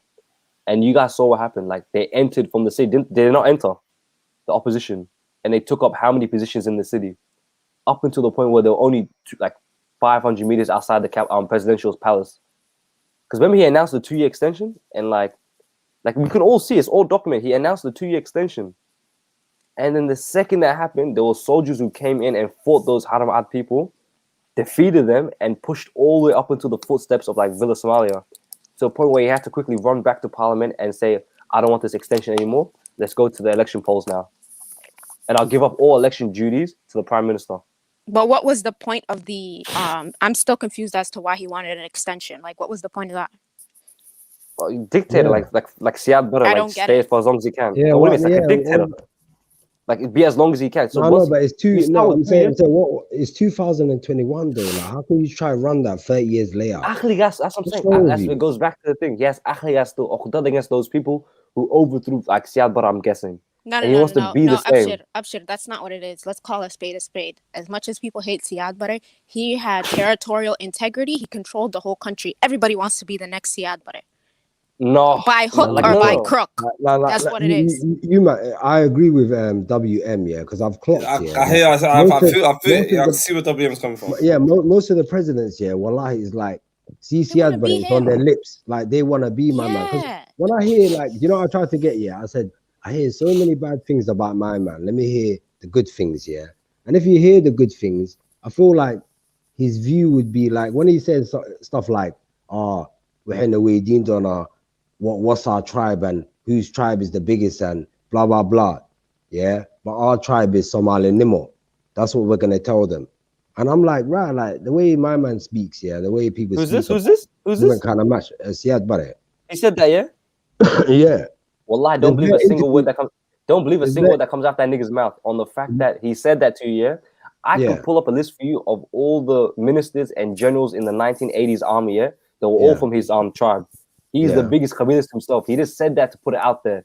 But in the meantime, he's being Khabilist. All right, cool. I agree with you, yeah. These are facts that you're saying, yeah.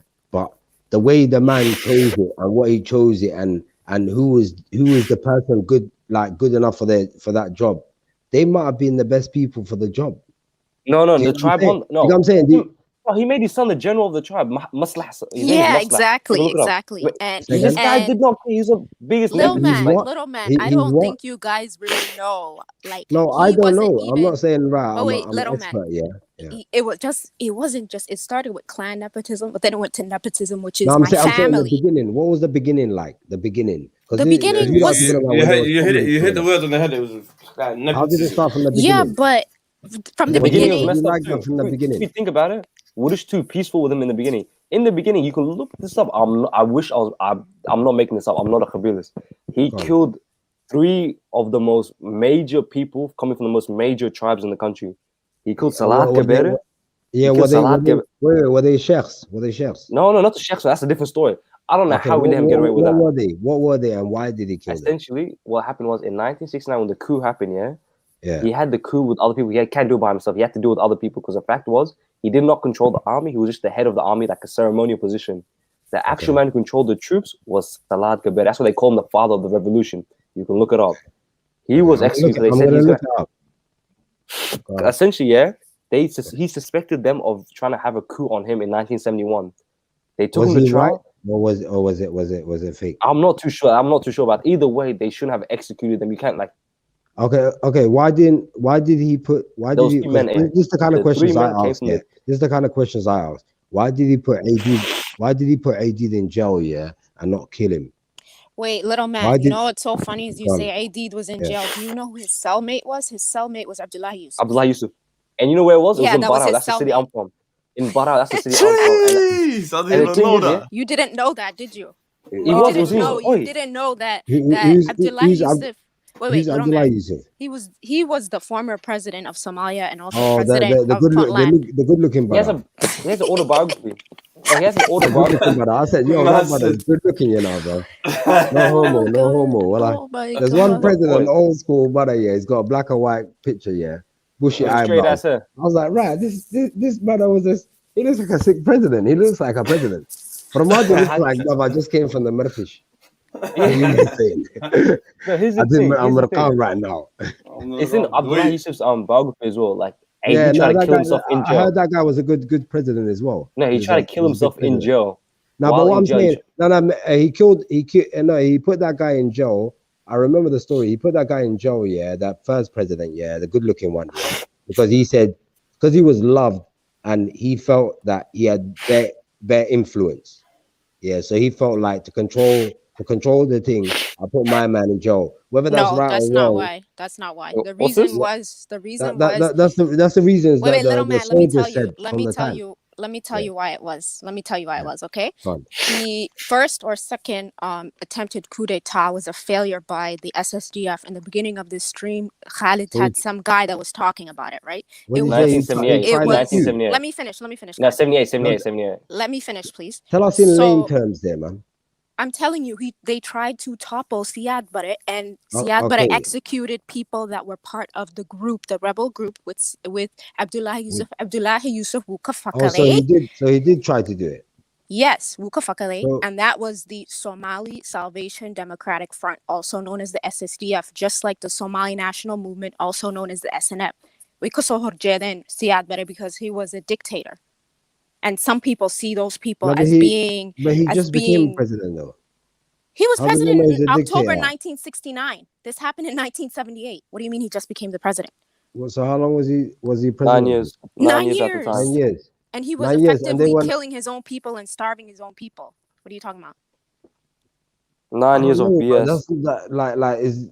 That's not the stories that I hear. I have to pull up man, there's stories and then there's facts. The facts of the matter is he sent okay, so how do I know what you're saying is facts? Because it's facts. There's facts out there. You can go Google it. There's literal, like, actual scholarly journals that state that this happened. There's proof of these things happening.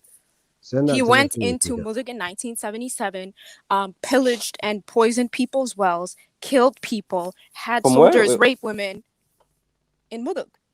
Oh yeah, there's different ones. Did that There's different not instances happen? in like different areas. Yeah, and happens he did that in different many areas. other places as well. It happened in many other places as well. No, yeah, the 71 one still shocks me. The 1971 incident on the fact that because my dad's uncle, who ended up being taken out, he didn't get put on death row. He got saved. He got saved from death row. But the thing was, he was there for the trial. My dad was very young at the time, and he's for the trial. WM. Let me hear what was the good things that Siad Barre did. He had a good literacy program where people were sent to Badia to teach the Badia people about that was cap. How that was to read and write. No, that's not cap. I'm not gonna. That's not cap. That was cap. No, it's not. With me, come on. Some of our parents were a part of that program, so no. Here's the thing. No, stop. He did it. Yeah, no. My dad was part of it too. My dad was sent to Boroma, I think, or somewhere up north. Like he was sent up north. It's true that it happened. The issue was that the percentages, they capped about the percentages. Someone said it was 95% literate after that. It wasn't 95%. No, obviously not. Come on now. It was something like It was like 40%, something like that. So like it wasn't still like adequate enough. Nah, And they I didn't don't follow up on it. Because the second they did that literacy campaign, they started focusing on other areas. 40 is too low, bro. For the people that were educated, because there was a lot. Yeah, well, we were starting off at like 2%, dog. What do you mean, like 0%? When they came to England, there was a lot of people that were doing their thing. Oh, Dusty's in here. Assalamu alaikum, Dusty. People Farmajo, yeah, Ali. Farmajo is a guy that came out. Fix up the mic, man. Dusty is funny a lot. I didn't realize he's a Farmajo supporter. Why are you banning us from Somalia, bro? What are you going to tell your cousin? Oh my God. I'm not banning. Everyone's welcome here apart from you. Oh, here's the thing. Here's the thing. Who are you going to tell, though? Are you going to tell your cousin, Farmajo? What are you going to tell Farmajo? Well, I believe it or not, I got zero relation with Farmajo. He really does. If anything, I should support Farmajo and I don't. So it just shows. Maybe he just supports him for a different reason. I don't know. Okay, if Farmajo goes, yeah, who's next? Who's a good option? Like we want him out. Yeah, everyone's saying they want him out. But what is no? You are. Never heard forget him up here for a second. Yeah. I just want to address a couple of things. Like what either key all that stuff. Like, want to touch on a few. Your mic, man. Just. He sounds like he has a hargab, miskeen. No. No, I do. Okay. Yeah, I got hargab. But the mic is jumpy as well, man. Why I is knew it? it. Just go ahead for it. So, no, I just got some cracking. Do you want to come back in? Come back in. Well, yeah, but after you say every word you say, try to use a different headset or something, man. There's a crackling. Yo, here's the thing, yo. I need to get off now, yeah. Hike, it's like 4:33 a.m. Yeah, you can't go off now and keep on a saga later. Right now, let him come back in, drop some points, and then boom. Alright, bet. Let me leave the link and I'll probably join back in. Let me go to the bathroom. Anyway, if I don't end up coming back in, essentially, we'll leave it on that for today. I'll leave it on that for today. And if you wanna, Haki, if he argues about Farmajo, you guys can go hard, I guess. But the whole Eritrea thing, you can't argue U.S. intelligence. If you got better intelligence than the U.S., wallah, I need to come see you. No cap. If you've got better intelligence than the U.S., wallah, you're actually blessed. Jeez, but then again, I know. I think I'm with you guys, man. I think in they got used into a thing, and if they did, this is the angles that I want to speak about. Is should this man be held accountable? Do you get where I'm coming from, family?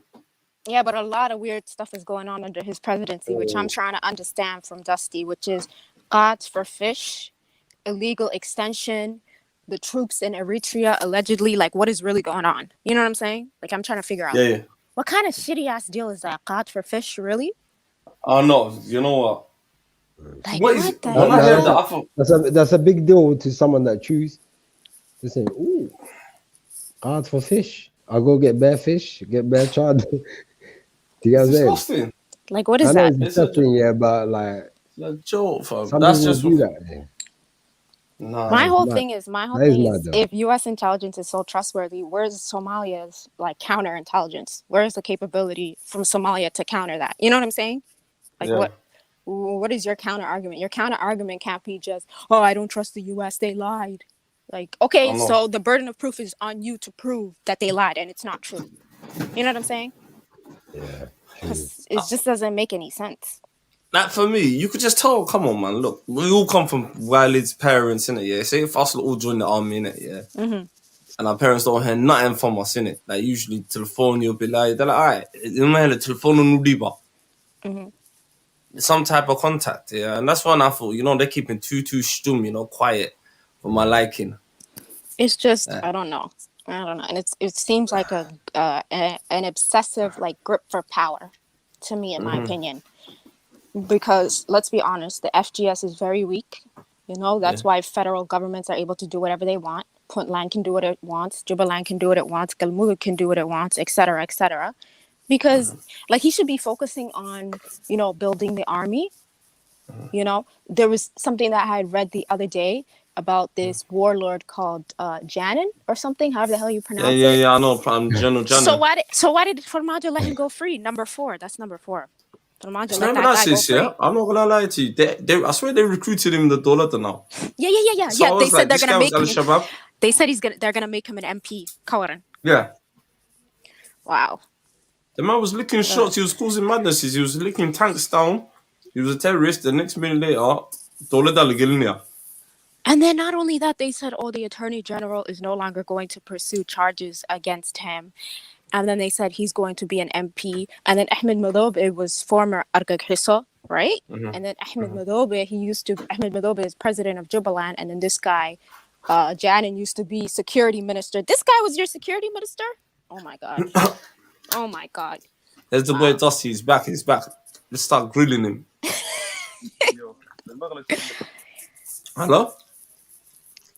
Is it still, my guys, is it still jumpy? No, it's perfect. Perfect now.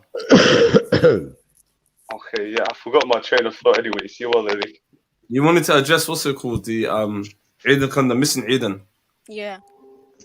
Yeah. No, because look, Abshad, the way he puts it, it makes like whoever seems to doubt the narrative that he puts out, it makes him seem like an evil person that has no damir amal. Like, Somali mother is crying for her children. Obviously, you're gonna sympathize with that. It's just the fact that he's ignoring that there's political intentions involved. You know, like there was a lot of candidates here who were using protesters to rile up Mogadishu at the time of the elections. So I'm not saying I'm incredulous to 100%. I'm just saying you have to take it with a pinch of salt.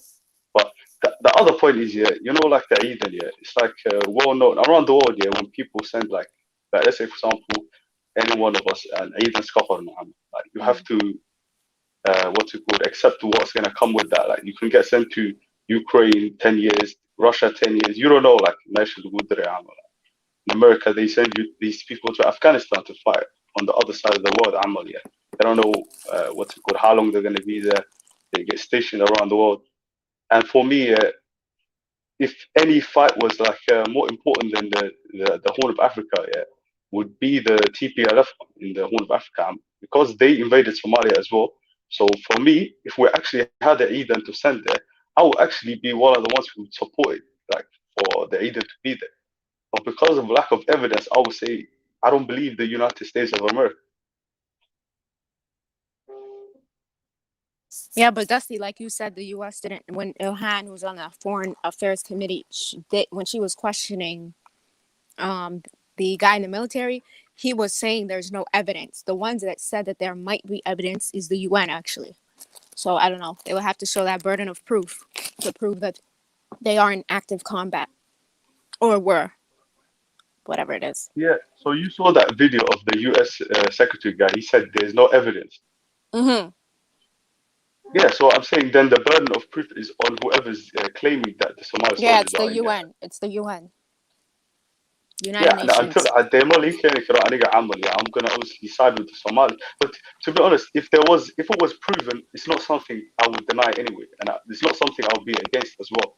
Obviously, if there's soldiers that died there, but I'm saying to you, if that's the case, then I'll see them as martyrs, because for me, I see it as TPLF. No, not really. No, but really, not really, because they got told by false pretense to go to a war that they had nothing to do by why they were training. So I don't see that as a martyr. I see someone made a decision to kill them. It's not Shaheed, bro. I see it as Khalid's saying it's a senseless thing because you did not expect to be in active combat. You thought you were being trained. Mm-hmm. On false pretenses, and then a foreign army, especially New Adawa, used you against something that had nothing to do with you. So really, truthfully, there's a lot of questions to be asked. What was our kids doing there? And why did they die? And someone has to be accountable for once. No one knows if anyone died. Let's get that clear. No one knows if the Somali even was spotted there. It's just hearsay. So until I see evidence, I'm not going to believe it. And even if it was true that they're there, and I get the confirmation that the Somali government actually sent them there on the sly to support the Ethiopian government to take out TPLF, that's something I would support actually. Because TPLF invaded Somalia in 2007. TPLF invaded Somalia before that. TPLF is the worst thing in East Africa right now, Somalia. So it's a regional interest for Somalia in general. So not something I would see as a negative. Yeah, but Dusty, is it really a regional interest? Because once this gets going, and let's say, you know, like they topple them, and then Ethiopia is on the brink of collapse, that's going to create refugees that flow into Somalia. Thank you. That's not a good thing, man. Somalis in Uganda are already suffering, and then we're already poor as shit, so we can't take care of these refugees. We have enough IDPs as it is, you know, and we don't want to see war. We've seen enough war, you know. We don't want that to spill over to us. Again, and the boy Everlast and the boy Everlast has been saying the exact same thing. Well, it will be a disaster. Yeah, Go ahead, Dust. But his one is a bit weird because he wants to integrate with them, and at the same time he doesn't want them to come to our country. I don't understand that one. I'm saying, yeah, you know, the refugee part, yeah. Yeah. Would you rather refugees, or would you rather they TPLF inti xoog sadaan that they send militias and they come, like, you know how they were saying earlier, and Gebre Bafra Wetlini, like some of the leaders. That's so true, man. Like, would you want to go back to like I'm not gonna like that, back to like the days before, or would you rather the way it is now, yeah, where they have Somali leadership for Somali people, even if it's terrible? Yeah, obviously, but we just don't want like instability. I feel like enough is enough, and this is not going to be like good for us. You know what I'm saying? Like, it's not going to be good for us either way. We don't want Ethiopia to, you know, crumble, because Ethiopia itself is a fake state, right? It's not a real state. Whole bunch of ethnicities that have absolutely nothing to do with each other, and for Somalis, they're forcing Somalis into their fake state, so it's gonna crumble anyway. You know what I'm saying? Like, I agree with what you're saying, Dusty, but we don't want. Wallahi,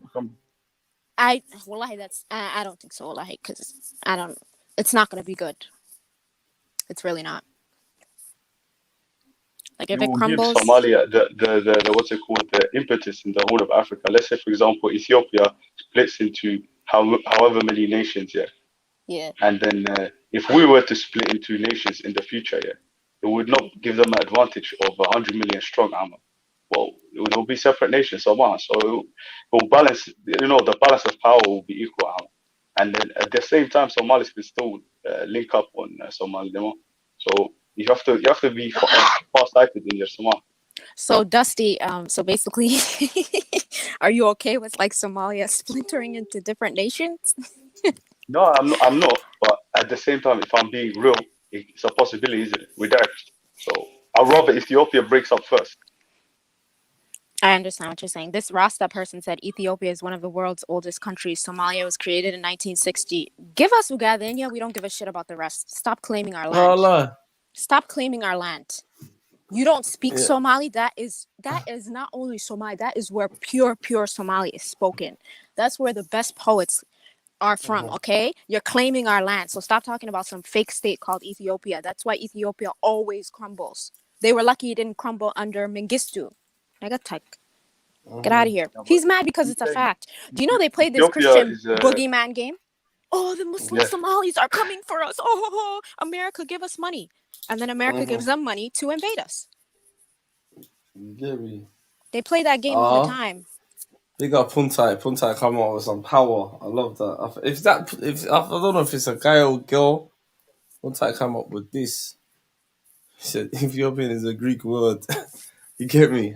Isn't Eritrea a Greek word for Red Sea? So your nations aren't even in your language. Blackface, isn't it? Ethiopia means like burnt skin or something like that. And Eritrea is Red Sea. Come on. So what are they talking about? I don't know. Sorry, I don't buy into the Habashi propaganda. I don't buy into that bullshit. Nah, man. With them, there is a way, like, you know, at the end of the day, I just feel like they're gonna push Somalia back, you know, the local, you know, especially Galbert came again. Yeah. I think really truthfully, I think they're more under Gumesi than the NFT lot. Yes, wallahi they are. Wallahi, you don't know, lying. man. You're not lying. Wallahi, you're not lying. Like the way they're abused there, they're not even like, they're told basically that you're never gonna be Ethiopian. I don't care how long you've been here. But they want to claim our land? You get me? And it's even that. The situation is better, you know. Say that again? I slightly think the situation for the Somalis in Ethiopia is better, because at least like you can be Ethiopian and it's going to be all right. You're second-class citizens, and that's it. You have to get used to it. Oh. So I now hear they you, know the Dusty. reality. You know what I mean? Yeah, I hear you. But then again, yeah, the LOL code are good for it. They're part of this federation. Yeah. So this is the fuckeriness. That one, yeah, well, it's a wonder where I blame you. I blame us as well, innit? You get where I'm coming from? I don't think you can blame us. It's just the colonizers really They did a job. they really did a job on us. They did it. You know, with NFD, over I think 90% voted to join Somalia, and the British still backstabbed us. So there was a Not already, referendum. or he had me earlier. What was he saying about Ogaden? He was saying basically something about, I don't know, was it قلد ميانو فهمه or was it just me? And how فهمي like some of the Ogadens were saying عمل to what's it called? Haile Selassie. Yeah. And give us our own Ogaden state or something. And Somali they kind of let them whatever. I don't know. Like I didn't get what he was trying to say. I think he was trying to say, oh, God, I didn't kill him. I don't need to kill him. Like, you know, clamp down. What do you guys think of the name of the Ogaden? Is it can a clan name ever get you freedom? Or should they change the name to something? No, for me, yeah. I've said this from earlier. Who is this troll? Like, I don't know. It's a troll, innit? These people. Trolls out the woodwork. I think it's the Habashi guy. You know, magciin to bit like kiyan qaxana Oh, whatever. Keep basically from. Dusty, it's Ugadenia is obviously a colonial name, right?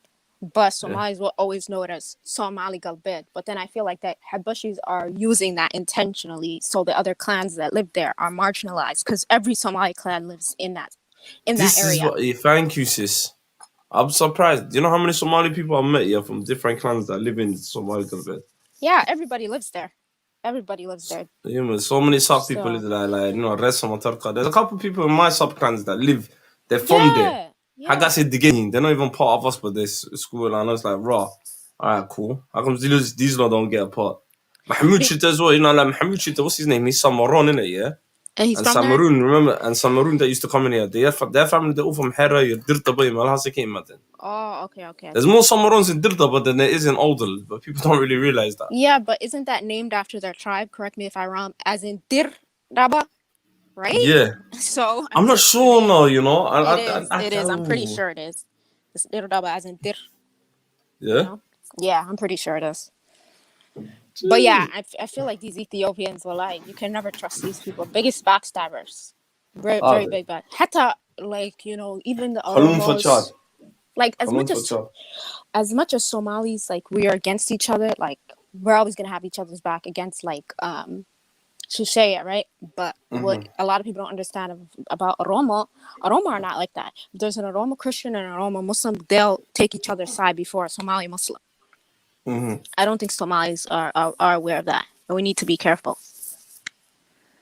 Yeah, those guys have never had a land, as in like a nation. So even the Kurds, Kurdistan were essentially then, and then the British Kabulpuri, but these guys, Oromos, they've never had a nation. So I mean, that's because they have no karti. Sorry, let's call a spade a spade. As much as that's what I'm saying, though. They have no karti. Do you think that's what I'm saying? You know, like. Okay, maybe I understood you wrong, because I thought you were saying, let's say, for example, we have obviously we don't, but if in the future we get like different religious Somalis, do we include them into the Somali, or do we do the Oromo thing and not get anywhere, or should we just like keep the way we are? Are you talking about Oromo? No, I thought you were praising, you know, like the quality that they keep to, like, let's say, for example, Oromo Gala, Oromo Christian. And my Oromo Muslim, no, what she's trying to say is Oromo Muslim and Oromo Christian, Somali Muslim, labadoosa iska xiga. You get where I'm coming from? That's the type of dhaqan that they got over there. Yeah. But with us here, we're like, oh, qofka Muslim is xigsiinana. With them, no, it's not like that. It's not like that. It's not. They I don't know if you guys know, they fucked us over in NFD. A lot of these born Oromo were spies for the British. And then they started telling on Somali freedom fighters. They called them the Shifta, as in bandit. They called it the Shifta War. So Somalis have definitely fought for our freedom, but we have a few people that we need to be careful of. That's why I don't agree with this whole Kashetic thing. And I don't agree with this whole, let's make an alliance. I don't. Because They're not. They've historically not been on our side. They like to claim our territory. Khalid, I don't know if you've seen the videos of them in Somaliland. They were saying we've been here for I don't know how long. We should be able to vote. Like what? Yeah. Oromo. Why would you be able to vote? I'm pissed off with that. I'm pissed off with that, man. Like imagine a Somali from Mogadishu who's ethnically Somali does not vote in Somaliland, but you're Oromo and you live there for 15 years. You think you can vote there? Like I don't get it. Nah. I'm not down with that shit. I'm not gonna. Like I'm saying, yeah. I know what I'm doing into a measure. I'm gonna say Kalababa, yeah. But I'm thinking of it like you know how you and Everlast keep saying how they measure Baba. That's the one issue I got. Yeah, we gotta be careful. They're gonna what they could money. I think they're not gonna come to Somalia. What they gonna come to Somalia for? Who the Aroma? Mr. Kokala. No, like Intercolonial, but then they're not gonna come to Somalia. That's true. Yeah, that is true. They might not. I think they might not. They might actually like go off into Eritrea and maybe, cross Sudan. Yeah. They might even go to Kenya. All these other places. Somalia is not really a destination for them. They see it as like part of Ethiopia. Like, it's like Ethiopia. You're going into, but they'll have to cross Somali bed as well. So they can't just. Yeah. It's like a buffer zone. Somali bed is like a buffer zone for us. Even the Sudanese are complaining because they know that they're spilling over into their country, and then, these people are nomadic like Somalia. So then, when you start grazing into other people's territory, what happens? Starts conflict. People start killing each other. It's not a good thing at all. Actually, if inter-conflict fighting breaks out in Ethiopia, I don't think the Oromos can get past the Somali Galbed Somalis because they'll all be armed up and ready for any ethnicity to come through Somalia. Yeah. So then how are they going to get to Somalia? That's true.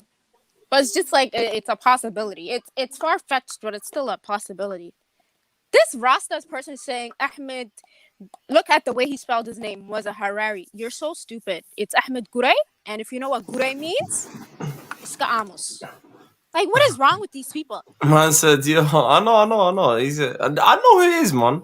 I think it's that Habashi you that got butthurt. Ayal. Yeah, I think it's Ayal. It's that Habashi you that got butthurt in it, yeah. So he's changed up his name in it, yeah. We know who you are, man. How about the fact that Haile Selassie wasn't even a real emperor? They took it away. Haile Selassie put him in a cage and fed him to lions. It was really Lijiasu who became Muslim. That's how much they hated Muslims. They couldn't stand to see him as emperor. How about that? But they don't want to tell you that. Get out of here. Yeah. These people think we don't know about their history. We know about your history. I lie. We know about your history. I'm coming back here. Give me 2 minutes here, guys. 1 second. All right. So like Harari's Harari. Are they Somali or who are? Because I always hear like in the history books like they fought alongside Somalis. Even in 77 war that I heard they fought alongside Somalis. Yeah, they did. At one point, I think they were. I don't know. There's some theories that they were part of Somalis, and then they splintered off into their own thing. And they have their own historic city called Harar, but I don't know. Like that might just be a theory, but I have no clue. Because they say there was this group before the Somalis called the Harala or something. But I don't know too much about that. Hala. Yeah, I've read about this. And Magaran said, it was not even like, I think it was the Ifatma, the Adal Sultanate. That's the one where I think even some of the leadership was them. But then I'm not too sure. Yeah, it was. They were part of it, yeah. Harari was, I don't know, like maybe they were like a Somali group at one point, like I said, and then they are no longer Somali. Always try to talk. The thing is now in Ethiopia is that Harari is like maybe they're 15% of the population. Yeah. Somalis are there as well, but they still are like the leaders in it. Like they get given the positions or like the masuliyat. Yeah. That's one thing that I read about Ethiopia. Their federal system is actually a federal system or based on ethnicity. You don't like the one in Somalia right now? Why don't you like it, Dusty? No, because we're all Somalis. What's the point of having a federal system? Well, it's stupid. Okay, but what about the people whose argument? Okay, because I'm a Somaliland supporter, right? But I feel like in lieu of a strong government, you should let people in Hukuman. But some people are against that idea. You know what I'm saying? So like, I understand you're saying it's because, you know, what's the point? We're all Somali. But like at one point, weren't we all separate anyway? So if we had done it for Kuno, like, what's the problem with that? Yeah, but you know, like other ethnicities in the world, yeah, they don't treat like the subclans as an ethnicity. I don't know if this is a thing, yeah, that TPLF or the Europeans came up with to make each Somali Qabil like an ethnicity. Like, for example, say to me, like, oh, you take Hawiya, your ethnicity is Hawiya, you're not Somali anymore.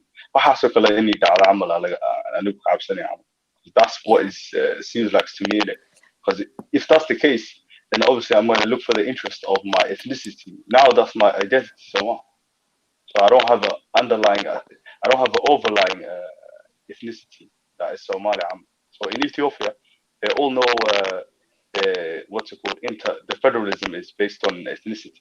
So if you're Tigray, you're like that.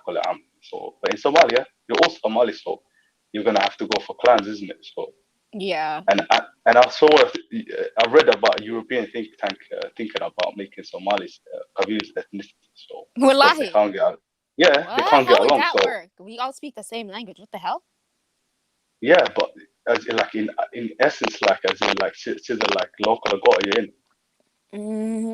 Worst case scenario that these think tanks they thinking about. I think it was in Sweden or Finland. I was surprised. But I'm gonna be honest with you, Dusty. I think at this time, like federalism, I don't really see a problem with it, especially because, you know, people can basically, they don't have to go to Hamar to basically make any decisions or do anything, which is good. But I can also see like your point of view in that it's not necessary because we're all one ethnic group, you know. And I guess in Ethiopia, obviously, it's like more like ethnic federal states. But at the same time, I mean, you could see it from the other point of view. I'm going to play the devil's advocate, right? So this Somali way didn't work. So everybody can go back to their ancestral lands and build it up. How do you feel about that? Because that's some people's point of view is that, you know, it didn't work. There's a civil war. Let me go back and build up my territory. Then Somali way, yeah, if you excluding like what is Somalia today? Like the borders from south to the north, that's the part that I can only strive. The parts that in Kenya and Ethiopia, I can't really do much for them because they're already part of a different country, isn't it? Yeah. That's so true. For me, I can't really do anything for them. Like, I'm only going to focus on the parts that I have what's called relations and influence. Yeah, I could see your point of view, but I just at the same time I can understand like the need for the federal states. Who is this Rasta guy? I think y'all need to block him. He said Somalis are Swahili people. They turned to Islam to avoid being enslaved by the Omanis. Mogadishu was founded by their what nigga almost Mogadishu da manakane.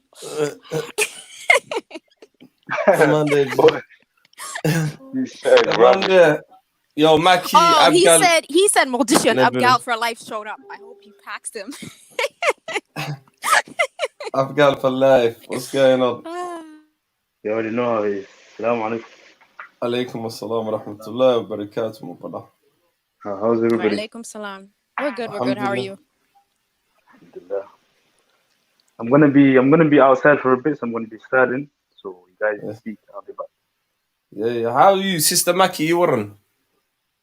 Assalamu alaikum. You're right. Alaikum alhamdulillah wallah safe. ما في عن طاي.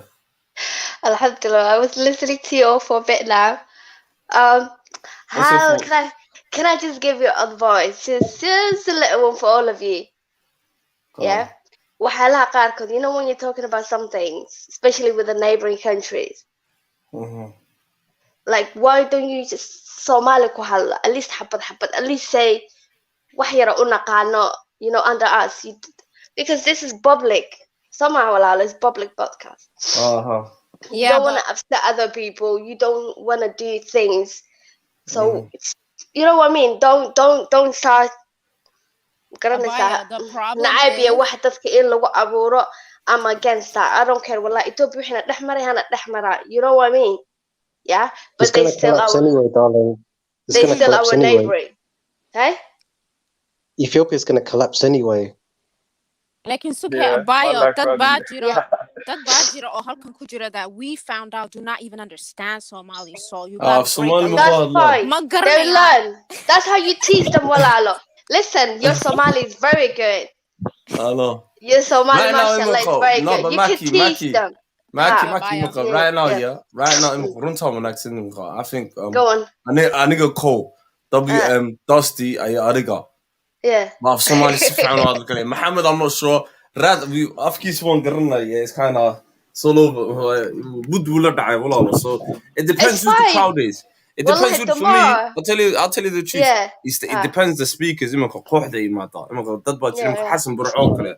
جميلو كلا. أنا أقول كذا ما دام في Somali وبدن كقواد. But it depends who the crowd is. ضد باتشيلا قرنا سأنا أفتون وكل اللي قرن. Over they want يا ابني. None of them can understand what that means. One nahi, wallah. So there is a language. Wallah, مشكلة وين باشتها. Wallah, no, it's fine. Wallah, it's fine. You know, kahalla, but because you know each other for a bit now, you've been here for a while, so at least make up your words. You know what I mean? Make up some words. Do something, but please don't. That's the problem. That's the problem. Let me add something about the Somali language. Like a lot of you, I was gonna ask this question a few days ago, but I think since it's about the language you're not talking about, how come when it comes to Somali words, like give an example, I can speak Somali, but when it comes to like the vocabulary of the language, like Somalis would say America, London. Why are they saying America? Why won't they say Duga Magalada? Duga Magalada means mare. But most Somalis will say Merka, even though we have Somali words for this. And second of all, you know what pisses me off here? Somalis can rap in every bloody language, even in Arabic, right? Yeah. And you probably got Somalis in Greece that could probably rap in Greece. But how come Somalida? I've seen some Somalis that rap properly in Somali, but why can't they rap? Because we were known as the nation of poets, right? Why can't we lyrically? What's that other word for it?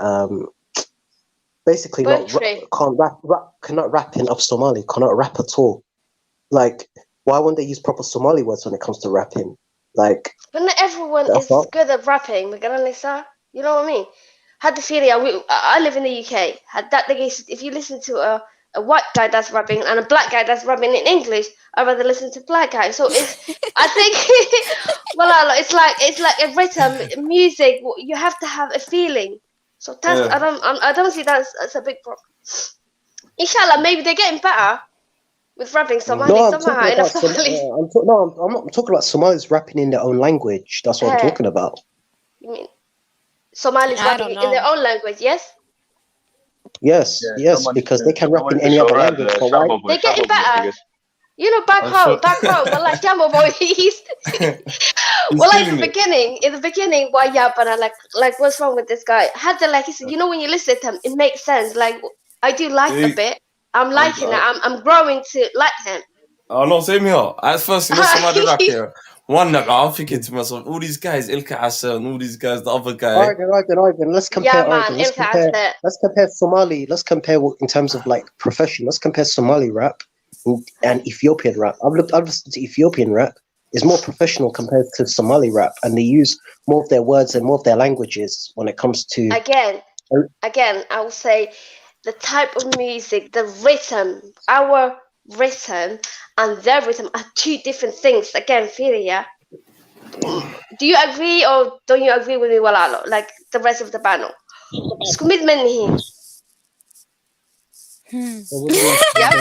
Our music is like the R&B, like you know what I mean? He said, "I need a halimo." I need a halimo. I need a halimo. Who's that guy? Hey, Dusty, you know this is a coincidence. I don't even know what's going on, but hey, someone's gonna look at this and be like, "Oh my god, they can't leave me alone." But Abshir Wallah is a star boy now. I think he's changed his profession now. I don't know. I swear he's religious now. Oh, mashallah. Yeah. This bad. No. I think. Oh my god. Oh yeah. Yes, man. Oh yeah. Who? What do you not think of like Too Smoky and Baby Mane? They've quit rapping for Dean. Who is that? Baby Main, Too Smoky from Camden, the drill rapper, and Baby Main, the rapper from Mali Strip in East London. They both apparently left it to focus on Beanstar recently. Are you sure? Are you sure? Good. I was listening to their track recently as well. I think that's a good thing.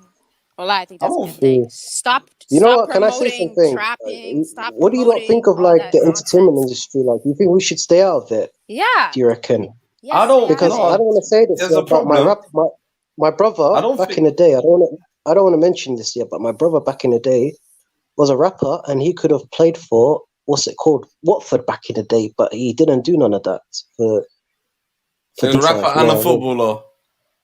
No, he was playing professionally. I don't want to mention the team right yet, but not professional level, but he just played for that team. He could have like became a footballer, and he was a rapper as well back in the day.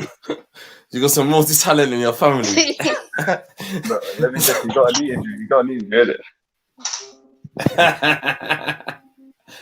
Oh. Huh?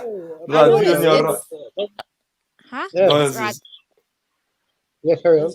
Oh, I thought Rod was saying something. No, I was gonna say like I'm not trying to be mean or anything or a hater, but I think Somalis need to stay out of rap. First of all, the things that you're promoting is not good. Like trapping, wearing a ski mask, talking about my friend's locked up, free him, saying, "Oh, I'm doing this to get out of the hood for my hoyo." Like, you're not providing anything for your mom aside from whatever. Just stay out of that shit. Like, you all sound the same. There's no originality, and the entertainment industry, once they get in it, they realize it's sick. It's actually sick.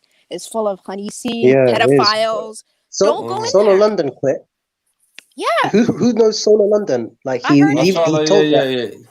Yeah, he went into the D, mashallah. That's what I think. I don't know about the Baby Mean. See, this is what I'm saying. I don't know about Baby Mean and these guys. I'm not sure about those guys on Smokey. Wallahi, G Marley, she's on job. She timed up my man. Rad was talking about drill the other day. I was like, let me go look that up. And I was like, every one of these guys must be on probation. Why do they have ski masks on? Like, I don't understand. Like, you don't know what because they want to basically conceal their identity. There's another thing. Someone told me about this. The reason why, especially Africa, some rappers from certain countries, the reason why they hide their faces. Someone told me about this because Ibaqanayan, Habari Kusumanian Dakas, spiritually speaking. No, but someone told me this yet. No, but I'll tell you a story. Someone told me this. Yeah, plus people's got ops as well, isn't it? Ops. No, but certain rappers. No, but I'll give you an example. Yeah, one guy told me about this other person. Like, if you don't like this rapper, let's say if he wants to move Dimado, ninka sihr kastamay u tagi lagu bixinaya soorkiisu haysta u doonaya Dimado. Whoa. Well, but that's why they hide their faces. They hide their faces. Okay, that makes sense. So sihr is right. Do you not know that? And police as well. Police back in. I thought it was just because they didn't want to be incriminated for the stuff. That's what I said. That's what I'm thinking. Come on. No, but there's other reason why. They don't want. They got warrants. They don't want the police to be on their ass. They got an ankle monitor. That's what I'm. You gotta remember, and guys, what you gotta remember, half the shit they're saying is incriminating as well. Do you think half the shit they're saying is cap as well? I feel like they're cap stars. Yeah. They were talking about I'm in the field. They ain't in no damn field. Like, just full of shit. You know what I find funny about raps? See, they keep using that word. I'm gonna put this guy in. You know what's funny? They self-snitch. This guy got put in the spliff. This guy got put in the spliff, meaning he got killed. He got killed. I just find it funny, wallahi. Sometimes I feel like it's Grand Theft Auto. Like back in 2006, you're walking up here, you kill them, and it's like a game to them. Oh my god, that's funny. He said 2006. Damn, Rad. I'm just gonna tell you right now, it's entertainment. Drill is entertainment. I look at it as entertainment. Who's got the scoreboard? But it's false messages, though. But you're sending false messages to kids because I'm not gonna lie to you. I call my nephew listening to it. He's about 30. I was like, what the fuck's he listening to this thing for? It's Qurum. So it is. Yeah, it is influential. And I think these people sometimes they are selling out the community. So let's just call it out. Bro. It's not a good thing to promote. But it's not even just that. I feel like also, obviously, drill comes from Chicago, right? And so, like, you see this song that's been out for a while, Back in Blood. Now everybody's saying you can get it back in blood. If you want your homie, you can get it back in blood. Basically saying, like, you're going to have to kill me, It's not even put this person in a pack anymore. It's not put them in a pack, put them in a spliff. It's get it back in blood. Like, what kind of bullshit is this? And this is the stuff that they think is cool to emulate, you know? It's not. Like, you're ruining your whole life. If you don't get killed by these people and you have a criminal record, you're over. Your life is over. And nobody tells them that. Nobody tells them the truth. They just tell them, oh, yeah, you're this, you're that, you're going to be, a hood star and balayo. And like, who the fuck wants to still live in the hood? Like, everybody's trying to make it out of there. But you know these rappers, right? Yeah, a lot of these London rappers, they're bloody evil. They're evil. These London rappers. Why do you say that? A lot of them are murderers and drug dealers, and they're involved in that witchcraft shit.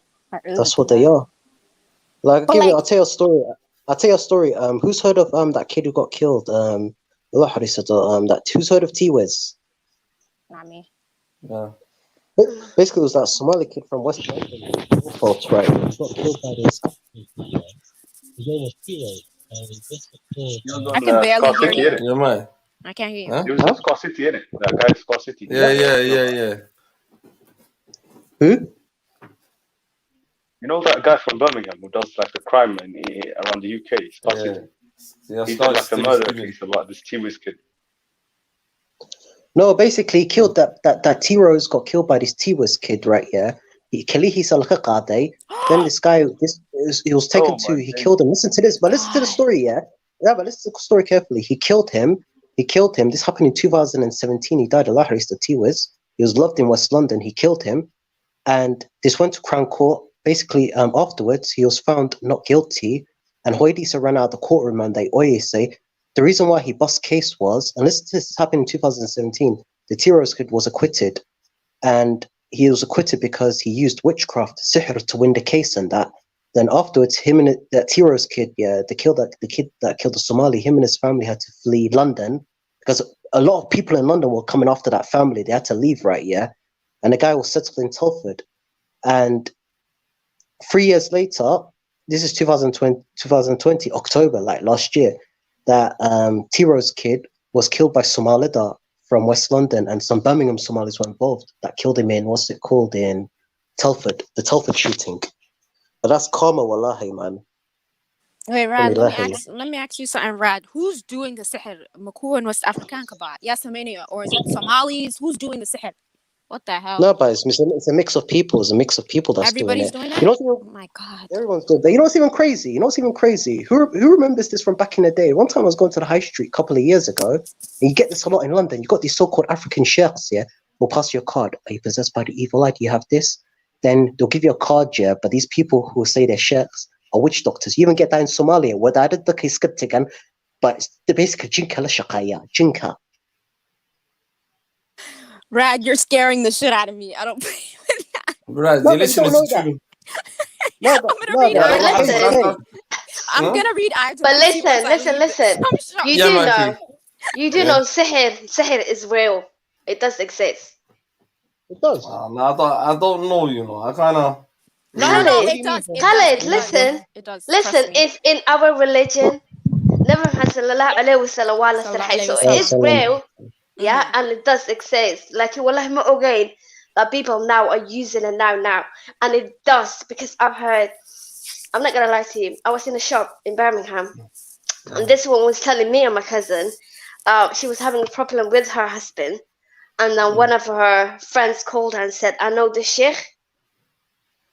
Yeah? And what the sheikh did was, her husband got married to another woman, so he did something for her where her husband left the new wife and he stayed literally in the house and he did everything he had supposed to do for that wife and the kid. So there is something going on, even in between Somalis and wife and husbands. Wallahi, wahba su'udha. Do you know what I mean? I know you. So it's coming back. It's coming back. Ya Rabbi, yeah. Wallahi, people are using it. I don't know, I've never... To me, I don't know if it's true. It's true. I've never seen. It's true, man.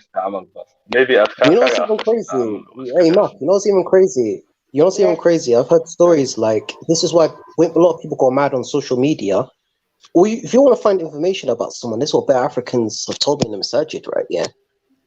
If you want to find info about this, because it's common in Africa, right? Even in Somalia, all you need is the person's soul, and you can find information about that person. Even if the person wouldn't say, you can find info about that person. Or even on the phone, you know, when someone calls you, they say, though, if someone says like, so the phone rings, you pick up the phone, someone says Khalid, don't say hey or yes. Because you know like, why? It can happen. Like, no, you're right on that. You know why? Because they'll pick up your energy. You know, when I'm talking to you, your energy. That's how they can use that against you. Because literally your mind is okay. Khalid ku dhahan hey oranaysa. That means they got you. Somehow they got your attention. They got your soul. Whatever. Boof. Kugu samayn kara waxay doonaa. Well, I have been told like that. When someone calls you on the phone, I don't think it can affect you like that. Come on, Nabi Muhammad sallallahu alayhi wa sallam balastahay. Who are you, walalo? But do you know like the story, Amal? I don't know how you said what did that lady have like a thread in it or something like that? Well, it happens, my. Hey, wallahi, wait that. Dadka imaanay, do you know who, the people who would even like dadka xataa sheegay, you know what I mean? So way jirtaa waa waxba. Way jirtaa. People are using it again. I do believe when the guy says the rappers in London, they're using it. Everyone's using it. Subhanallah. Yeah, but do you, it does to me. Maybe it does exist, but you're supposed to that. For me, I don't know. I just thought. No. At least, you know what I mean? When I wake up in the morning, ilahay baan baryaa. When I go to sleep, ilahay baryaa. Guriga marka ka baxay, ilahay baryaa. When I come back, ilahay baan baryaa. So no one is like, it's there. It's there. Ilahay naga qabta, you know what I mean? But people do use it, and that's the truth. But the thing is, you have to open up to it, Amal. It's a form of shirk, innit? If you open up to it, Amal. No. You can protect yourself from it, and you can tell whoever's involved in like the magic, Amal. You can tell you can tell the kind of people that do it because they have like their traits in it. They play with thread, they have cards, they try and predict fortunes and stuff like that. Yo, can we go back to the topic? Oh, have you not heard this? People being getting touched and doing things for other people. Have you not heard? Literally in the UK. I heard that. Yeah. Well, my niece, she went for interview job. Yeah. This guy somehow made her to go into a phone shop and get him an iPhone and gave it to him. Went back home with the papers. When she went back home, she showed her mom the papers and stuff, and they were like, they called the company. They said they couldn't do anything. That man is gone with the phone, but it was a while ago, so I know. But yeah, it does happen. Do you think that's sihr or do you think that's just a mind? I don't know, man. I don't know what that is. I don't know what you call that. Watch this. You know what's funny? I remember when I was young, right? Yeah, me and my brothers and sisters used to watch this, right? Yeah, and whose boys used to get angry about what's it called? It used to come on ITV4. It's called Magical Illusions, and that where it's illusion magic. It's not real, but Somali mothers, yeah, especially Turubka. Yeah, I remember that. But some parents, yeah, some hoyas hate Turub. Ayarsa Turubka. Because Turub is also khimar and even sihr, you know, turubka and fake magic and that. But with African parents who are lying. You're trying to confuse turub and khamari. I'm gambling for fucking sihr, man. There's two doors. No, I'm talking about there's another reason why I'm just saying there's another turubka. It's just not good, man. But let's go back to the topic now. And I apologize if I derailed it. No, it's okay. Then. You want to go back to the topic, the holiday, isn't it? Hello?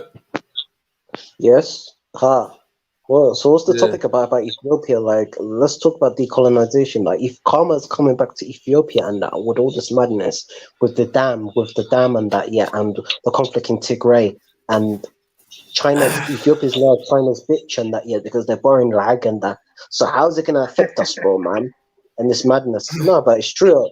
I've been to Ethiopia, right? You know, I've been to Ethiopia airport, right? Yeah. If you look at the signage at the airport, it's written in Chinese.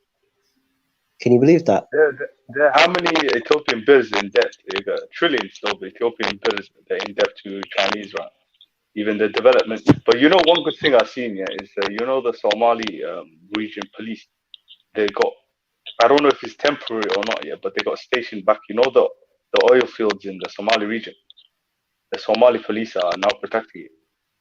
But I don't know if it's just for temporary while the Ethiopian forces are fighting the Tigray. They're on standby to fight the Tigray war again if it kicks off. So I don't know if they're protecting the Somalis are protecting their own oil, or if it's just a temporary measure. They're protecting it for the Ethiopians. Nah, that's a bit of a sticky one. Shall I tell you why, Dusty? I just feel like, I don't know, man. I feel like, it's the whole thing. I just feel like they're under super gumesi. Even had they like Shanayan, yeah. Or like a Qadi Tona. Do you get where I'm coming from? Yeah, that's what I'm thinking. Like, yeah, you're protecting it for how long though? You got your Eden there. For how long? That's true. That's why the Galbed is a whole different type of circle, man. So when they got a whole different type of struggle. And man don't really. It's too far gone. What are you saying, Dusty? It's too far gone.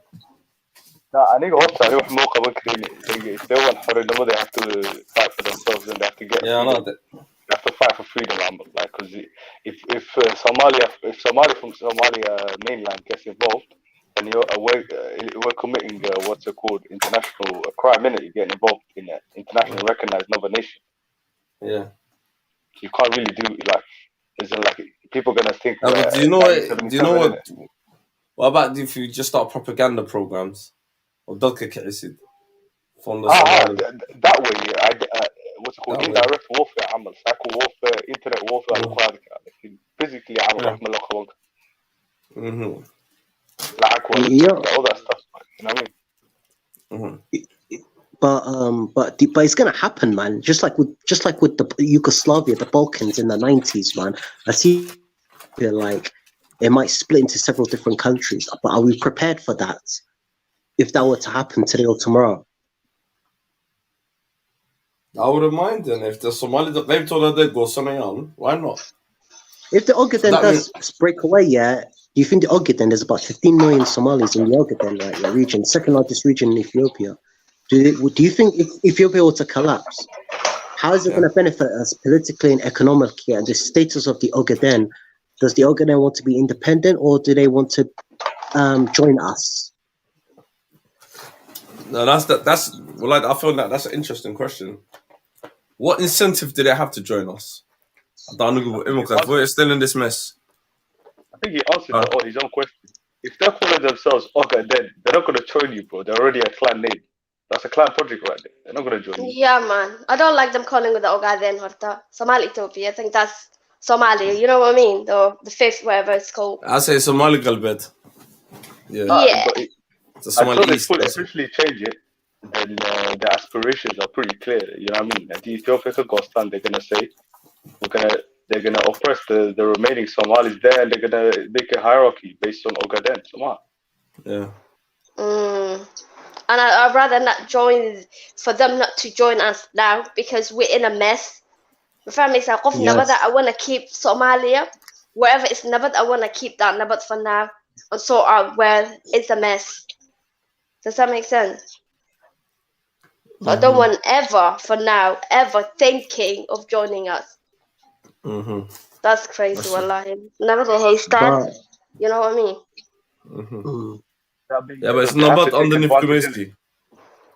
Yeah, they have to take advantage of the current situation that Ethiopia is in. That whether it's joining or leaving or whatever, but I feel like they're too scared. That's what I personally say. They're scared, man. What do you mean too scared? I feel like they're scared. Because I think like say they can, yeah, and it backfires on them, and Habashi say fuck it, that can cause on. You know why? Because now under when what's it called, Dr. Abiy came in, it's been the most peaceful in the region since it's ever been actually since the creation of Ethiopia. Now every year, like when the TPLF were in charge, the Ogaden around the same time as 2007, 2008, there was atrocities happening in the Ogaden region as well. Yeah. But now, ever since Abiy took over, they've tasted relative peace. Like I'm seeing like if you look at pictures of Jigjiga, every other day you're gonna see like a road construction. You're like, what about But that's nothing. That's nothing. That's nothing. No, Dusty. in Can I their say eyes, something? yeah. Why? No, One but second, no, but yeah, if you okay. think about it, In their eyes, they're thinking it's like as an improvement to their lives, isn't it? So that's what I'm saying. No, so they're not gonna, you know what I mean? They're not. Oh, when the left has become a mag'ud, has become a political group now. So then they've all put down their guns. They're not a what's it called, rebel group no more. So who's gonna free them essentially? Like who's gonna free them? We think about logic. I just said that Somalia, right? Yeah, needs a nationalistic government. That's what I'm gonna say because that's what I'm gonna say for now. But how do you get that?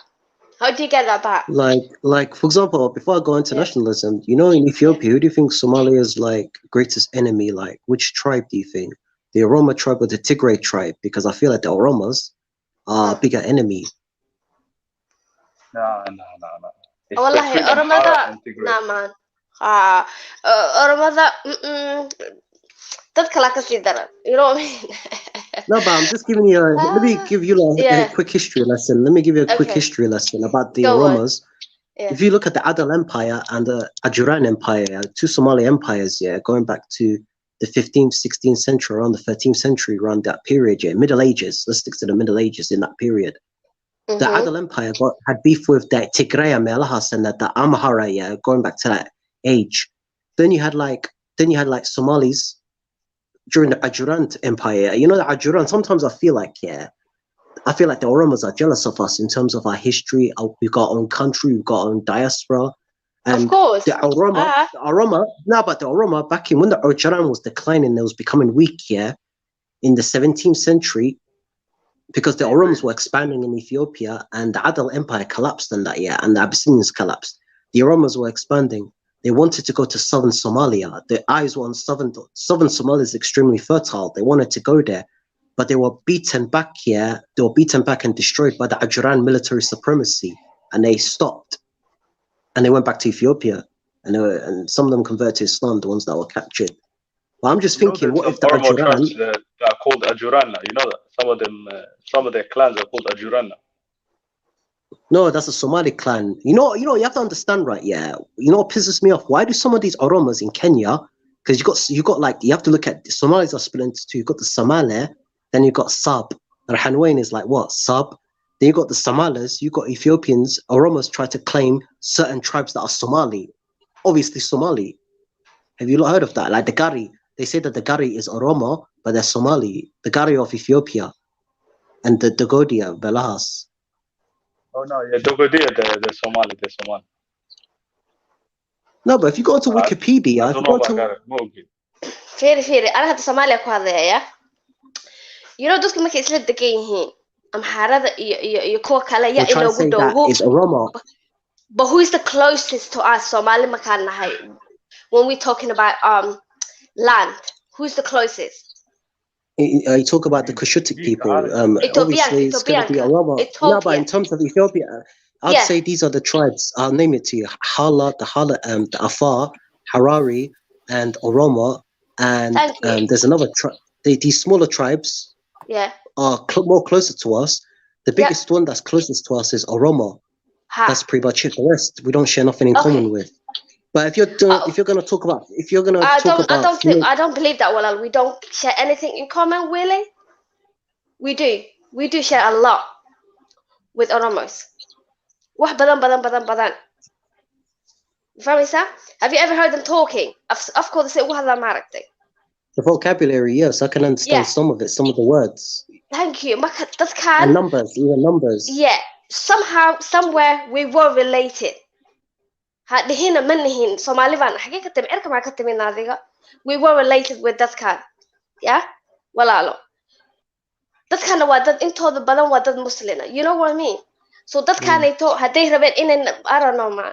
I don't see them wallahi the biggest. Aniga hadaa tiraad Somali who is the biggest ma garanaysa Somali dadka oo xaasida ama ku xun ama xaar. You know what I mean? Dadka ama xaarada dad caadi ma.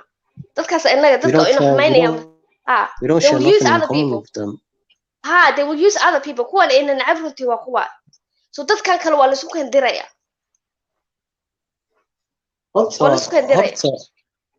Horta, you know what's funny about Oromo people? Like, you know, what do you not think caused the split? Because if you look at Somalis and Oromos are going to use more Cushitic words and more Oromo words in their language. Somali words, like, if you look at the language and that, even in terms of, like, you know what's interesting? The Somalis and the Oromos used to worship, before Islam, they used to worship a god called Eberwaq, Waq and that, yeah. But the majority, I said this last time, majority of Somalis converted. But Oromos are the only people that preserve the old religion. That's the weird thing. Because Oromos embraced Islam. And what do you lot think of that? Because guys, that's why they have no tariq, no history. Because most of them, some of them, they kept that pagan religion. You only get Izzah through Islam, isn't it? So for us, you can see tariq is Somali. 11 centuries of battling, keeping our lands and stuff like that, living a life with honor, amal. So, you know, taking over territories from the Tigrays, Amharada, even our mother pushing them back. You know, I mean, but even converting them themselves, to Islam, you know what I mean? So. No, but Dusty, I want to know why, right? Yeah, this is what I want to know, right? Yeah, why are the Oromos? They're very similar to us, yeah. But why is it that we've had? Why is our civilization going back fast? There's records. If you ask anyone. Somalis are known worldwide, right? Yeah, we are a known ethnic group. There's like 39 to 40 million of us, similar size to Oromos. We inhabit the largest piece of land in Africa. We're the only ethnic group that's got a big, massive landscape. But then you got, like, if you look at Oromos, how come they're mentally enslaved? How come they don't have a massive diaspora, no written history, no alphabets? Somalis have got like what, 3 or 4 alphabets? And I'm thinking, there's Oromos. How come we succeeded them? But like if you look at Oromos waxa weeyaan they waa dadka ka shaqeysto, you know, farmyaasha, waa dadka shaqada gacmaha, you know what I mean? Dadka noocaasna, even if you look at Koonfur Soomaaliya, yeah, dadka oo xoolo dhaqashada oo maaragtay oo beeraha wax haysta, they don't mix, they don't learn, they don't go out and educate themselves. They're busy with gacmaha inay ka shaqeeyo. Dadka Oromada noocaas ay ahaan jireen, yeah. Haddana whatever happened has happened, but waxay u gacan galeen iyagoo masaakiin ahaa oo beera dhaqato ahayd, ay waxay u gacan galeen ninkii Ethiopia ahaa, or literally the things he did to them. Hatta waxa lagu leeyahay, aniga what I heard, this is what I heard, most of Oromos, most of all of them were Muslims, like in the ones that converted to Christianity were because of this guy, because he used to kill them. He used to, when he's coming on the road, they used to lie on the road so he can walk over them. He used to kill them. Dad masaakiin ay ahaayeen qaarkood. Tewodoros the second. No, Haile Selassie. Haile Selassie. Wallahi bilad. He was evil. He was. Even before him, they must have done something. If you look at Ethiopia, yeah, the most people are Oromo. Waa dadka ugu badan waa Oromo. Dad dhulka you know, the dhulka dadka haysta inta ugu badan waa Oromo. But something is holding them down. Maxaa haysta hadday kacaan, if they Oromo hadday kici lahaayeen, xabashi iyo wax kale oo dhan, literally one day bay gacanta wada mari karaan. That's how many of them walaalo. We mari karaan, but I don't know why. Maybe Weska Masakin or better dhaqato, I don't know. Yeah, like we are related. You cannot say we're not related with Oromada. You know what I mean? One day our neighbors. But you know what's funny, right? If you know how come with Somalis and Oromos, because my war in a year, they got like maids and that and servants who are Oromo. Like before they had like Somali maids, but Kasaren. How come right here with Somalis here? This is what I've noticed over the years, over my 15 years, I've noticed this. Why is that Somalida, they're extremely aggressive and non-submissive, but Ethiopians are? Why is that? Is it because of Dinten and Dapan Kani? Where are they? Where are your grandma and granddad? Back in Somalia? Yeah, they've got like servants and maids who are like, they used to be Somali, the workers, but now it's like Oromo. Why is it that Somali... I don't know. Okay. They work a lot harder. I think they work a lot harder. They they don't like amaan bay ku siinayaan, they do everything for you and they will leave you alone. Soomaalida, she will go maybe adoo wax u dirsaday, she will go out to the, I don't know, magaalada iska geeragalaysaa, you know what I mean? Because Somali baa tahay. Even in the diaspora, right? Even in the diaspora, right? Yeah. Even in the diaspora, I've noticed this. Like, how come then Eritreans were the type of people the Galamdonan, yeah. If you try to beef a Somali person in London, another person tried to beef an Ethiopian. But if you try to beef a Somali guy, like, I'm thinking, is it because of our environment? Is it due to our history of like aggressiveness? Like, we're not gonna take from nobody. Is it got to do with civilization? I'm trying to work this out. I don't think that's not aggressive. Walalo. It's the occupation. We're not aggressive. I think it's the occupation, yeah. So from a long time ago, so even in Islam, even the Prophet ﷺ used to say, the people who are like the people who deal with the sheep, they're more gentle. The people who deal with camels, they're more like you have to be a certain way to deal with camels because the camels are like an aggressive animal. So you have to be a certain way. I wow, I never looked that way, you know. I never looked that way. They have the most camels in the world. You have to deal with these camels. You have to feed them. You have to keep them in line. You have to domesticate them. So I think you're wrong. About camels, Dusty, my brother, about camels, right? I've seen a video. Yeah, I feel like we're similar to Hindus. Hindus probably love their cows. We Somalis love our camels. This camel is stuck in this hole in Somalia. They got the fire brigade. They got the fire department to lift the camel out. And even in Somalia, if the camel's crossing the road, it's Sugayan, because they proper love the camel, and I love the camel as well. They mean a lot to us, didn't it? Camels. I've seen someone so even they don't let them walk when they're young. So yeah, they take care of them a lot. You remember in Australia when they tried to kill all those camels, and one Somali guy's like, "No, don't kill them. Send them to Somalia." But one Adan guy must have said, "We don't have a trade agreement with Somalia. We can't send them there." Yeah. No, but the guy said to them, like, "Why are you gonna kill all these camels? You know how much value they have." But the camels in Australia are feral. You know, feral. They're wild. Yeah, they're wild. They're not domesticated. But do you know where they got it originally? I've heard stories of like the British getting it from Somalia or India. The camels. Oh, the ones in Australia. Yeah, but don't they look a bit different? Yeah, there's different types, but there's different types of camels. But we don't have that, so how did they get that from us? Because I've heard stories of back in the day, the British used to like steal like livestock from Somalia. What Hassan Maklay? They used to steal from everything and everyone, not just camels. Allah horunta day wax walba ayaga dad bay xadeen dul bay xadeen dad isku direen I was looking at one people the other day. Go on. You know what's even funny, right? Yeah, the British, right? Yeah, have already divided our land, right? Yeah, they're stolen stuff from us, right? Yeah, and you know the Italians, they've stolen a typewriter in Osmania, right? Yeah, I don't even know what they've stolen from us, right? Yeah, now the British are coming to Somalia with these fake oil deals, right? Yeah, because who's heard of like Dracula?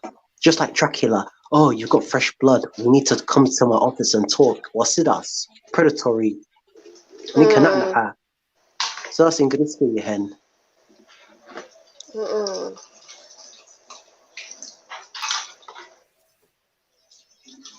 Hey, who read that article today this morning? It was on the Daily Mail. A Somali woman, right? A Somali woman basically sued this cargo company she worked for in London, right? Yeah, it was about white privilege and that, yeah. And she left that company. She sued them for like 25,000, and she won in the end. Wow, what happened to her? Basically, it all started off with this her white co-workers. Basically, they were talking about like white privilege and that, yeah, and they talked about like black knife crime. One of the Adan ones mentioned, yeah, I kind of do agree, right? Yeah, the majority of knife crime in London and deaths is caused by other mothers. Then she intervened in the conversation. She confronted them about it. Then they were insulting her about her religion, her hijab and that on WhatsApp and that. But the two employees apparently were sacked. Then she wanted to sue the company for injury and shit. But she won money at the end out of it. Okay. Well done to her. Well done. Yeah, man. I'll send the link. Don't worry, Dusty. I'll send the link. Okay, but alright, I want to ask something here. Reality. Imagine if this was Wadden Kenna. Yeah, imagine I think it was the other way around here. Somalia and Chogne. That Adana Midialska tag and they're the privileged one. And Wadden Kenna and Chogne. And we just say me, Mackie, and Dusty and Rad on Shaqain in it, yeah? So just imagine that scenario the other way around on Wadden Kenna. Is that such a bad thing? And look for Luguhido. So it's like Mackie, me, you, and Dusty Shaqan Kuchina, Rad one in Adana or minority Wadden Kenna. Or Adan can be disca tag, and this is Somalia, yeah? Do you think that's kind of like I don't really see that as a problem. Runtal Shaggy, isn't it? Yeah, I don't see it as an issue as well. If we were talking amongst ourselves, I'm saying like فضلت كلمتي عشان اسكت شاقة صوبتي and we're saying عدان كان إمك ما حكسب أنا عمل yeah and then we're talking about it and then Rad walks in and then he reports us here. Well, I don't think that's kind of I feel like this is the problem multiculturalism, isn't it? Yeah, I don't even think that people I don't even think in it really well, I don't really think so. Well, no, it's not. Look, I'm saying I'm thinking of it, yeah, the other way around, isn't it? Yeah, like I'm trying to look at it. Where is it? There's the link.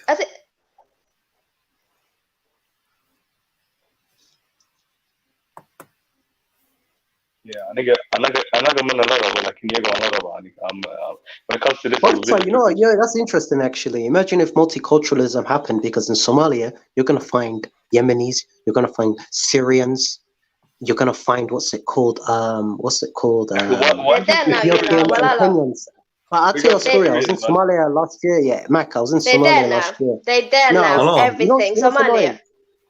You know what's annoying? You got too many Yemeni and Syrian. You got too many Yemeni and Syrian beggars. I was in Somalia last year in Hargeisa. I was going to the shop here to go get some Coca-Cola and some cake. Yeah, my favorite shop. Then I saw an Arab woman with her kid, and she was Syrian and that. Yeah, Nika Somali gets Nika Somali Hanaki had some wet stick on him, so I said, Adi Taki, I got a bottle of water, yeah, and I gave some dollars and some shillings and that. She was very grateful because her son was kicking the ice cream thing because he wanted the ice cream. Man, that's sad. But at the same time, I love them, my beggars, man. I love them. I like the way you said You sound like a child, innit? Well, that's so sweet. No. It sounds like a little kid. Wallah, it's that. Khalid, feel it. Listen, you can have your opinions, but it's the way you lay it down, the way you talk. You know what I mean? We know, everyone knows who's killing who with knives. Everyone knows. Everyone knows. Yeah. No, but why are people afraid? But why? Why are people afraid to speak the truth? Runta, like no, because do you know what it is, yeah? This is the problem. You see, in England right now, yeah? I think I was talking to one of my friends about it, yeah? France, England, you know, this multiculturalism. See, France, yeah? Is tackling it already. In England, I think they're about 5-6 years behind, innit? Because really, because I feel like you see multiculturalism. I think it's disastrous. Yeah. Because think about it. What the card I'm saying. Let me finish off. Let me land. Yeah, go on. So this is what how can I come from an angle. I'm just saying. Picture this scenario. Me, you, Dusty, Shakan Kuchina, and we just say, no, that can adanka. Well, you know what? Then can adanka Sulanium hair ولا ميجي بديسك تاعك ومقالة دي نقفل حمي ما الله كل شيء مو واحد تقش قدر لقى ريا. Yes, because واحد كلمتها استعمال سفيري. ده كان عدانك. Okay, if I say that, what am I supposed to say? I'd rather you say these people, these children. These young generation. I'd rather you say that. nothing. Because when you mention black iyo white, meesha waa ka kacwaya lagu kala kacaya. Wallahi billah marka qof kastaba it doesn't matter what your people are doing, maya oranaysa cagaha dhulku dhufanaysa. And you don't want that.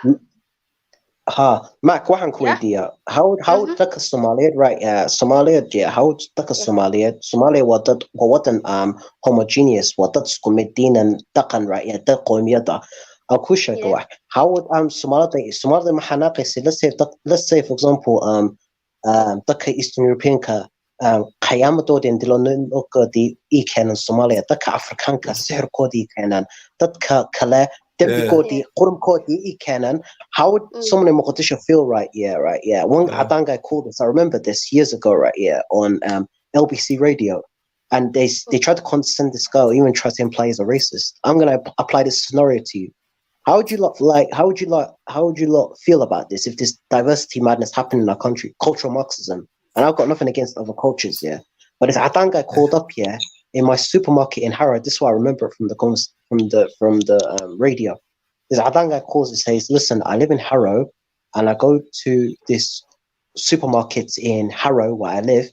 The majority of workers are Asian, and there's nothing diverse about it. Because how is it diverse? I don't see other people from different cultures. But the manager's Adan. He went up to the manager and said that the manager was white. He said that he was just talking to him. The manager said they were trying to promote diversity, reflect upon the community. But how is it reflecting upon the community while I don't see other people of color in that? Just that particular group. Because how would you not feel right if you go to Hargeisa right now, and there's a pharmaceutical factory, brand new, but it's owned by a Somali guy, but the majority of workers are foreign and they're skilled Somali workers. But the Somali worker, let's say if we had laws of diversity in Somalia, like the factory owner wants to reflect upon the diversity of Somalia, even though 99% of the country is made up of Somali and 1% foreign, but they're mad about the 1%. How would the locals react to if you're not hiring your own people for the sake of diversity and this PC madness? How do you lot think back home will take it? I think they do that already, Walala, because when I see them building stuff back home, buildings, most people are Chinese, you're Turkish, you're Arab, you know what I mean? So they do take that in already, Wallah. I don't like that. I don't like that, but that happens. But coming back to the UK, UK will never go the way that France is going. And France, I think, I thought, wallahi billahi, iyaga u daran tahay. You know what I mean? Because these people will never stop at one thing. France is going now, what? Girls are not allowed to wear hijabs in schools? What is it, 16, 17? Come on. 18 too, she's like, 18. Yeah, so waxaas Ingiriiska de waxaa sameeyaan Ingiriiska waa la isdilaya waa la kala cararaya. You know what I mean?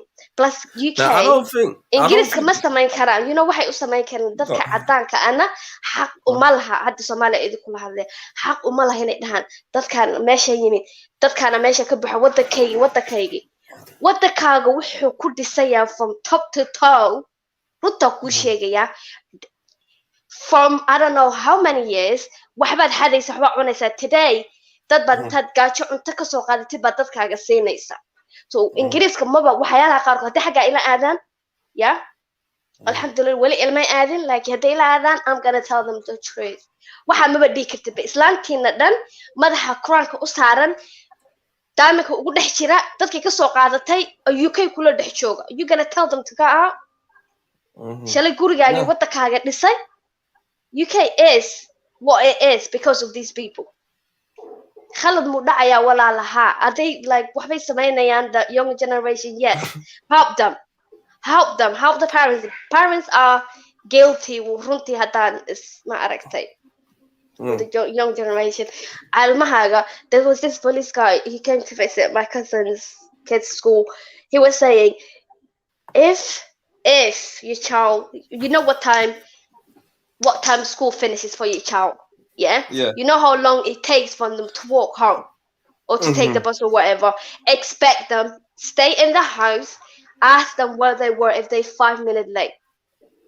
If you see them wearing expensive shoes, go through pockets. If you see them having a lot of money, ask them, If they're not listening to you, call us. We'll talk to them.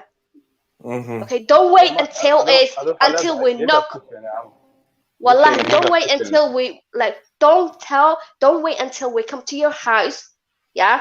Or ilmaha qac inta gacmaha ka siino, we take out. Don't wait on that day. Don't cry that day.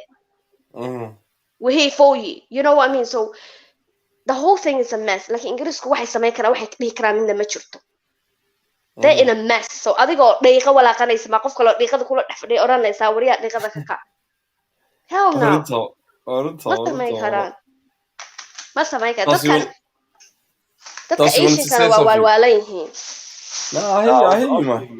Mark AB Allah, because iyaga dadka waxaan u geystay waxaad miyay ku dhaasheen British Empire, everyone knows that saying in it. So you're saying because waxaad dadka u geysteen haddana ma ka hadli karaan arrimahan oo kale, in their country.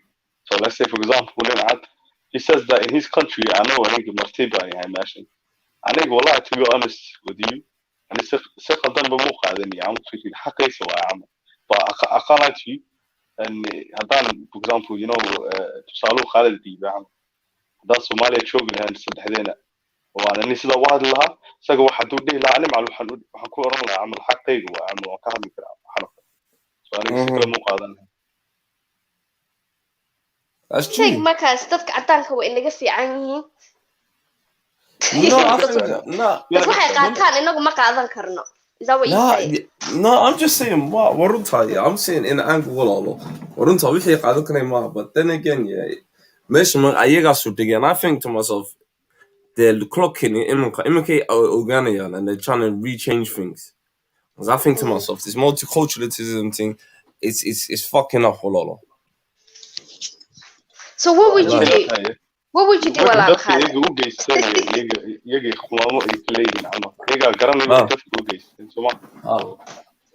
That's why waxba ma ka sheegi karaan imika waxa imika hada ku socdo. Bas ma garanayaan dalkii aadeen ama waxay ka geysteen.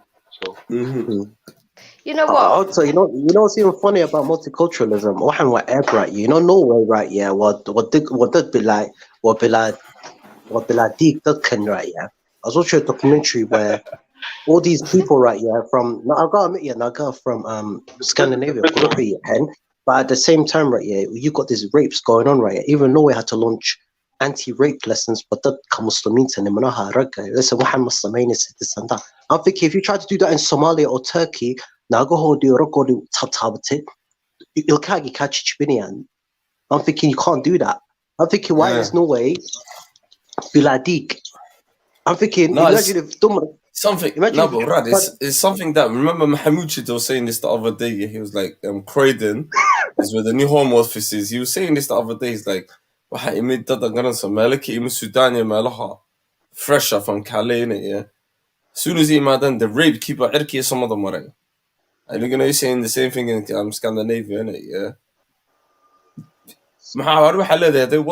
You won't take shit like that. No, but what I'm trying to say to you, if you try to do that in Mogadishu, if you're let's say Ninshisha, Somali debated, or you try to do, let's say, attempted kidnapping or Kufsi, you're gonna get buried, man. You can't do that in places. Can you do that in Saudi? Can you do that in Somalia? Can you do that in Turkey?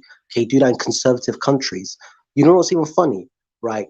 Sweden's finished, wallahi. It suffers from Stockholm syndrome. I met Swedish people and they're very friendly, but wouldn't call it at the same time. It's finished. I remembered some Swedish girl tried to stop a deportation of men in Afghanistan because Kufsi for the Badano Sumaye. Stockholm syndrome. Like, what's wrong with them? That can. Yeah, like, I don't understand. I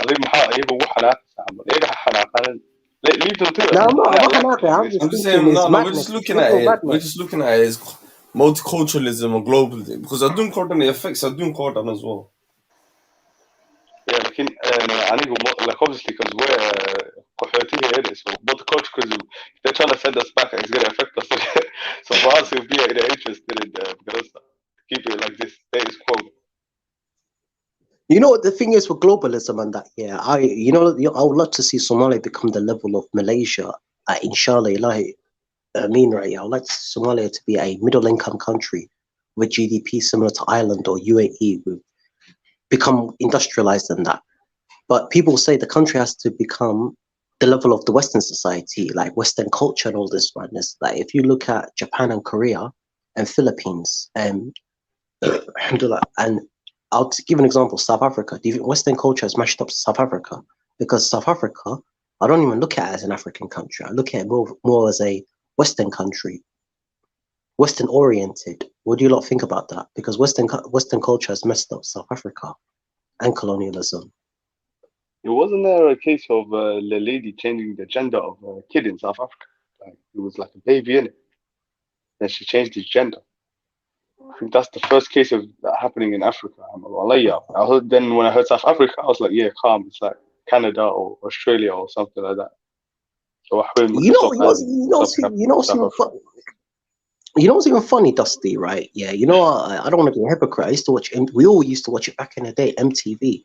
If you look at MTV, it's a degenerate tool, and they've got like MTV Africa in South Africa, and I feel like they try to use South Africa. MTV Cribs was hard though. Come on, man. Come on.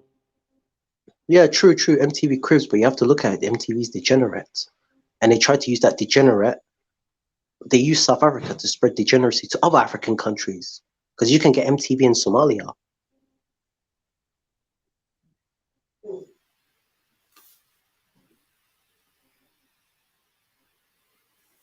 Someone said to you, yo, right, stop watching right-wing videos on YouTube. Look, Khalid, it's always a Khalid. Big up Khalid. Yeah, Khalid, I don't watch right-wing videos. You're confusing me for, what's his name? Who's that one? Who's the Canadian again? Ridley. You're confusing me for Ridley one a lot. He's the conservative one. He's the F on that. Ridley, maxaa ku dhacay? He came in killing her. Man, some miskin buska. He came in early, Brad. Yeah, maalintiisi ma ahayd. Wallah, maalin ninkaas Baba kan, Allah عودي بلا speaker الدفع. Khalid oo ujeedaya, he was coming. Don't say this guy's name 3 times again, man. Ridley, welcome. We were just talking about you. Khalid confused me for you being too right-wing and conservative. Well, like this, come on. Oh gosh. Yo, he's got his YouTube. I think he's got his YouTube on. Hey, Rids, switch off your YouTube. Yo, big up my family's in the building. Let's up on the hack. Come on. This is the best channel in the Speaker's Corner. That Dean Dorner's son, his brother's got the best Dean channel. He's right there, you know? Yes. How was Friday prayer for everybody today, man? What did Ridley say? Blessed still. Huh? Blessed. Today was a good Friday, man. But Ridley, what do you think about multiculturalism yourself? Pardon, say that again, Carl. I couldn't hear you.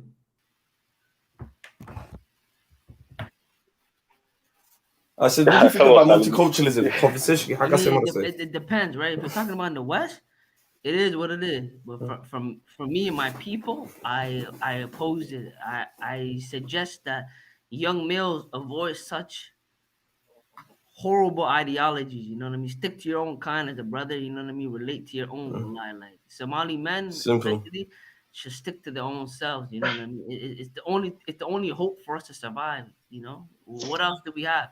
You know, what does a Somali man gain from a foreigner? Unless it's a skill, knowledge, or money, there's nothing else. Besides that, keep your loyalty to your own kind. Simple as that, you know? There's nothing else. You know, keep that group. Look at us today. We're chilling in this.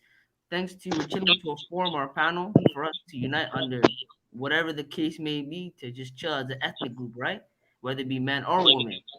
If multicultural was the case, call it, invite everyone else in this panel.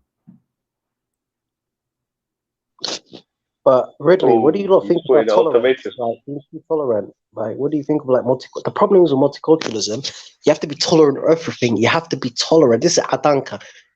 They'll tell me, okay, then how do you accept your son to be this? I'll accept him. I'm gonna help him on that. Like degeneracy, like with multiculturalism, you have to be tolerant of everything. What do you not think about that? Being tolerant of everything.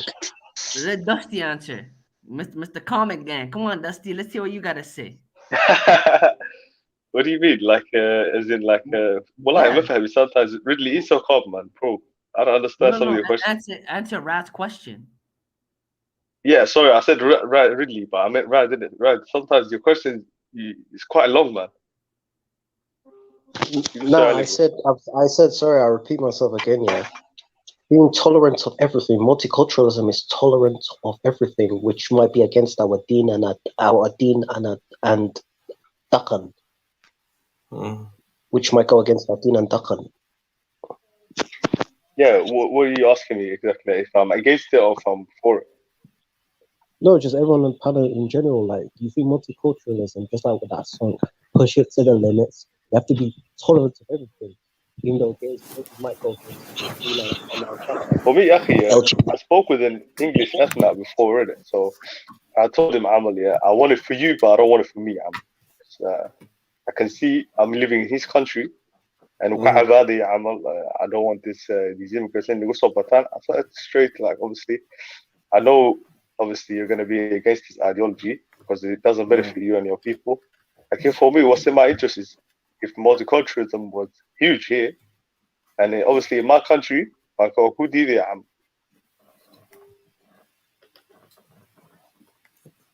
I hear you. So for me, I agree with Ridley with that point. You know what I mean? That's the one point I agree with it. Like, for me, it's just don't forget who you are. I think like this society is trying to wipe man out. They don't forget who man is. It's done a job. Yeah, I feel you. I mean, there's nothing wrong with multiculturalism in the West, right? Do what you want to do in the West. But if you talk about my people, myself, I advise young men to, and then they just look at it like this. Why would any intelligent young Somali male accept multiculturalism if he's not accepting his own kind over even the slightest of difference of opinion, unless it's something that's so far gone or so far left? You know what I mean? Like, we should just stick together as a group and make sure that we help each other, we protect each other, and we help employment and opportunities to get education. You know, it's not wrong. You know, it's very simple. The issue is a lot of people let their emotions get in the way. No matter if it's London, England, you know, Sweden, whatever the case may be. Create the community within your own community, unite them. That's how we become stronger. The diaspora unites. Because at the end of the day, you can't complain if you don't want to help change yourself and your own kind. You know what I mean? It sounds easy, but it's harder. What's the saying again? It's easier said than done. Yeah. Yeah. Yeah, but at the same time, you've got to convince Ninka Adan that it's not in his interest to help his own kind. Multiculturalism, you tell him multiculturalism is great, but obviously for you, you know what I mean?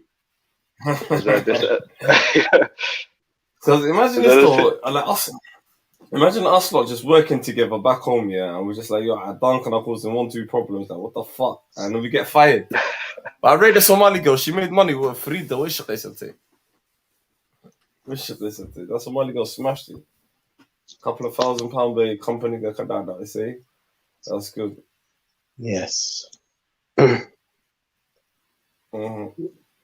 But yeah, you know, I can just imagine. I just can imagine. You know, for those Adam people in Somalia, do you think they would integrate into our society, or we'll have or do we see ourselves having a South African style situation or Zimbabwean style situation? Because if we are Adam people, Rad, you answered your own question. You know, especially since you say from the north, you know that will never happen. You know, it will.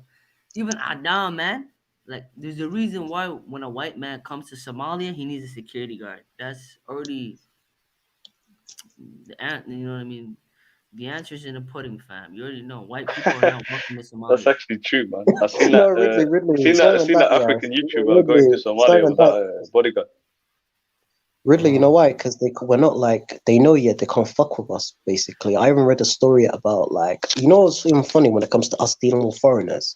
Like, you know, Hindi Kabiri Hore wanted to come to, you know why there's a lot of them in Kenya and Tanzania? Because originally I was reading that they wanted to go, but the Hajuran back in the day were hostile to Hindika. They couldn't, like, live or settle when it came to foreigners. Brad, Rad, let me tell you something. The Somalis that live in a lot of Somalis that live in Kenya, Tanzania, all these Somalis, a lot of them, the ones that are successful, were never in Somalia to begin with. You know what I mean? Most of them were there from time and they were successful in those countries. They're gonna be like, if a Somali is successful in Kenya and Tanzania, why would he come back to his native land when he's already dominating against these people? You know, he's doing good. He's living nice. If you know anything about the British history in Kenya, the Somali was the same level of the Indian, and the Indian was under the white man. And the Somali that was under the white man that had the class and the assets and everything, why would he leave? You know, that's the issue with our people. You know what I mean? We have a lot of us have naturally very individualistic nature. Some of us, especially, like if you're What do you making think of like superior complex? Like, what do you think of dadka Afrikaanka waxaan ka sheekeyn Soomaalida iyo haysta maskaxdoodii I don't care what waa other si niggas think about me, Brad. I don't care, bro. Like no, that's what I'm it thinking. is Is what it it? is. Do you think If it's a good niggas think thing? No, but low it's on just me, with all. No, I'm just saying with all cultures, right? Yeah, having a superior complex. who has a superior complex? Let me know. Like I'm confused. No African can have a superior complex. No, like no. For example, Give me 1 second. Lebanese. For example, Lebanese have got a superior complex. Indians have got an insular superior complex. Who, Indian? Nah. Superior Indians complex. Nah. Insular. Indians, nah. I've never seen Amal in their nature. No, I'm talking about in Lebanese, I've Africa seen in general. No, I'm talking about in Africa. Like I'll give an example. You know, the Lebanese who are in West Africa, they dominate places like Sierra Leone, Liberia, Ivory Coast. and Ivory Coast. Ivory Coast, for example. They dominate it. They don't intermix with the natives. They tend to live in Hafododi. They're very like insular and tight knit, and they go about their daily life. And the acts that they Actually, make, they send it back to their 45% country. of Ivory Coast economy is Lebanese. You know that Lebanese own 45% of Ivory Coast economy. I'm not surprised. That's a madness. But when, Imagine foreigners own 45% of your land. That's not your country no more. Of course, like, you know, I don't understand you. Why do certain countries and African countries, I'll give an example, South Africa, I was having this debate with this African right here. What do you lot think about this? Why is it that DSTV, these are multinational companies in Africa, DSTV, MTN, and ShopRite, which is a supermarket chain, they dominate many countries in Southern Africa and in Nigeria and that. Why is it that MTN, and DSTV, why can't they not compete or dominate places like Ethiopia, Somalia, North Africa? Why is that? Even Western Union cannot even compete in Somalia. Even there's no MoneyGram, but let's say if MoneyGram opened in Somalia, they wouldn't be able to compete because they can't. The problem is they can't dominate. If your country hasn't got national companies or a strong quality of or whatever, like if you don't have the business elite in your country. Yeah, so Somalis, they have the I believe, for example, you know, DSTV is a big pay TV company. They dominate Nigeria. They dominate Zimbabwe. Who owns it? But Astan, you know, Astan TV, which is the biggest pay TV company, is similar. You could call it the Sky TV of UK, right? Yeah, Astan TV will have Astan Sports, latest movie. The quality is great, right? Yeah. Then you've got like True Cable, which is up north from but Astan is one of the biggest, And I do admit, their quality TV, their programming is very good. I don't even think DSTV will be able to compete in Somalia because 99% of people are going to buy Astan or Qadisha Cable. Yeah. DSTV, who owns DSTV gonna cattle? I don't know who owns it. I'm assuming Black South African or Adan, probably Adan. Oh, you're saying basically it's foreign owned within other African countries, but in Somalia we have like homegrown TV network. Homegrown. What I'm trying to say to you is what DSTV, their pay TV dominates their pay TV. Just Sky, for example, is Australian. I think it's Australian, but Sky dominates Germany, in Italy, UK, Sky Ireland. No, Sky TV, the pay TV company, but DSTV, which is a South African pay TV company, they dominate a lot of African countries, but they wouldn't be able to dominate Somalia or Ethiopia or Sudan or even North Africa because they can't compete. Same with banking, they can't compete. That's the Bro, point I'm trying to make. relax. You have to understand though, is that they can't compete or these companies don't want to, you know, like influence these type. It's hard to influence the people that are insular. Remember that. They just culturally. No, but it's products. Like Dusty, I want Dusty's opinion. Sorry, Ridley. I want to know, Dusty, what's your opinion on that? Yeah, no, to be honest, we have like 4 or 5 big households like Home Cable, you have Universal TV, you have Astan, you have so many. But really, he's right. Well, like, because Somalis are insular, you can't really set up a foreign company, even for you said Western Union. Who needs a Western Union? You've got Touch, you've got what's it called, the Habshil, you've got so many options, and they're all Somali, and they're easier, you know, to understand. World Remit. World Remit. Yeah. You've got so many options. What would you need the Western Union or this other TV station? So I think both of you are right. Mm-hmm. It's because we do our own thing. That's why I like, man. I kind of agree with on that point. Yeah, same here. But at the same time, though, it's better every country has their own media, you know, to influence their own people. You know, that's why a lot of the liberal or the more flexible people don't want to have propaganda media to influence their people. You know what I mean? Like, that's how you get people to follow you. You have to control the media, man. Look at today. You know, people, they hate Fox News because it's white people trying to keep white people white. But go follow CNN. You know, everyone's gonna be a homosexual. You know, so that's how media works. That's the facts. It's the facts. That's the media. I don't know how. What's the UK? What's BBC in the UK? What is it? Liberal or I think it's liberal, right? BBC? It's liberal, yeah. It's liberal. It's liberal until they say something wrong about immigrants, I guess. No, I think it's totally liberal. I don't think we have a right-wing TV news program. Do. I think LBC comes close. You know the stuff Rad was talking about. Yeah. LBC is quite conservative. People very... call it there like EDL fans are, like, you know, those kind of people call it there. No, but then again, should they have their voice, then people? Yeah, of course, man. Otherwise, naibka inside, you know, qalbi ku haysanaya, and it's better that we hear what they have to say. Mm-hmm. But do you understand what they say though? That's the main thing. Because I kind of, you know, when I heard that Somali girl suing these people, taking these people to courts here, just because they said there's knife crime and it's come from one community in a workplace, I don't think people should be sacked for that. I'm against that. No, but from what I understood, Amal, what class did I am on there? They said something about her hijab and whatever in private. Then maybe that evidence, imagine you say, manager or something, say like that, it's a bit sticky that you can report that. It's a bit sticky. Yeah, that's when it's sticky. That's when it's a bit sticky. But if it's just like... If they awarded her 25k, Amal, do you think she had a case to be won? Because they wouldn't just give her, you know what I mean? That's true.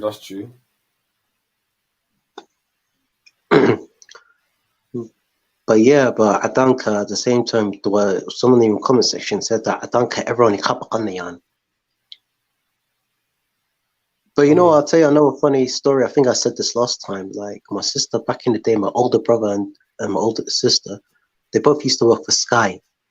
And I remember there was some old racist white lady who thought my sister was a white woman because my sister spoke very well spoken on that. And she said to her, darling, I live in, this is an old lady, darling, I live in this borough in London. There's too many blacks in this area. Yes, darling, I understand. She just randomly said that, an old lady that was calling Sky. Yeah. Wait, you know what? You said this story last time. You saying the lady, she called in, she thought your sister had an English accent, so she thought she was speaking to Nakala. Yeah, that's what before, man. I'm thinking my sister should have reported that, bro, but it was funny at the same time, man. Nah, that's how I agree with Khalid, man. What's the point of reporting that, man? Like, you're seeing his old lady, yeah. She's about like. What if you was in that situation? What if you was in that situation? Like the old lady thought you was a white of Adan, right? And she felt comfortable showing her Ansuri number. I would just be shocked, but I wouldn't. What's it called? I wouldn't be surprised, man. Because you gotta look at it, yeah, it's like an old Adam woman. Come on, man. It's like, I don't expect nothing less from you guys, innit? Behind closed doors, everyone's racist, man. Come on, man. Yeah, bro, this lady should Right, probably it's just kick natural. I don't care if no one says, World War II charity, bro. I'm like, come on, man. You know them man are gonna be like that, man. I don't tell them like that. It's like behind us, everyone. I believe not everyone's kumbaya when it comes behind closed doors, innit? And I just feel like the PC culture sometimes it's fucked. It's taking away everything. Hey, lads, I'll come back in 2 minutes. Scary movie. Who watch you? Hey, Dusty, Ridley James. You know, on Comedy Central. Dusty probably know what that channel is. I was watching Scary Movie, and there's that bit when they're singing, right? They edited it out. Yeah, this is PC culture. If you should tell people now about this movie, there 20-something years later, this movie starts with "Shake your ass, watch yourself," and the brother who's playing on the piano, it says that niggas, you don't better fuck with me. They're pointing their finger while they're singing. I'm thinking, if you look at it now, yeah, that back in the day, films from the early 2000s, if people right now in 2021, people would be covering their mouth and would be saying, "What did you just say? Nah, you you're racist? right, you're right. What did you say? What do you say about niggas don't fuck with me?" Wallahi billah. Even I think that movie had that one scene where I think the black lady, yeah, she's beating up the white lady. No. The white lady when he was teaching her how to behave like a black person. And then she did the dance moves, yeah, and she punched the white lady in the face. I know, but you know what's even funny? Wrestling was known as WWF. I watched this back in 98, right? Yeah, 98, 99, right? Yeah, 98, it was around 98, 97 time. Basically, there was Nation of Domination, and Nation of Domination, which was black. Then you had DX, or white, yeah, Triple H was in it. They basically impersonated and taken the piss out of Nation of Domination. Mark Henry, right? Yeah, I think I need to post the video, right? Yeah, Mark Henry. One guy was dressed up as Mark Henry. Mark Henry, my brother, and everyone's just laughing. Oh, I down rednecks. Yeah, I'm thinking, if you were to show like the what's it called, the blackface and that, and he tried to look tonk and take the mick out of Mark Henry and that, right? Yeah, and one guy was like this, right? Yeah, he was speaking like this. Hey. But relax. Let me ask like you a Bubba. question. Let me ask you a question. Wallahi, back in WWE, wallahi, the propaganda in WWE was make you to love the white wrestlers over the black. Remember Booker T, Mark, and every nigga that watched WWE, every black person that watched, all his favorite wrestler was a white man. A white man. Really, man. Nigga, that Pan-Africanism, come on, man. Let us enjoy the wrestling, bro. What do you mean, Ridley? What do you mean, Ridley? Like, what do you mean? Bro. No, I'm joking. Go ahead. What are you making this up? I'm saying, wallahi, it's the truth. We're not custom, bro. Go ahead, man. No, I'm saying no, it's the truth. WWE had none that. I don't give a fuck about. See, now you make it racial with your stuff. No, I'm joking, bro. Go ahead. You know that. I'm just saying, WWE was Adan associate. Remember Hulk Hogan? And the man was balding with his white hair going way back, and he was the best wrestler in the world. But he was just the most celebrity. He was just the one that they propagated. WWE is all the shit. Bro, Kofi Kingston was a Jamaican, but in real life, he's Ghanaian. In WWE, he was Jamaican. You know that? Remember that, Kofi Kingston? Yeah. He was Jamaican. But then you Google me, I got this heart, and I'm like, what? I'm like, why are you lying about it? If it was Ghanaian, you see, Ghanaian. I'm like, no, he's Jamaican. The dreadlock, the reggae music, when he comes out, he played his role, but he's Ghanaian. I'm like, what the fuck? No, but his name came off, man. You know his first name, Kofi. That's a Ghanaian name. Kofi. Oh, I'm talking when I'm a kid, fam. I'm a kid. I don't know what the fuck is Kofi when I'm a kid, bro. Oh, yeah. Bro. I don't know what Kofi is. I'm looking, I'm like, back in the day, I'm dead ass. Like, I don't know now. Even when I researched as a kid, because I remember my aunt told me this. She's like, you know, wrestling's fake, right? I'm looking at her, I'm like, what's wrong with you, bro? Like, wrestling to me was like Santa Claus and Gallows. You know, Gallows? I know. Santa Claus? For me, like, I learned Christmas the hard way. That's a Rey Mysterio. Told me the hard way, like, you know, Rey Mysterio was the worst. You guys ever played the game? Come on, the games are Bring sick. Home the Pain, Mm. 2014. WWE Bring Home the Pain. I don't know. About that. Hey, who used to have like back in the day, right? I don't know if who's a fan of Mortal Kombat. Who used to have like GameCube back in the day? Dreamcast, GameCube. Yeah. Well, I remember. Yeah, these are the two games I had. Star Wars Bounty Hunter, and what's that game called? Mortal Kombat Deadly Alliance. Well, that's my favorite game. I remember drinking Mirinda and that, sweet Mirinda, and playing that game all night, man. And Sonic. Why did you just say Mirinda? Why you have to add sweet to it? No, fam. Let me ask you guys a question. You guys call Mirinda? You guys call it Mirinda? I thought it's called Miranda. Mirinda. Mirinda, the orange tree. Mirinda. I thought it was Miranda. Okay. You don't know what Mirinda is? I have no. They don't. From what I've seen, they don't sell it here in Canada. So, wallahi, you lot don't know what Mirinda is. That's a Somali drink along with Shani. That's a Somali drink. Shani. I know Shani. I drink that shit. Shani is the disgusting drink ever. I used to hate that shit. It is disgusting. You drink it first, it tastes good. Then after that, you want to throw it up. Like, what the fuck? You want to throw it up, man. The first that little sips, like, I like it. Then the other one's like, and it'll make your tongue purple. Yeah, the best drink, wallahi, is that green Fanta. That's why I like Hargeisa, that green apple Fanta. The little small, little curvy bottle. Yeah, that was the one. That was the shit. In they Canada, got a proper original.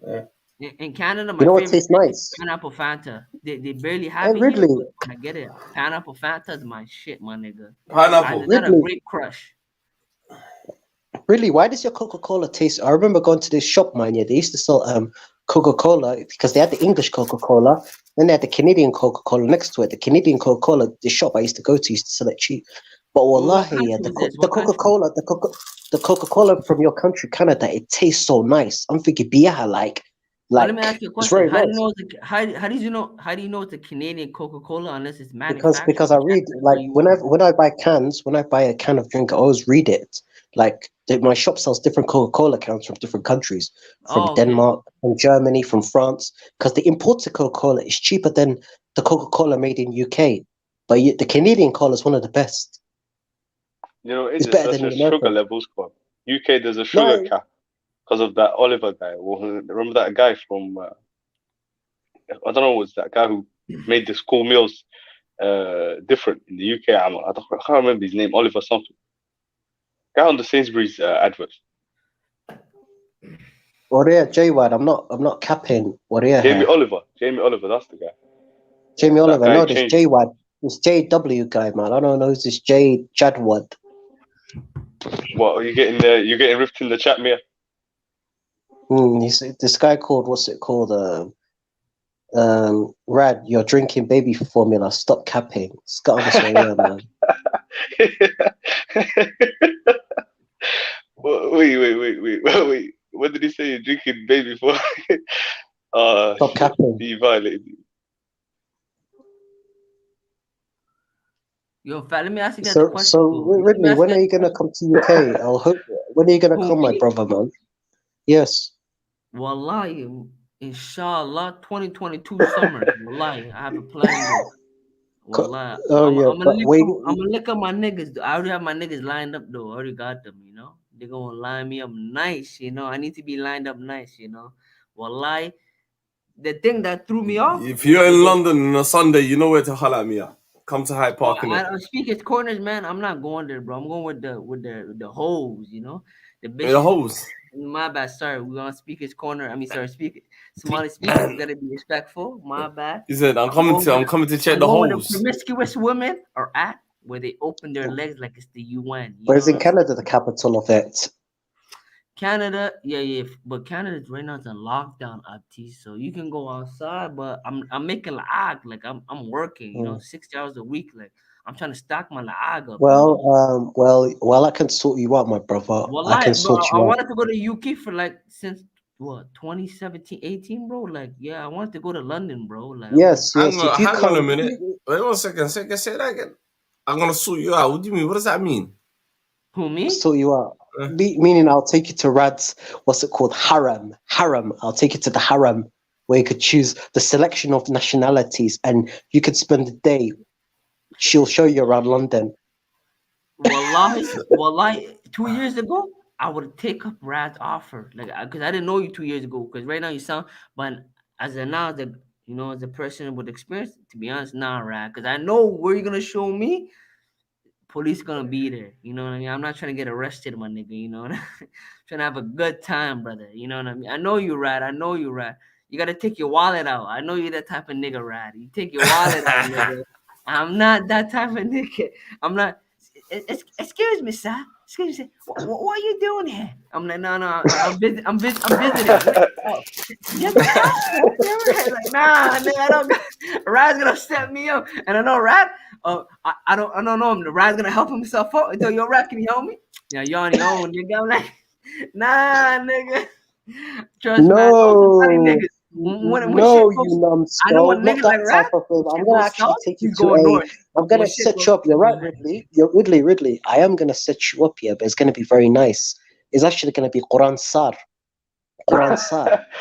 Before you go back to Canada. What are you saying? He's gonna fool you. He's gonna take you to some women, but he's gonna take you to masajid. Wallahi, Rad, that's a blessing. That's a blessing. If Quran sah, it's not bad. You know what I mean? Yes, because Ridley, I'm gonna pay you right here. I'm gonna pay you. I'm gonna tell you, bring police. me. Wallahi, I'd rather Quran sah than police, to be honest. You know. Yes. You're gonna do that, but you're gonna tell it to the Canadian Somalis, Nagahanda, who are the worst. Bring them to Rad. Yeah, tell them I'm gonna sort them out. Once they come, I'm gonna tell them I'm gonna sort you out, take you to a nice place and that. But we're gonna set them up and do Quran Sar, and it's gonna be 15 Rad. You have to relax, bro. We don't care about that, bro. We don't. First of all, this is not. less.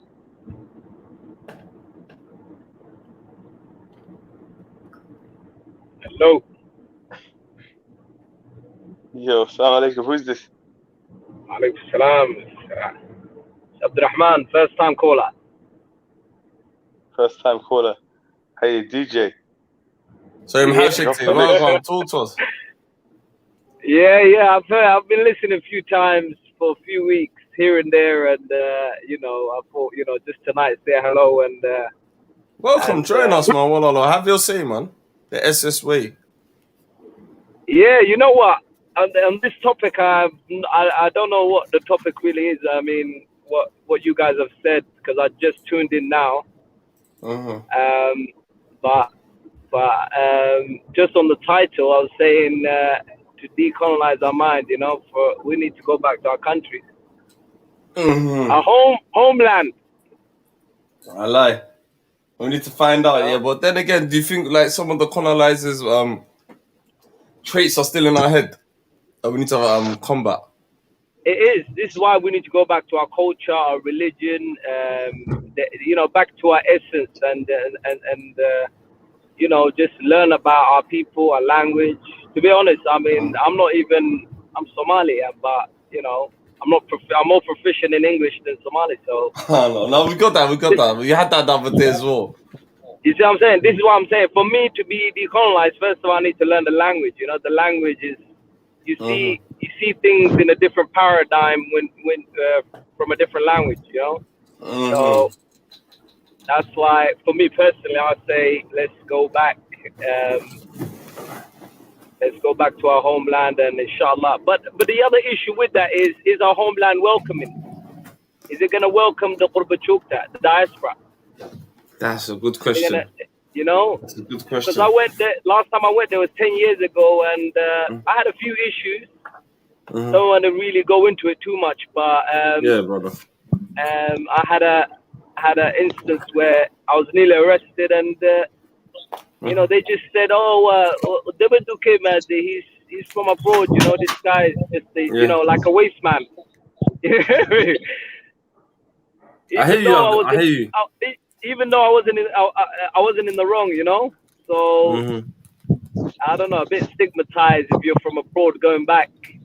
That's true, bro. So that's true. So they've got the main issue. Yeah, they got the us and over there. They've got the us and them mentality. But do you think it comes from us as well? Do you think we what's it called? We perpetuate it. We make the gap as well. Sometimes we think we're better than them as well.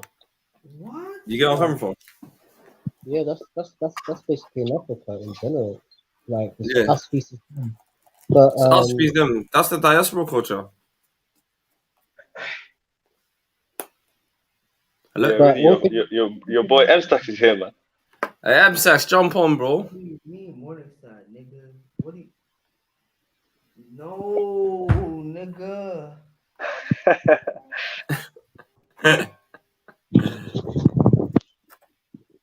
Yo, about wealth, about diaspora, what do you lot think of the diaspora building up in community? Yo, Ahmed. Is that Ahmed? Is that Ahmed? Nigga scared me. Hello, what are you saying, bro? My bad. The Salafs are coming after you, my bro. The Salafs are on you still. Oh, Dusty Smoke. Really, what are you at? Bro, oh, man, damn, bro. Wallahi, mashallah. Yo, no, you know what? I'm going to keep. I was about to say something, but nah.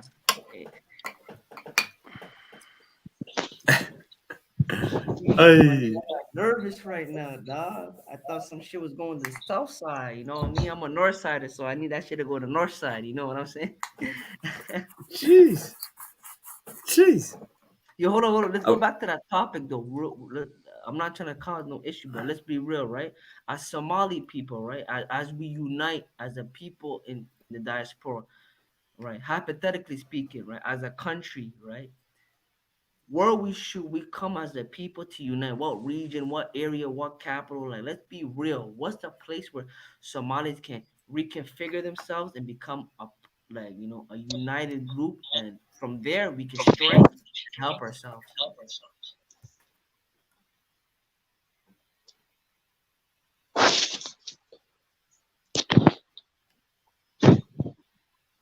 I hear you. Hello? Does anyone want to come through? Hello. Ricky, did you say uniting? Yeah. Well, we have to basically go back to the Prophet Abdul Rahman. We have to learn the Taqan cut. We have to basically What's wrong with your mic, man?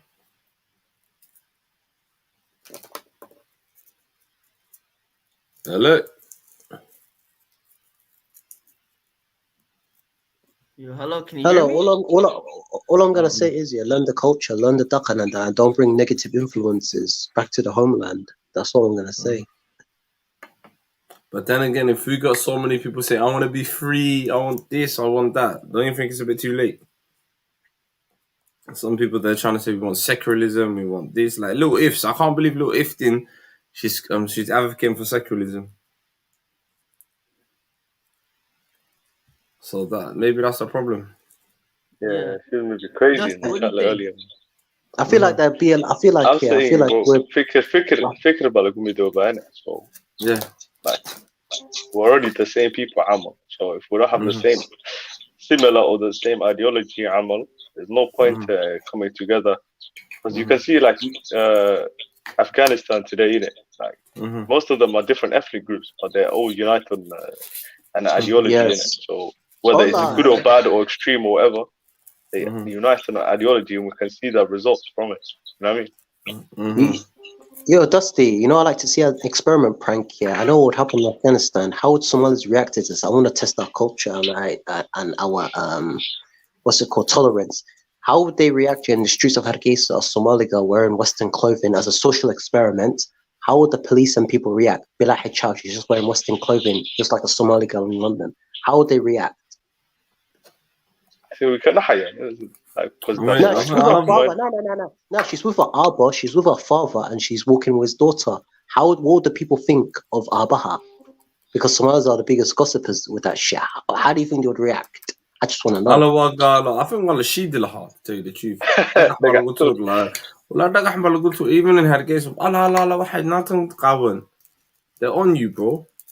But in Egypt, if you go to Egypt or Turkey, if you look at Islam, the problem is, it's not in our, I don't even think it's in our Deccan. We are conservative people. If you were to go to Turkey, an Abba walking with his daughter right here, wearing Western clothing, Timahedi is out here, and she's with a Walala or Abba no one wouldn't say anything. But in But you gotta Somalia, remember that, but Turkey's secularism, and what you gotta mean, Egypt's got so much multicultural and so much and so much Algeria, multi-faith. So much multi-faith, but you know, yeah, I'm coming from. but what about We're not like that. Djibouti? We're not. Our What about makeup is not Djibouti? like that. What about Djibouti ain't got Djibouti? love, Like, man. They do the Heineken party. They have Kaplinsky. You know, shit goes down in Djibouti.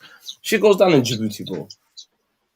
You get where I'm coming from. So are you gonna be secularists as well? no, but if you go back 40 years ago, if you go back to the 70s and 80s, if you watch these old school documentaries, Naga Sumada were traditional and they didn't wear hijab. Like, what has changed? Our parents' generation. Yeah, but you said Western clothing, so. Yeah, come on, man. We know it's the Wahhabi 1991, man. Come on, man. We know what happened after, man. After that, some type of influence came in from the. That's what it is. But the you have to separate. He did your clothing and Western clothing, like jeans and stuff like this. That's what he's talking about, isn't it? Yeah. That's when, but that's when the Somali was at its swinging golden days, isn't it? People had their afros, their flares, they had their shit out. Yeah.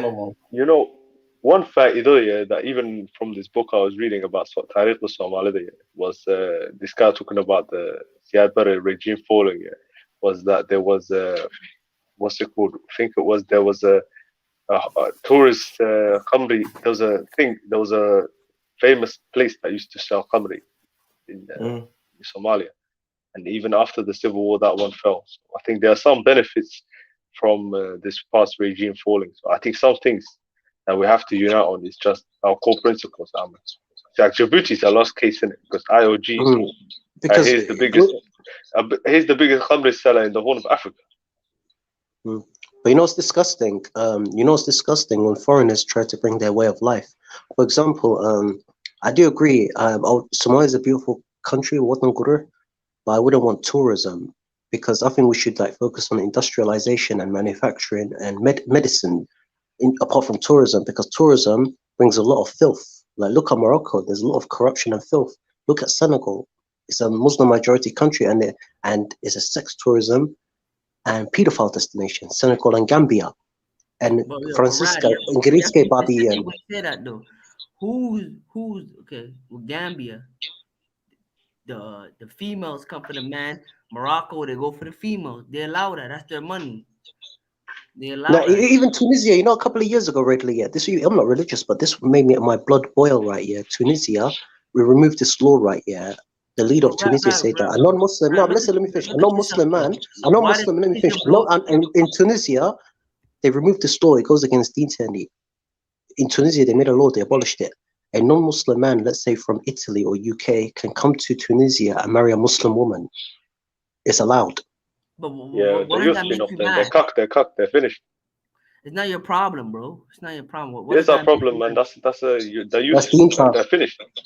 Yeah, they're white. They got colonized by them. They don't care. Tunisia got the independence in the late 1950s. Who gives a crap, bro? No, but you can see what Rad is saying though, because Somalia got the longest coastline, 3,333 kilometers. If we make a tourist destination from how many tourists? How many tourists will not? Let me ask you guys something. But look, is this cucked? For example, is this cucked? Dusty, what do you think of this? For example, Colombia, they're extremely open. You can go to Colombia and marry a woman, and is that embarrassing? I can go to that country and marry a man. You can go do that in the Philippines, Thailand, anywhere. And Ukraine, you can even marry a woman from Ukraine, but you can never do that in Saudi. You can't do that in Pakistan. You can't do that in Somalia. Why am I gonna let you come to my country and do what you want? That's day of Nemo. Come on, man. But what's your solution? What do you mean? It's not happening to us, not yet. That's why we have to be protected. No, but if you allow this, but what I'm trying to say to you is if you allow this filth, this foreign filth, culture, Western culture, and secularism, if you allow this into Somalia, we're going to end up like Djibouti. Look at what they've done to Djibouti. Djibouti is our time. Djibouti. You have to be specific. Djibouti, it's not their fault. It's the president. The president allowed foreign forces to be there for money and they get the money there. Djiboutians don't like this. Don't get it Yeah, twisted. no, They're not you're like right. You're right. Even Ethiopians don't like it either. But I think he's saying that's the case, isn't it? Regardless of whether they want it or not, that's the Addis situation Ababa. for them. Go ahead. So what are you saying, Dashiri? No, you cut off in it, so I was just speaking, but you came back. Go ahead. No. I'm basically saying, like, in the Horn of Africa, bro, we're not cucks out here, bro. If you try to pull off that bullshit, the niggas are gonna, sorry, excuse my language, there are people that are not gonna like that bullshit. Then they're not gonna tolerate, especially Somalis. Not at all. Even if we do, it's because of our socioeconomic status and our nation status. Put us in the same economic status as a Middle Eastern country, as a Gulf country, or as an East Asian country, I promise you those people will be put to the stand for execution. No man could come to a nation, no Caucasian man could come to our nation and find a wife. Not imagine. You know what's even cooked, really? Do you think this is cooked as well? Some countries in Africa, they even allow Ninka Adanka to even adopt their children. Even in Ethiopia, they would allow that, but never in Somalia. But bro, hold up. You have to get specific. Ethiopia is a multi-ethnic nation with 80 ethnic groups. The kids that get adopted, are they Red Habesha? Are they the Ethiopian high? Are they the Christian Highlanders? Maybe Ethiopia. But what I'm trying to say to you is, why would you let a foreigner come into your country and adopt your children? Look, I'll give you a better life. Hold up. Listen. Yeah, but they take our kids in foreign countries. I know it's a little bit sidetracked, but here, in a way, Somali. How many kids have they taken kids away from their parents in these countries, in the Western countries? Somehow they got us already, man. You see what I'm saying? Yeah, I was seeing. Are talking about? Ones in America recently. I talking about in the diaspora or back home? Are you talking about? I'm talking about in the diaspora. Somalis, obviously, Somalia is a war-torn country. People are fleeing. They're still fleeing. Every Somali wishes to leave. First chance if they have a visa or passport, or if they can, if they can get through the borders. So, and then when they come here, they have their kids and because they don't understand the system. They don't know that there's rules and regulations how you raise your kids. You can't hit them. So in a way, I'm just saying, Somalia, Aruta, in a way, they've taken so many of these kids, and there's so many Somalis in the West now there's so many generations that are coming up now that are Aruro who have been taken and raised by non-Somalis. What are we gonna do with them? If they want to go back to Somalia in the future, do we give them citizenship? No, at all, fam. You have to understand. Fix your people, fix your country, fix your economy, fix your political. Bro, let me ask you. Let me just. But how can we fix it, bro? But let me finish. We can by helping the people that want to be helped and fixing our nation. Let me tell you one thing, bro. Other people's problems are not our problems. Situations happen, things happen. You fail, you're not successful. It is what it is. Imagine raising a kid. You feed him, you clothe him. He does this and that. He chooses to get tattoos, piercing, this, that. He chooses to live his life. He becomes unsuccessful. He comes back to you begging, "Oh, mom, dad, please help me." And you did everything, but he ran away. And now he found out the hard way that it wasn't that. You have a right not to give a fuck about him. So long story short, only help those that want help. Don't go out of your way with people that want to choose the Galo lifestyle. Leave them alone. Let them die. It doesn't matter. Even the people that got adopted, it doesn't matter. It's a failure of a nation, and guess what? With those failures, we use that as experience to help ourselves. You know what I mean? Don't be merciful. You know what I mean? You're not Allah. But one thing is, my brother, it's always, people always go back to their roots, and a lot of these kids, whether they're in the West, they're all checking out their roots. Who am I? Where am I from? Oh, I'm half Somali. Oh, my parents were Somali. Or I need to check out what Somali is. And a lot of them are going back. A lot of these sort of liberal, very liberal kids born in liberal houses, totally different from Somali duck and how Somalis are raised. Like the way I was raised, it was very conservative, Islamic. It wasn't ultra conservative, but there were rules. Salat dadi to court, Ramadan ka som, Somali baro, these kind of things. But I'm saying there's gonna be a big large amount of people going back to Somalia who don't share that Somali nimo per se. You know, they don't have that Deccan, and they're going to Somalia and they're going to change it. But the thing is, this is why I was saying at the start that, you know, the essence of Somalis, if we can go back to that purity in Somalia of who we were, how Somali, you know, like we united under one flag against Ethiopian history. I'm talking about the Abyssinians, and you know, we have a beautiful history. The Adal Empire, the Ajuran, you know, we've had many, you know, kingdoms, and we can celebrate that. And that is our, you know, like how the Chinese done the Cultural Revolution. If we can have something like that, but we need a leader who can bring that about, and people who are ready to follow. At the moment, I don't see no leaders back home. That's the only issue. You know, we've got leaders who are below par. They're B team leaders. But moving forward, I don't know. I think in our country, inshallah, you know, we ask Allah for, you know, the Ilahi fix our country up, inshallah, because everything comes from Allah. But what can we do? How can we change things? You know. Sorry, I like to muffle on too long, bro. Anybody stop me anytime.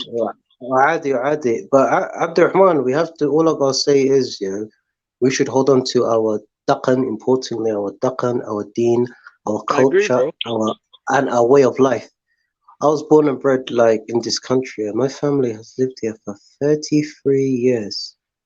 And born and raised, my family members. Basically, I want to hold on to my Deccan and my culture and my way of life. That's right. And my Somalis who were born and raised here, integrate into the society, become a success, contribute to UK, gain knowledge, contribute to back home Somalia, do well, but do not, I repeat, in red lines, do not assimilate into the society. Do not become like Kuan, Asilawin. Do not become like Kuwa Caribbean ka Kudate.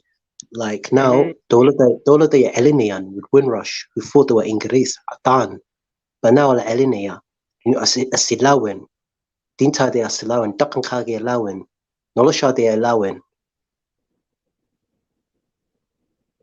Yeah, but what? Okay, but Dakan Kage, the way Awilawin in is to go back and learn it, right?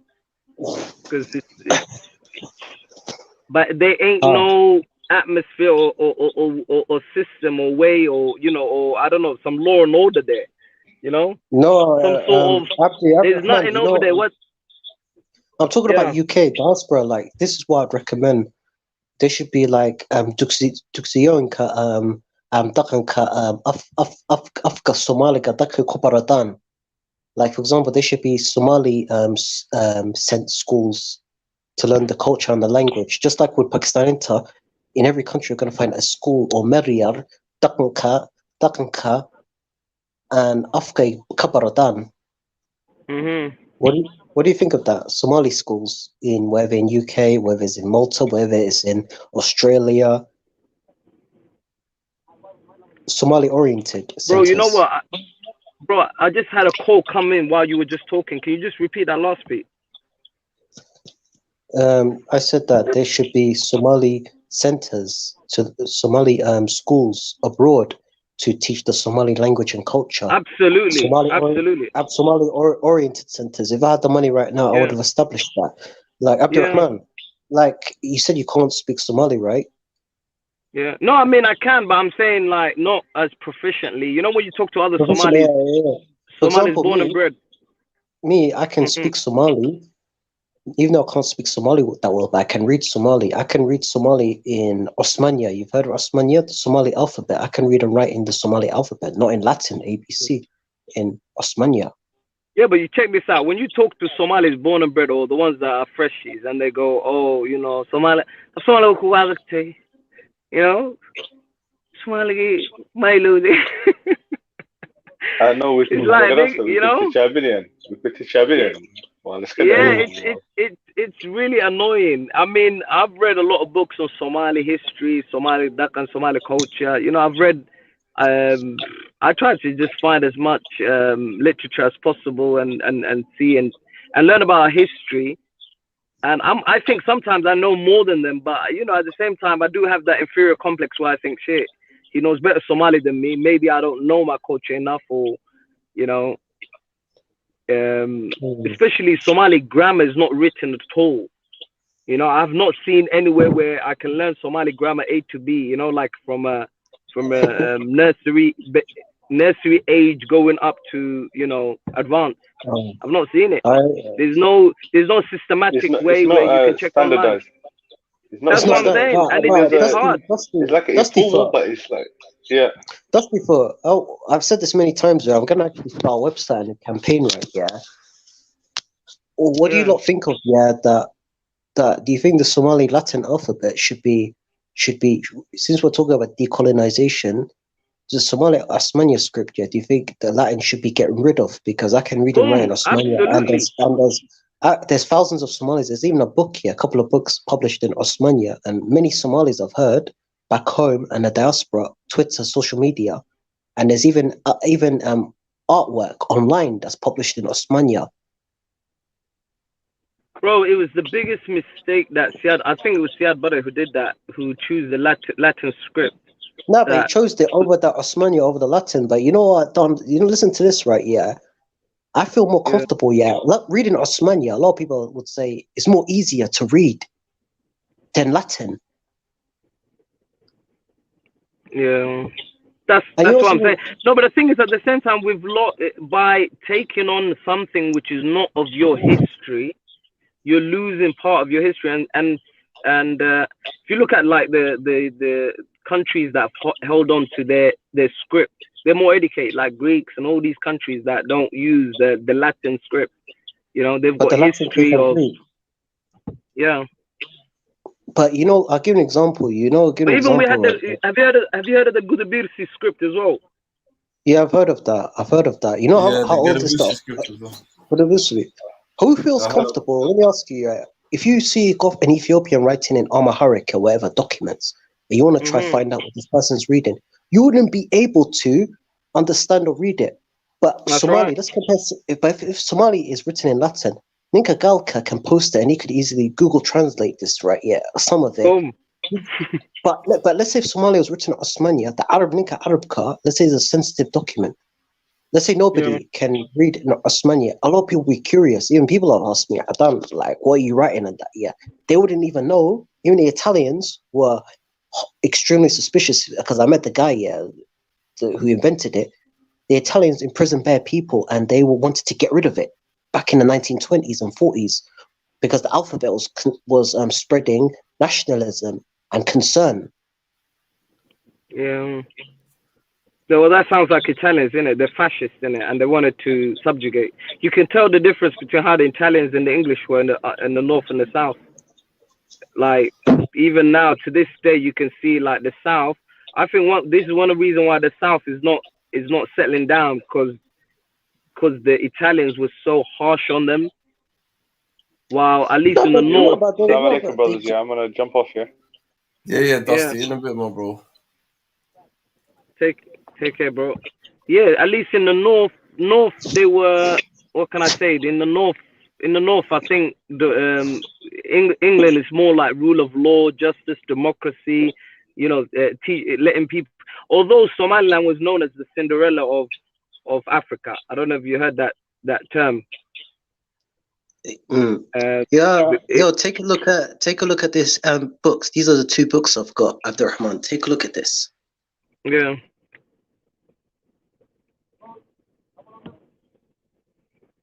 Where did it go? No, but carry on. What were you saying about law and order? Are you saying traits? Certain colonizers left trait mindsets with people. I mean, just different traits. Because personally, I think that this is just my own opinion. That when like reading through history, how the Italians were and how they treated the southern Somalis, and even with regards to, it's like they chose specific Qabils to rule, and those same Qabils are now ruling. I'm not Qabilistic, but I'm just saying that that a lot of that kind of stuff contributed to the injustice that's going on in Somalia. You know, this is a legacy that the Italians have left behind. You know, But if somehow if the Somalis can just throw, take these chains off, as you said, decolonize, their minds, and we can just return to. The shackles are not in the hands; they're in the mind right now. Bro, they're definitely there. Definitely. That's why, you know what? That's why I wanted to just come on. When I saw that title, I was like, wow, I need to say something. I usually just listen. I don't even comment, but I thought, you know what? I've been listening to the Brother Khalid, isn't it? Yeah, thank you, bro. Yeah.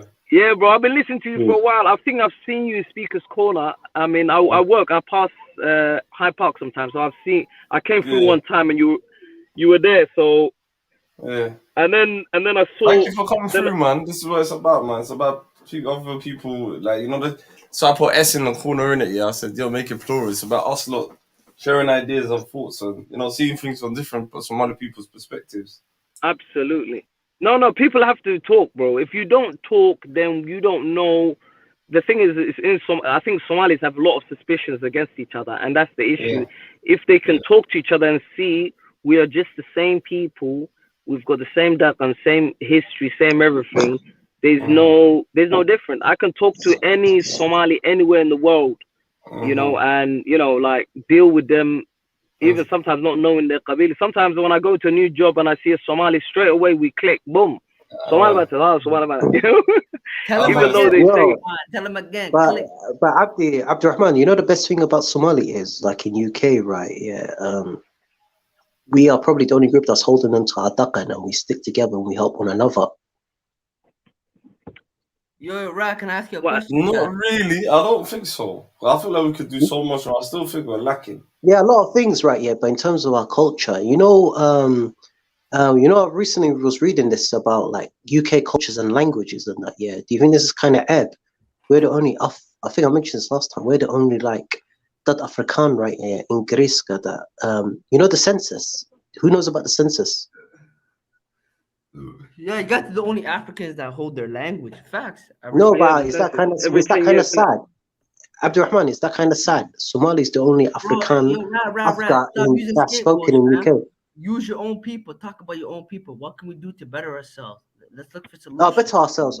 Better ourselves. We need to like represent ourselves in terms. We need to like concentrate on increasing in our community. Increasing what? Like what? Employment, education. No, like employment. We should heavily invest in education and in employment and wealth, business, and media representation.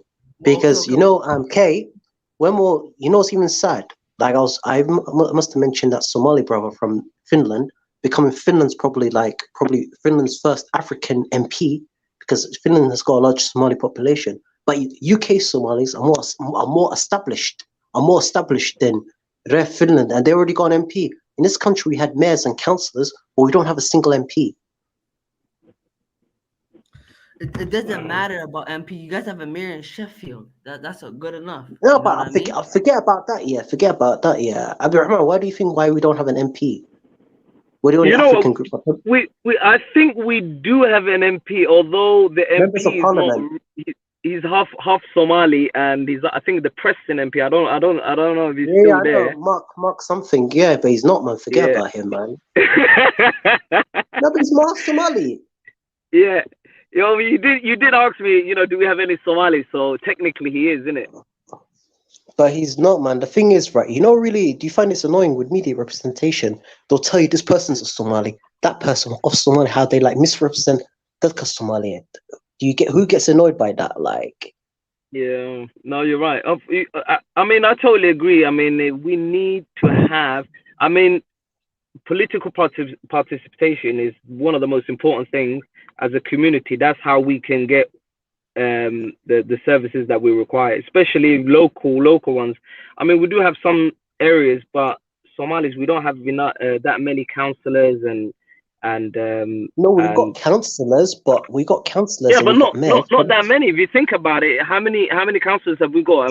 Somalis communities, we're like in so many different areas in UK. But then again, if you think about it, there's only about 150,000 of us in a population of 75 million. If you do numbers, I'm talking about other communities. I'll give an example. Why is it that Jamaicanca, we outnumber them as well, right? Yeah. And if you look at certain African communities, they've got like, for example, I'll give an example. I've Googled it on the internet. Jamaicanca, they've got MPs and that, yeah, MPs and that. Nigerianca, they got MPs. The Ghanaians, they got like what, one or two. Yeah, but But even if you get MPs, what realistically, what tangible solutions they're going to do? That's just someone No, but they could looks represent like us. They could represent the community. No, but I'll give an example. No, but can I finish quickly? The importance of an MP, is they could stand up for that community. You could influence government. You could, like, let's say something is happening back home. But how often like do they do that? How do they, like, for example, let's use Republic Senator Mrs. Ilhan Omar. She ain't done fuck all. So what does that person do? I'm not talking about America. You can't compare. I'm not talking about America. Rad, can I ask you a question, please? Hold on. Look at the statistics and the facts that you're taking, right? Look at the statistics and the facts that you're taking. Okay, that might be right, but look at these people's cultures and customs. The two people that you named, I'm not gonna name them. You said them. They're English-speaking people from English-influenced nations. Okay, cool. That's all right. They got the education to be MPs and do this and that, whatever the case is. But even if, let's say hypothetically, a Somali MP comes into power, what do Somalis benefit from an MP under a white-oriented government? What does Somali benefit under the stance of a community or a collective cooperation agreement amongst themselves to help get employment, education, and let me give an example. Ridley, you've got MPs here in Canada. They've benefited the Somali community. No, they don't. We don't get nothing. It's liberal bullshit. It's basically Somalis. Let me finish, man. Let me talk, and then counter argue me, bro. Hey. Yeah, that's what I'm saying. In Canada, it doesn't matter. It's individualist success. It's an individualist accomplishment. Like, Ahmed Hussein became an MP for, the Liberal Party for himself and his family. Somalis piggyback his success. That's the issue. Fuck his success. That's up to him. Alhamdulillah. Good for him. He made a good name for Somalis. Yeah, he's a grown man, 6-figure, helping his family. I'm not eating off that. What did he do for me? Did he help me get in the union? Did he help me get money to become a carpenter? Did he help me save my money? No, and nor do I care. I don't care. That's the issue with you, Rad. You want to piggyback. There ain't no piggyback. The piggyback. I'm not wanting a piggyback. Who said I want a piggyback? So you just said the quote unquote the ethnic groups that are and the MP in the UK, they're helping their own kind. Name me the people you ask right now that help their own kind. One of the groups that you named live off of baby mama culture. The other group, I can't speak for them. But one of them is it doesn't matter, Rad, bro. What matters is men holding themselves accountable, helping themselves as a community doing this. If you're really righteous as you say you are, help your own kind. Don't look for other people. Look for a strong community and follow a collective agreement to help your own kind. So let's say if you have a couple $1 million, you open up a community center, help your own kind, make sure that they get education and employment, help them, bro. Like, let's say me, I'm a carpenter, right? So once I get my red seal, once I become accomplished, I'm gonna get my skills, whatever I have, and I'll pass it on to my people. I can live off and get a nice 6-figure, get in my house, get my wife, do whatever I want. But what is that? What do I accomplish? I just help myself. Me personally, the way how I speak, you can see all the time I talked on this panel, all the other weeks, you will see that I'm trying to help my own kind of. I'm gonna pass my skills to someone else. I can help my brother, help my own kind, help a Somali individual like me. You know what I'm trying to say? It's like you, I love that. We love that. We love that. For excuses, my nigga. Like, sorry, excuse for my language. You're looking for some bullshit, bro. Fuck the other. Ridley, I get where you're coming from. No, you like, don't. If in terms of, no, I'm talking about like you said, like a business. Like, yes, you're making. For example, you're Ridley. If I were to open, let's say, a private ambulance company, care business, and I make lots of money out of it, but the skills I've learned from it in UK, I want to take that back to Somalia to start a private ambulance company and open a skill center to train paramedics and all of that and help the government.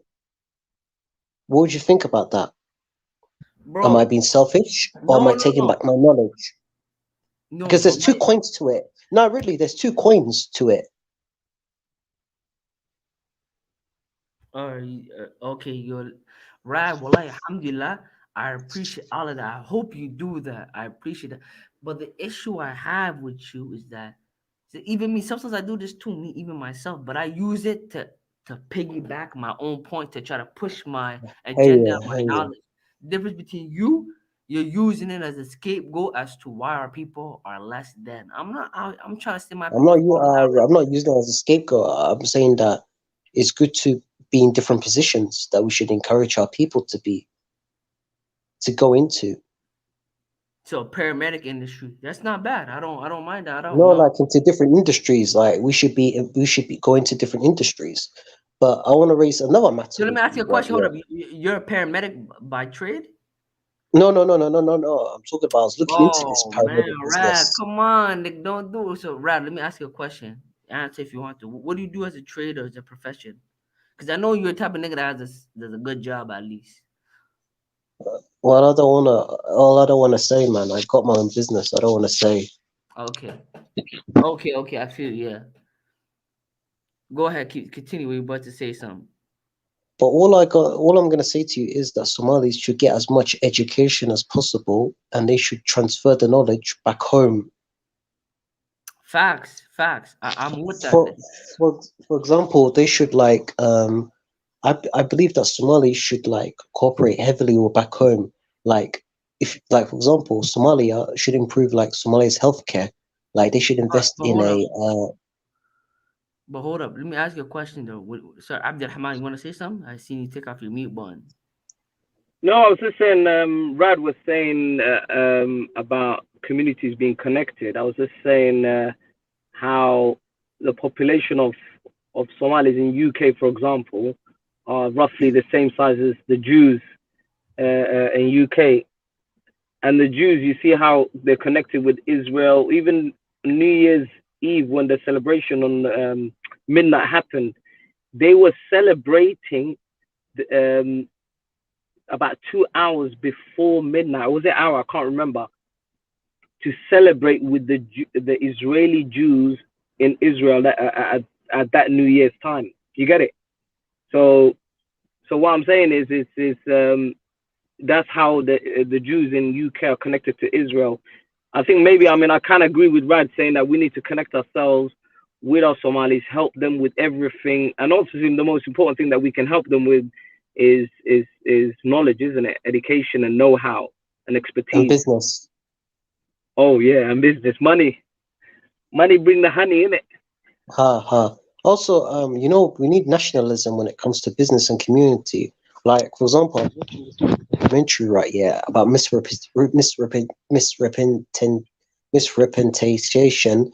Sorry if I couldn't pronounce it. Yeah, basically, I'll give an example. Like this guy called Jamal Osman. I hate that guy. Yeah, but years ago he had a channel called Dal Sur. He talked about the Ethiopian embassy lying to, let's say, Dakashishare, talking basically shit about Somalis and tried to represent Somalia to gain as much money as possible.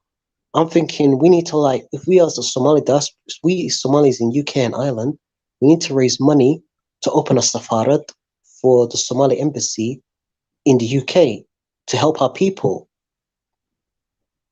Do you get what I'm saying? Safarat but we already got a safarat, haven't we? The Somali embassy. We don't have one in London. I think we do. It's in. Apparently, somebody said to me it's in Wembley, bro. I know. Yeah. Of all places, they choose Wembley, innit?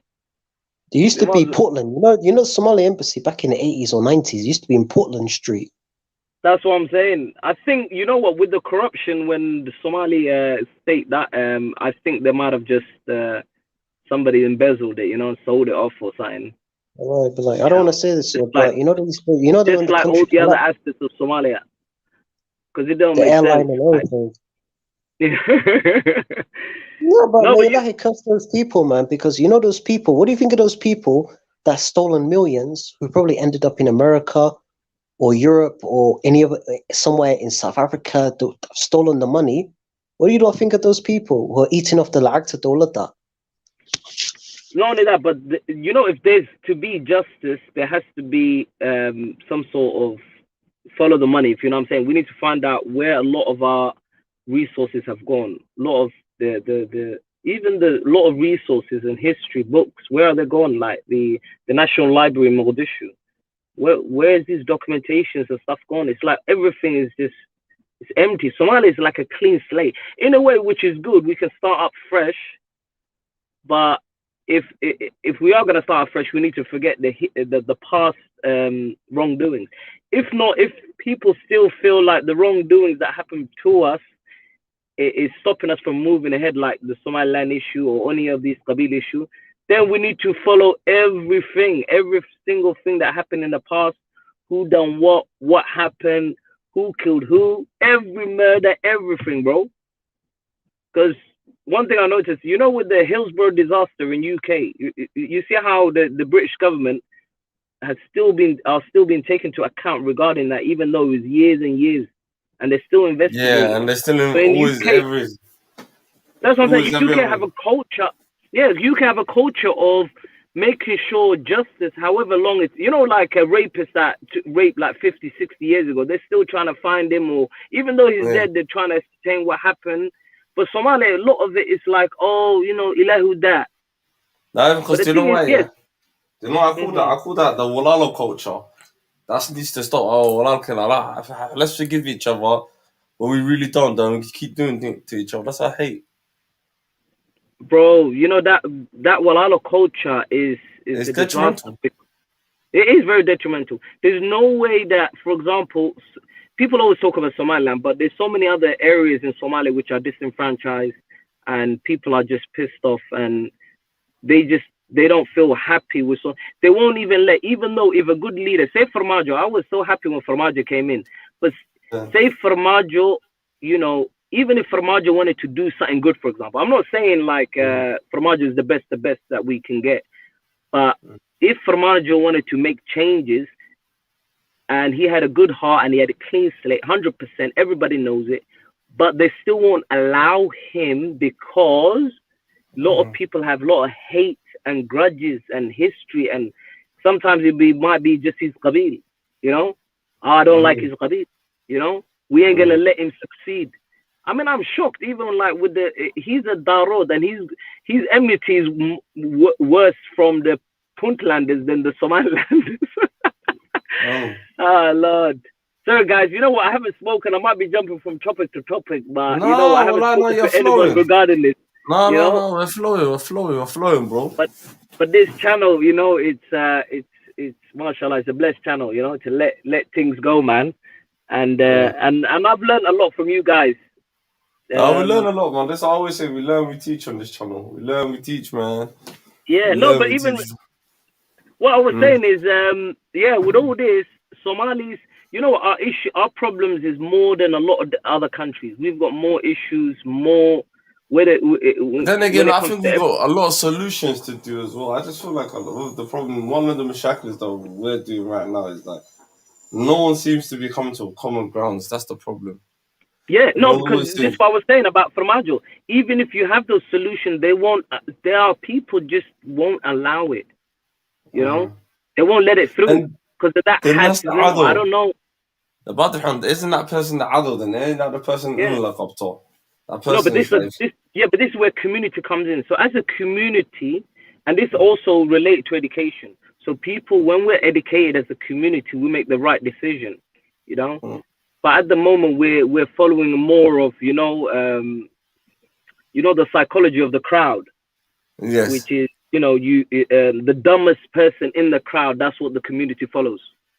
Yes. So we're following that rather than, you know, if someone does something bad as a community, we say no, this person, we don't want that. But also, you know, there's not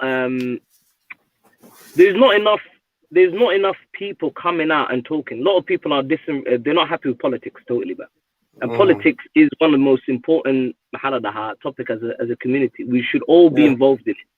Yes, we should. And we should learn about it, be involved about it, No, but majority of us ain't. The majority of us are like, okay, do you remember when Formaggio got elected? It was like Formaggio gay it straight away, and then a couple of weeks later, everyone's forgotten. And then now it's like Formaggio alaga saaro kursiga. Lord of mercy. That's what I'm saying. But it's like I always say, the person that's gonna sit there has to know, yes, it's a challenge, man. It's a poison chalice as well. Because you have to be specific, you know the most. Facts. No, absolutely. Facts. No, there's a lot of solutions. There is a lot of solutions. Who's gonna? The only issue is it's as I said, who's gonna bring them, and are the people gonna be accepting of them? You know. But hold up, I just came back right now. So you guys talking about back home, right? Yeah. Yeah, bro. Exactly. The key effort, I think, is one that once the diaspora come back with their skills, even if they have their wealth and knowledge, is to first to appreciate them and open the door and the people back home get the red carpet more than you. Yeah, that's the underlying statement. Don't ever think you can come back home without showing love, appreciation, and utmost gratitude to them. They stayed there while you had the luxury to be back in the West with a roof over your head and running water and all of that BS. That's why they're running away from their house to come there. That's what you have to always appreciate, and that's why they always judge. That's the number one thing. There's a disconnect between the diaspora and the locals.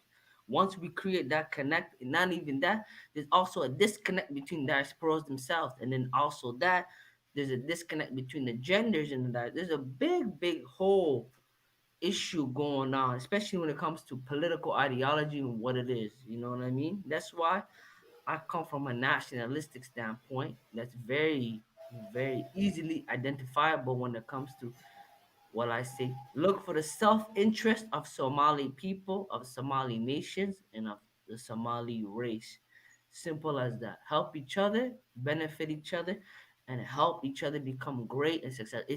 Like I said, it's easier said than done, but at the same time, the easiest part is just love each other, respect each other, and help, especially as when it comes to the brotherhood program. You know what I mean? The union of the brotherhood patriots. You know what I mean? Like that's the easiest thing. No matter who you are, where you're from, whatever. If you're Somali indigenous, help yourself, protect yourself, do it. It's especially in the diaspora, bro. Like let's be real. How many allies or friends Somali has? Like, are we the one that's hip or the ones that call? Last time I remember I was talking to you niggas, I'm sorry, excuse my language. Everyone was like, "Oh man, Somalis are popular in this country. Somali popular in this." Alhamdulillah. Are we popular or do you want to be successful and educated? Which one do you want to be? Yeah. No, But Rudy, is it Rudy James? Yeah. Radwan Ahmed Ali, but Rudy James. Radwan, okay. No, I was just saying you were saying like connecting the diaspora with back home, but that connection is gonna be really hard to ascertain. Reason being is because the majority of diaspora, the youth, isn't it? The youth, like if you look at majority of all, from like 90s onwards, 1990. Like there's so many of them. How are you gonna connect those? Brother, they need to be educated about to Somalis. Exactly. Unless brother, we just can I respond? Yeah. Let me ask you a question, Abdulrahman. I don't want to get personal, but what city your parents or your bloodlines from? What city? Up north, bro. Berbera. Okay. We the same family then. Okay, bless. So you know, Okay. you know, so you know the situation. Alhamdulillah. You have to say Alhamdulillah. Somali people in the Somali states are all under 17 years old. Alhamdulillah. They're young people that can be influenced and be given knowledge and education to become better. That's the blessing of Somalis. That's what we got. Our people reproduce like nothing. But the key matter that you hit on the nail is who is gonna influence it. Like I said, it comes one with respect and acknowledgement of they are the kings and queens of our people. They are the ones that are better than us. Yes, they live in the motherland, especially in the north. They are the after effects of the situation that happened post 1991, while our parents fled and bring us to the West, while we lived a perfect multicultural life amongst others, that we argue amongst each other under some petty gender wars while they're back home. But going on to the point, the key is to get money and funds to help each other and better yourselves. You know what I mean? On some Dr. Umar shit, minus the fallacies and the false, bro. It's all about real love and patriotism for one another. Wallahi, billahi, talahi. All it takes is initiative. Like, fuck that. Like right now, let's say all of us right now on this college panel, we put money together. We trust each other. It's hard, but a lot of us don't. We put an act together. We put just to build a road, build a school, build this, build that. We will fix our country in the next 5 to 10 years, just to make them stable, especially in Somaliland. And then after that, we take whatever happens in Somaliland, we pass it to Puntland. Put land down to the south. Even then, we could do all of it together, but at the same time, go ahead, brother. I mean, with regards, if you don't mind me interrupting you. Yeah, go ahead, brother. The amount of resources and wealth that is in Somalia, when it comes to minerals and oil and everything, you're absolutely right. We can build it, like Dubai or the Emirates, the way they built it. Because they said, that somebody was telling me a while, I can't remember where, I think I read it or someone told me, they said London, it took 2,000 years for London to be what London is, to build it, all these different cultures and everything. And they said New York took about 200 years, the New York that we see. And they said Emirates took 20 years. 20. But the difference between, okay, sorry to cut you off. Okay, go ahead. Yeah. Sorry, I don't do that. No, but I'm saying with that, I'm just saying with your point that you were saying 10 years, that is absolutely feasible. That is like, it can be done. My bad. Let me just say this. I didn't say to be like a first world. None. I'm just saying for Somalia, at least to be like, at least for us Somalis, to have a stable state for us to be comfortable to come back home to. You know what I mean? 10 years, we can definitely make a strong. If we take the initiative and we're motivated enough while we create a crowdfunding service where all Somalis, like let's say, 250,000 Somalis put $100 together every month to come together and spend lag on road development, on airport development, on port, like all these things. We can do this easily to create a country where we could come back home to. At least, I'm not saying a country that is respectable, like comparable to England and Dubai. No, that's we're gonna be gray haired before that happens. But at the end of the day, sorry, go ahead. No, but then again, sky's the limit, bro. Sky's the limit. Why do we have to aim low when we can aim as high? Because we've got everything going for us. I said as soon as the first, say, oil rig is, or oil, whatever they call it, the oil rig, or because they said like the potential oil barrels that's in Somalia is so large. So if we just hit that, Somalis will begin to realize, and the people start to taste the wealth that they'll have. We can live like the Emirates very quickly, and our population is not that big. We're less than 20 million, and we're all homogeneous people. I think it's just time will tell. Somalis at the moment, they don't realize that we can go from zero to hero very quickly. But they don't understand it. A lot of people just, I don't know, they don't, maybe because of lack of education, they don't know what's in Somalia. They're running away from Somalia, coming here. I was brought here because of the war in the 80s. But when I see these new kids coming in to UK and I'm saying, what's going on? Like, he's in Somalia, he can live a better life. He can build his own house that he owns, build it the way he likes or the way she likes. They can, they're surrounded by their own people. They don't see any racism.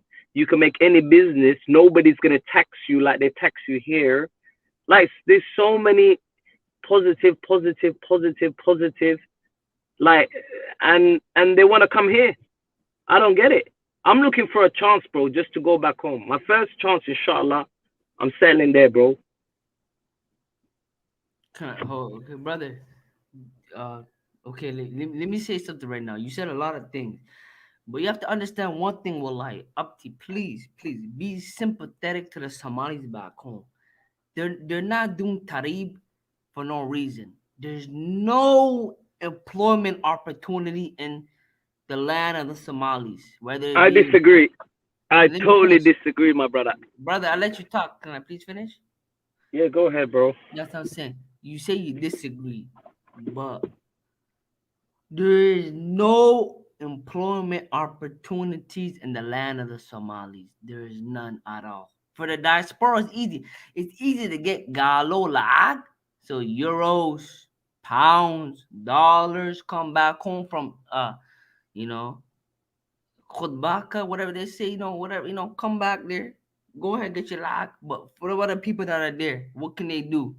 They have nothing to do. No, they don't. Employment in Somaliland itself is unemployment is 70%, meaning 3/4 of the men have no jobs. So already that being said, there's a reason why they leave. But that's the problem. When you're looking for a job, you're in a country, as I said, it's a blank slate. You can get take anything and make something out of it. Our land is so fertile. You can grow any food. You don't even have to work for no one. You can. My point is, you can be self-sufficient.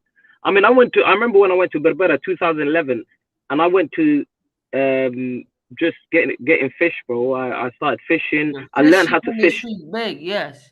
Bro, I learned how to fish in Berbera. Yeah. I never knew how to fish here in the UK. And I was taught by some local people. Sorry? I said the UK fish is dead. That's what I'm saying, bro. Fresh fish. All types of fishes. Yeah, go ahead. Yeah. Sorry. All type of fishes. And listen, I took it back to Hargeisa, and they were like, "Oh, what's all this fish?" And I said, I took this out the ocean. Bro, how can you go hungry in a country like that? In no way. When I hear people going hungry, you can't go hungry in Somalia. Let me tell you one thing. First of all, forget about the fish. Is alhamdulillah. But the big alhamdulillah is the 7+ million camels and a gale. At least half of them are female camels. We have the cattle. We have. Amen. We have at least, bro. We have a lot of meat products. That's what I'm saying. The way for Somali to survive is the your Hilip culture. That's if you're a real Somali, I can't speak for any of the people. Actually, that's what people say. I'm anti-South. My bad. I'm saying I'm from the North. But that's our culture. Because we don't have agricultural land. We live off Ano and Hilip. Mm-hmm. Ano and Hilip. That's our culture. That's what I'm saying. That's why we were strong. That's what this. Now today, Baris, your Basto. That's different culture. We don't have that. Survive. One thing Somalis have to do: cancel imports. Why is there apples in Somalia? Why is there this? Or let me finish. I kind of sort of disagree, though, man. No, until you get to a level.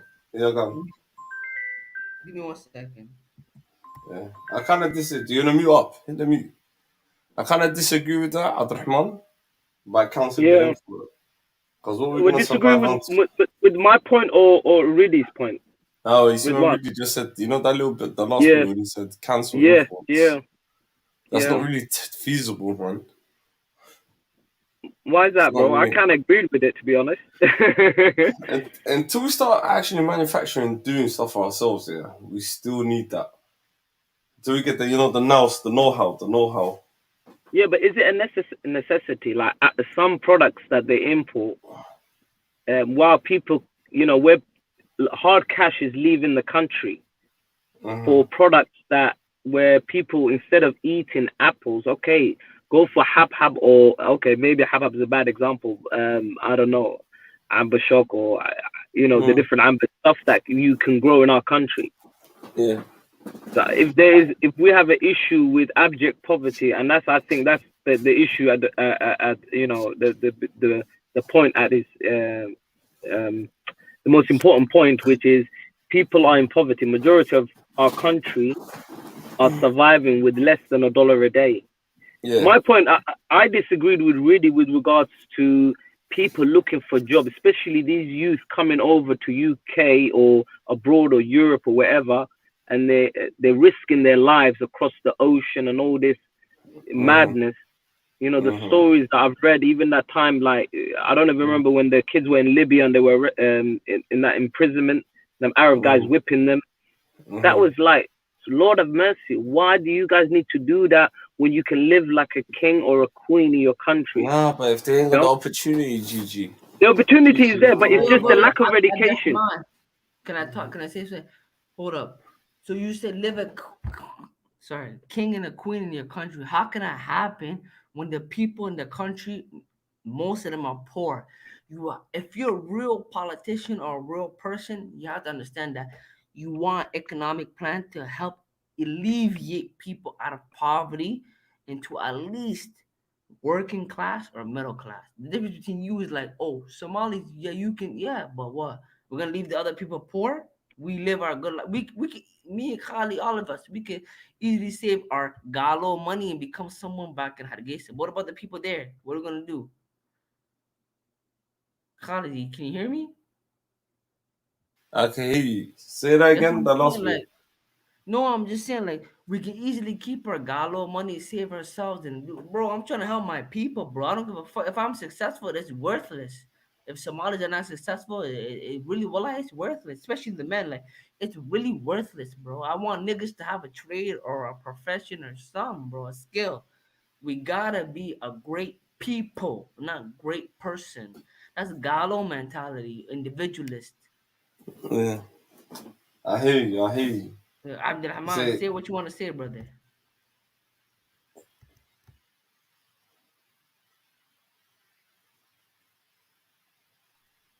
Sir, can you hear me, bro? Yeah, okay. They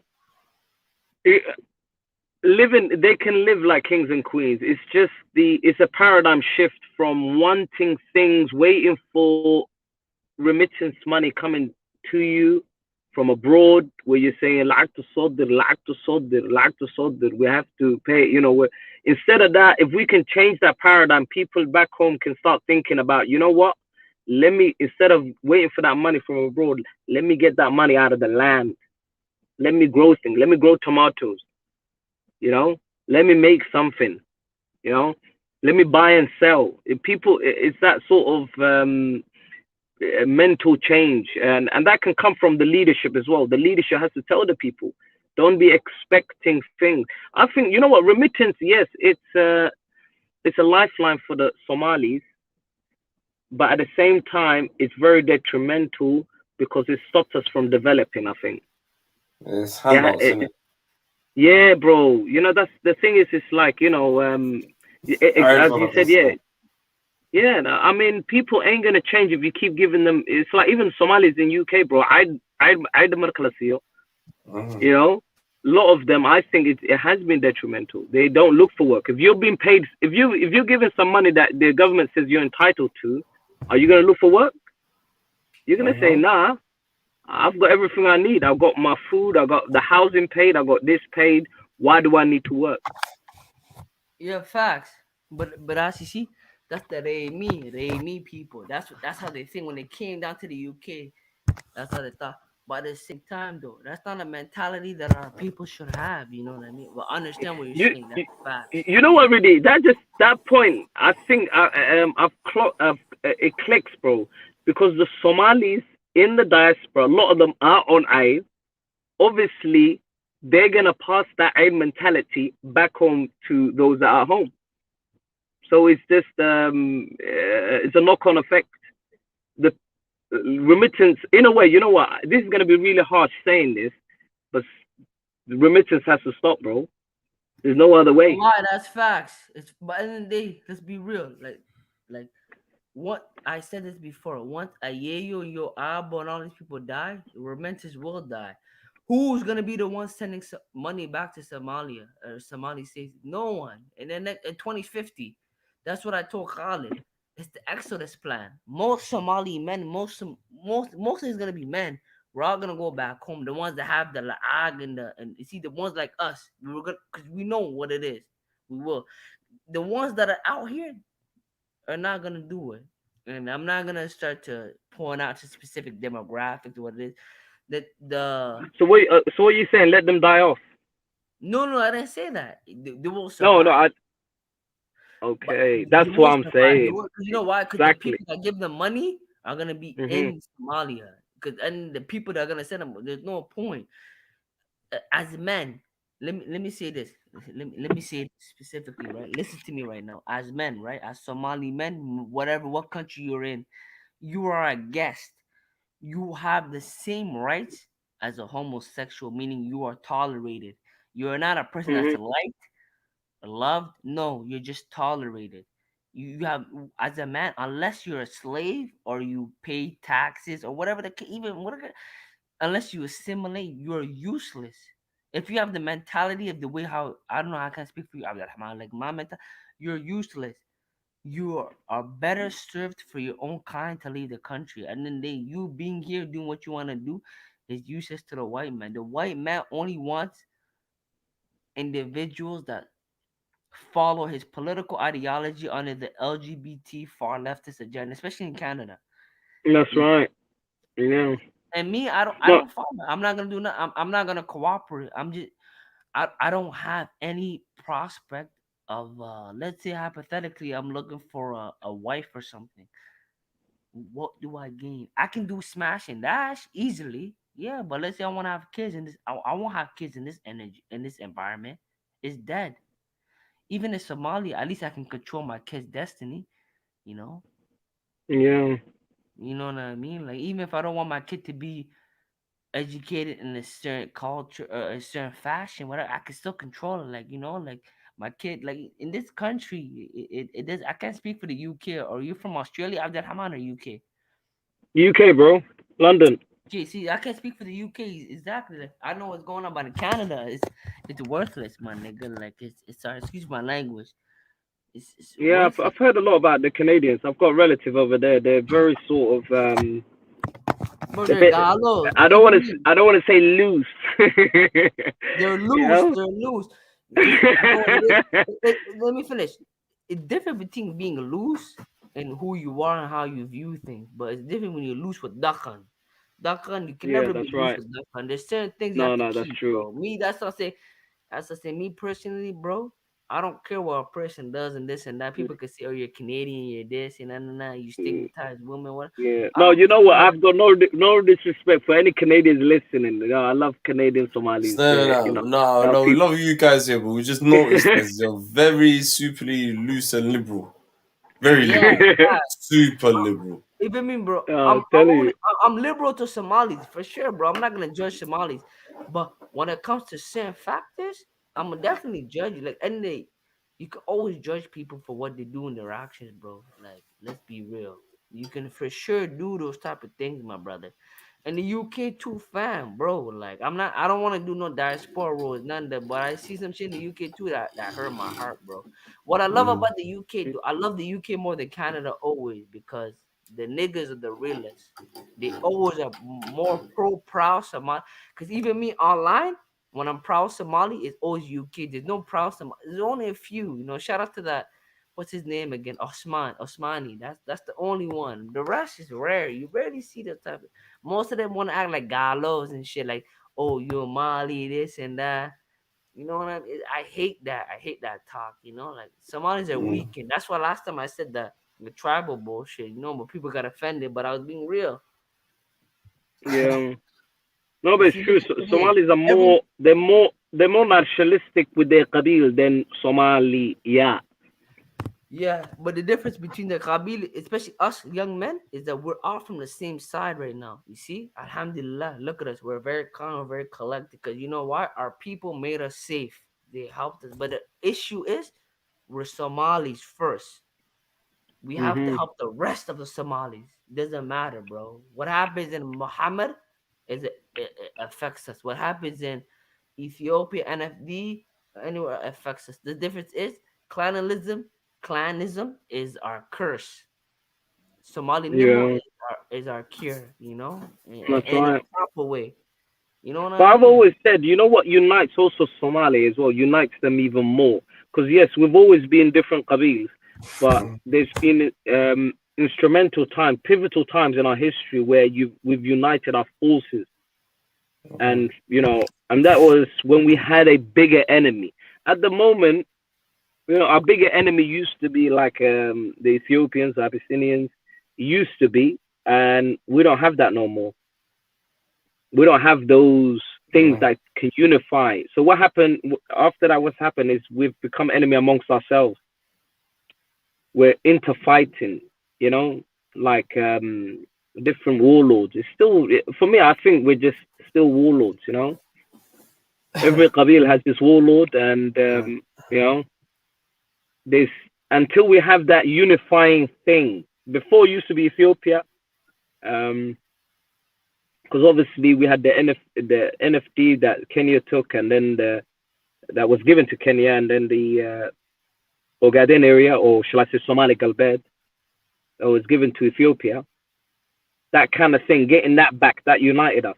Now I'm hearing things like, Somalis in Western Ethiopia, killing Kashanada, they live better than Somalis in Somalia.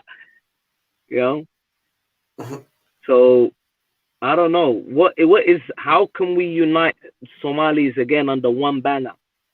I think it has to be something. That's forever the toughest question.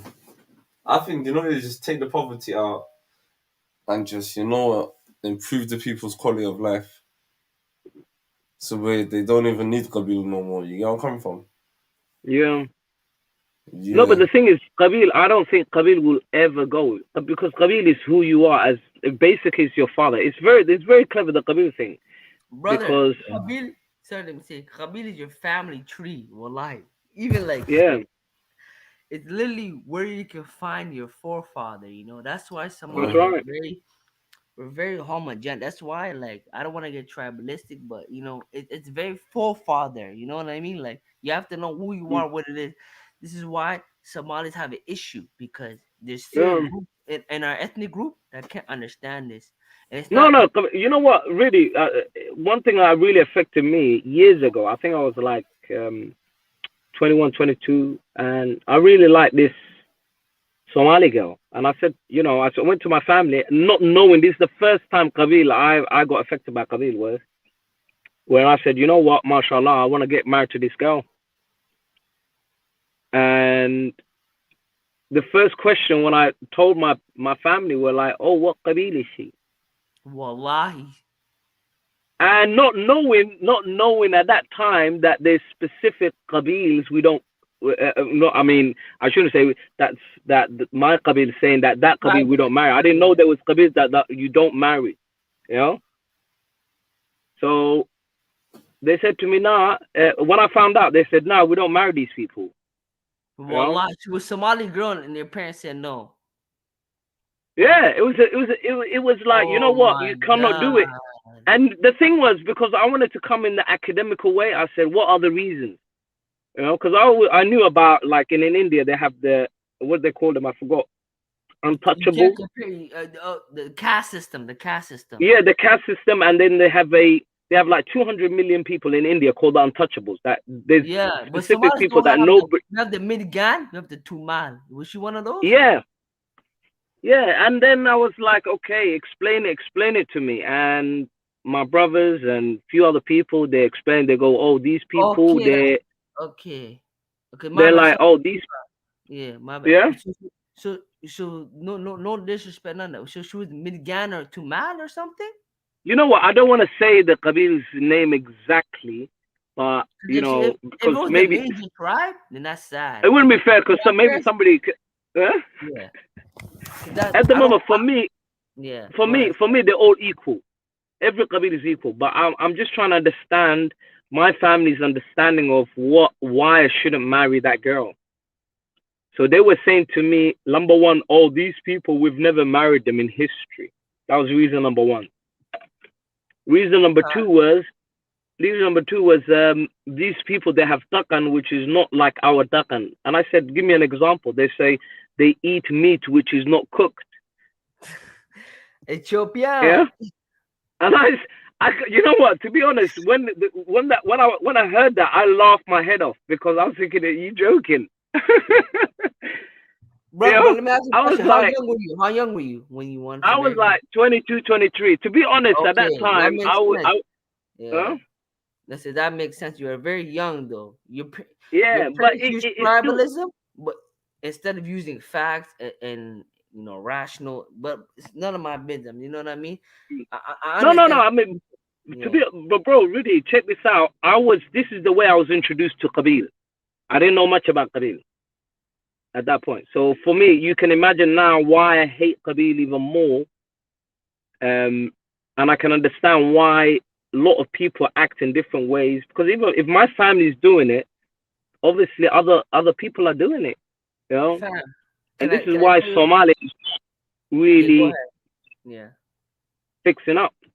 Yeah. And you know, sometimes I said to myself, you know, that family, the heartache, like hearing that, because she was happy to get married, I was happy to get married. She was Somali too, alive? Yeah, of course, she was one of the worst. That's the worst, bro. You see, that's what Somalis are backwards. You know what? But then they ruin marriages for no reason, especially if they're from. Yeah, but check this out. I said, fuck my family. Excuse my language. I said, fuck my family. I'm gonna go ahead with it because I'm the man, right? So I went up to her family, stating what my situation was. That I know about this Qabil thing, but I'm willing to go forward with it. Locked to my said though. How'd you do that, nigga? Locked? Yeah, no, because I just went forward. I mean, that wasn't an issue, but then her family said, if your family don't accept, we don't accept. Exactly, the Somali style. And that's where, you know, everything just stopped. And then she wasn't really for it because obviously she doesn't want to go against her family. Me too, fam. Never do that. The difference between your family, I'm not trying to speak ill, but they're quite tribalist, which is a lot of Somali. That's the issue with our community, you see. And I'm not gonna open the Pandora's box with this conversation because we know where it's gonna go. Because every forum online, so we know where it goes. But one thing I would say though is that as us Isaac people, bro, what I know, we're very tribalist sons of bitches. Bro. Oh yeah, we're very tribalist. And it depends what kind of family, you know. Me and my mom, I remember one time I was fucking with an Ethiopian girl. My mom knew. She said this, Wallahi Radwan, please. Even prior to this, she told me this when I was growing up. She said, Wallahi Radwan, Nag Adan, Nagmado, don't ever bring in the house. Wallahi, don't ever do this. I'm like, all right, cool. And at that time, I'm like, yo, mom, you crazy, bro. You know, I'm doing what I do with those quote unquote nayas. You know what I'm doing with them, man. And then I'm doing my thing. I was fucking with a nice Habesha girl. I'm doing my thing. No. My Hoya was like, Radwan, please, please, just get us some. you get one back for the team, yeah, for the Somali Nimo. No, not even that, bro. Because even all my Hoya friends, all my close friends too, all my friends, wallahi, no matter what it was, they're all from the same clan as we are. One guy married a Hawiye girl, another guy married a Dado girl. It never mattered, wallahi, especially in Canada. It never mattered because, and in this society, in the environment that we live, wallahi, I can't speak for the UK, Toronto.